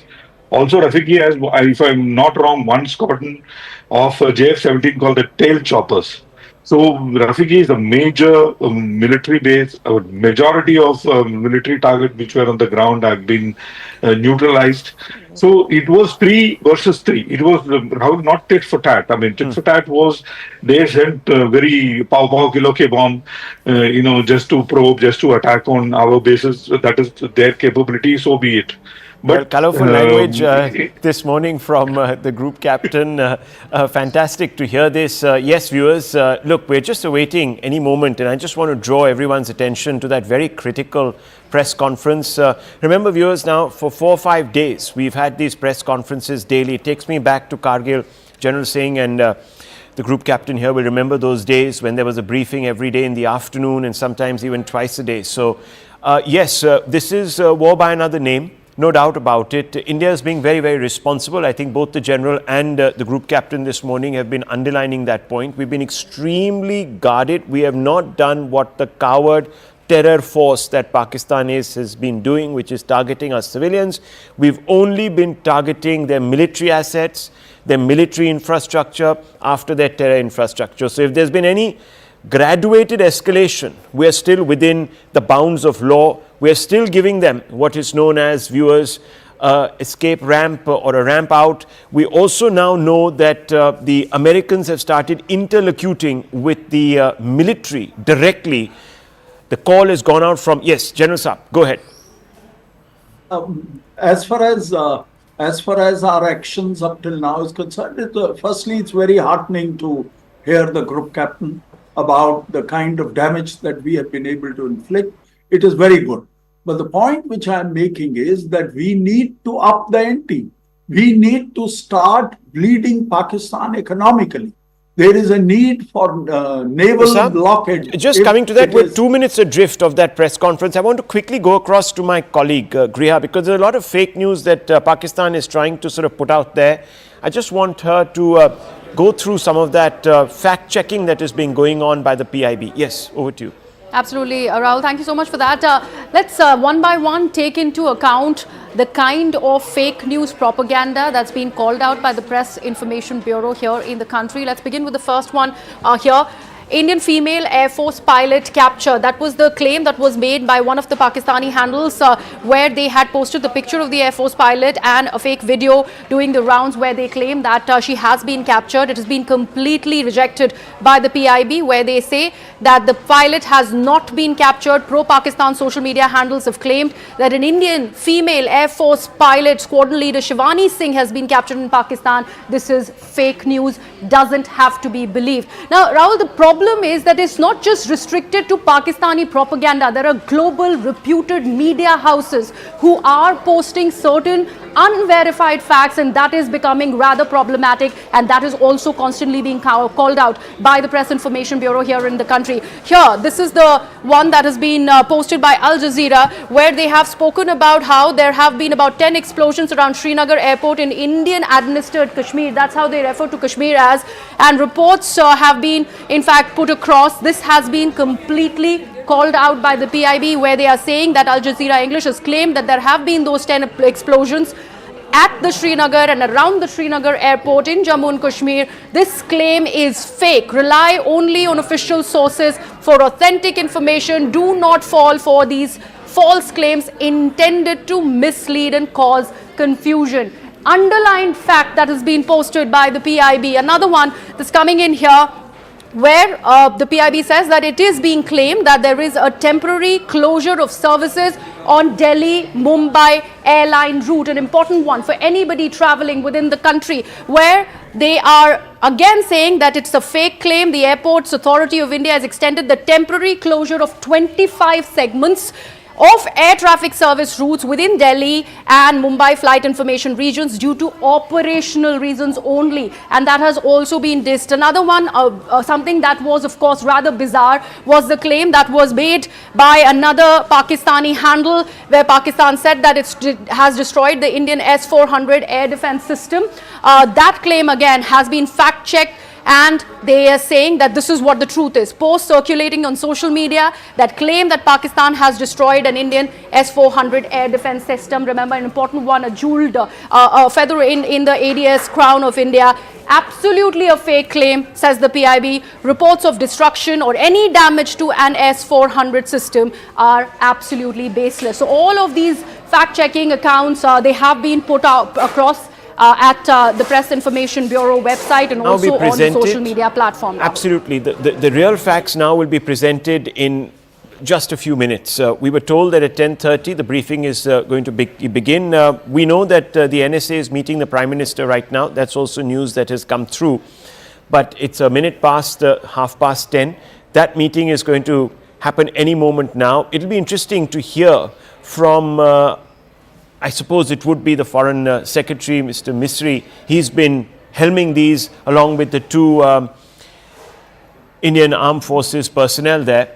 So we're being told that that is the same team that is going to be addressing this press conference. So it's a wait and watch, viewers, because our side has been very, very conservative with the news. We haven't tried to make bombastic claims, even though there have been many questions lingering in the air about casualties that the Pakistanis have suffered, action that has been taken on Pakistan soil.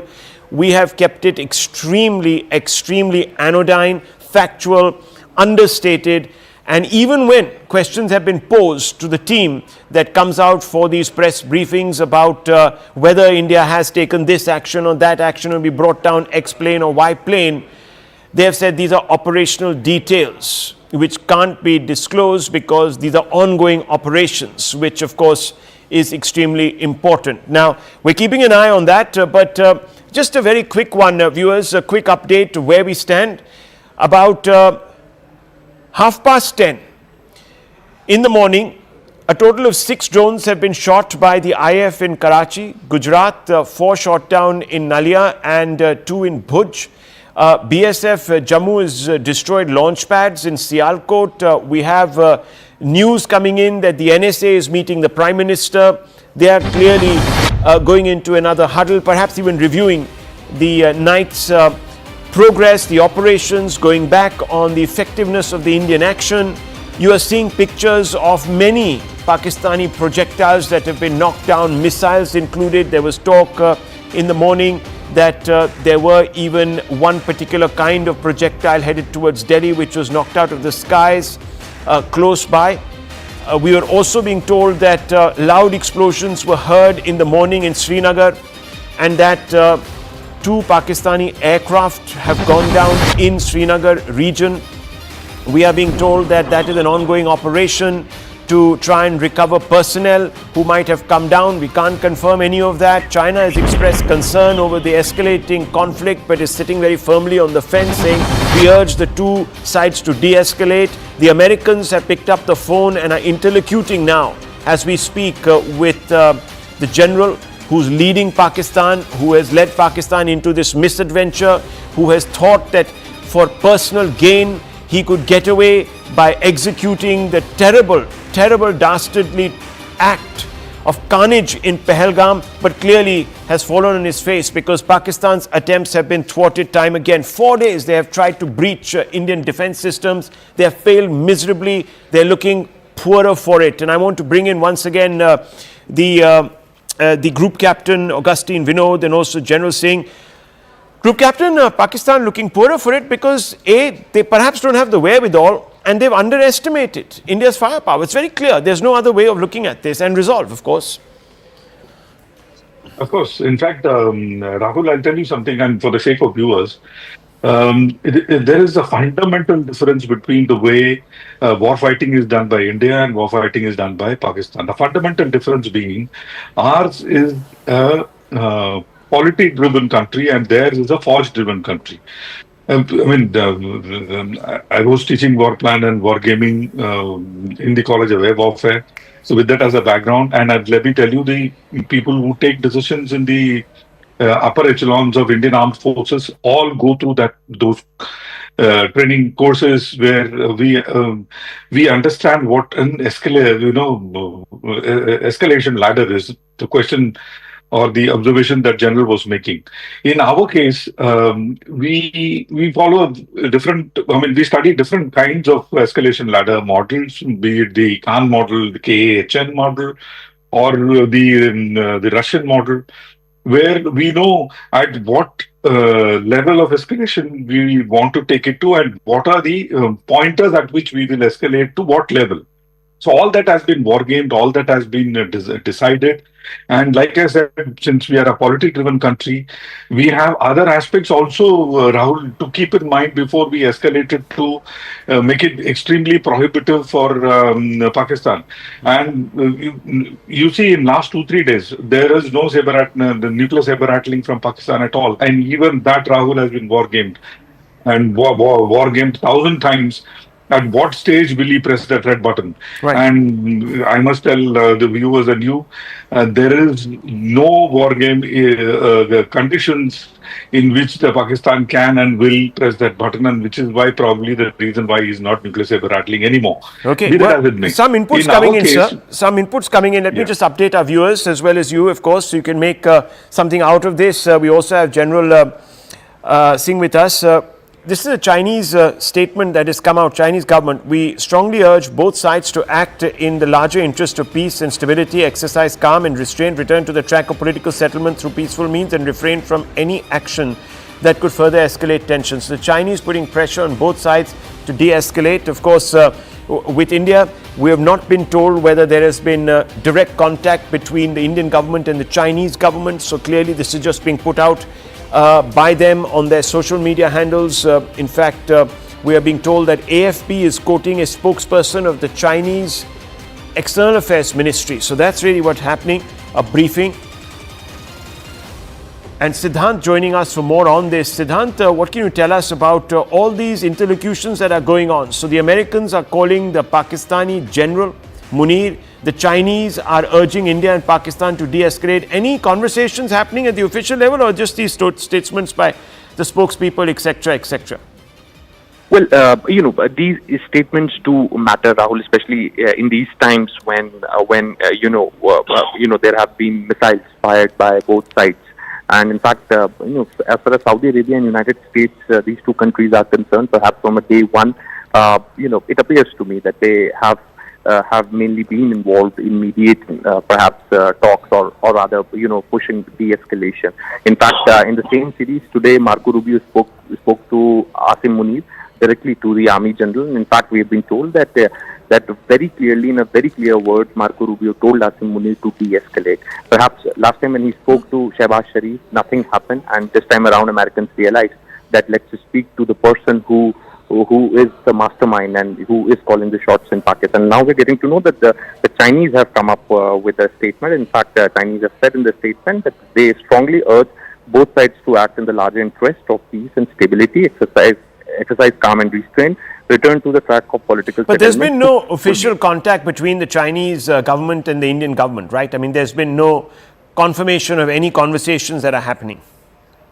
Last I know, Rahul, after the strikes were conducted by the Indian side on the terror camps, NS Doval established contact with his Chinese counterpart Wang Yi, and that is the last time I guess India spoke to China. After that, if some back channels are on, I really don't have any idea about that. But officially, that was the last communication between India and China. Having said that, Saudi Arabia and United States, as I said before, it appears to me that they are the main guys, pushing for a de-escalation.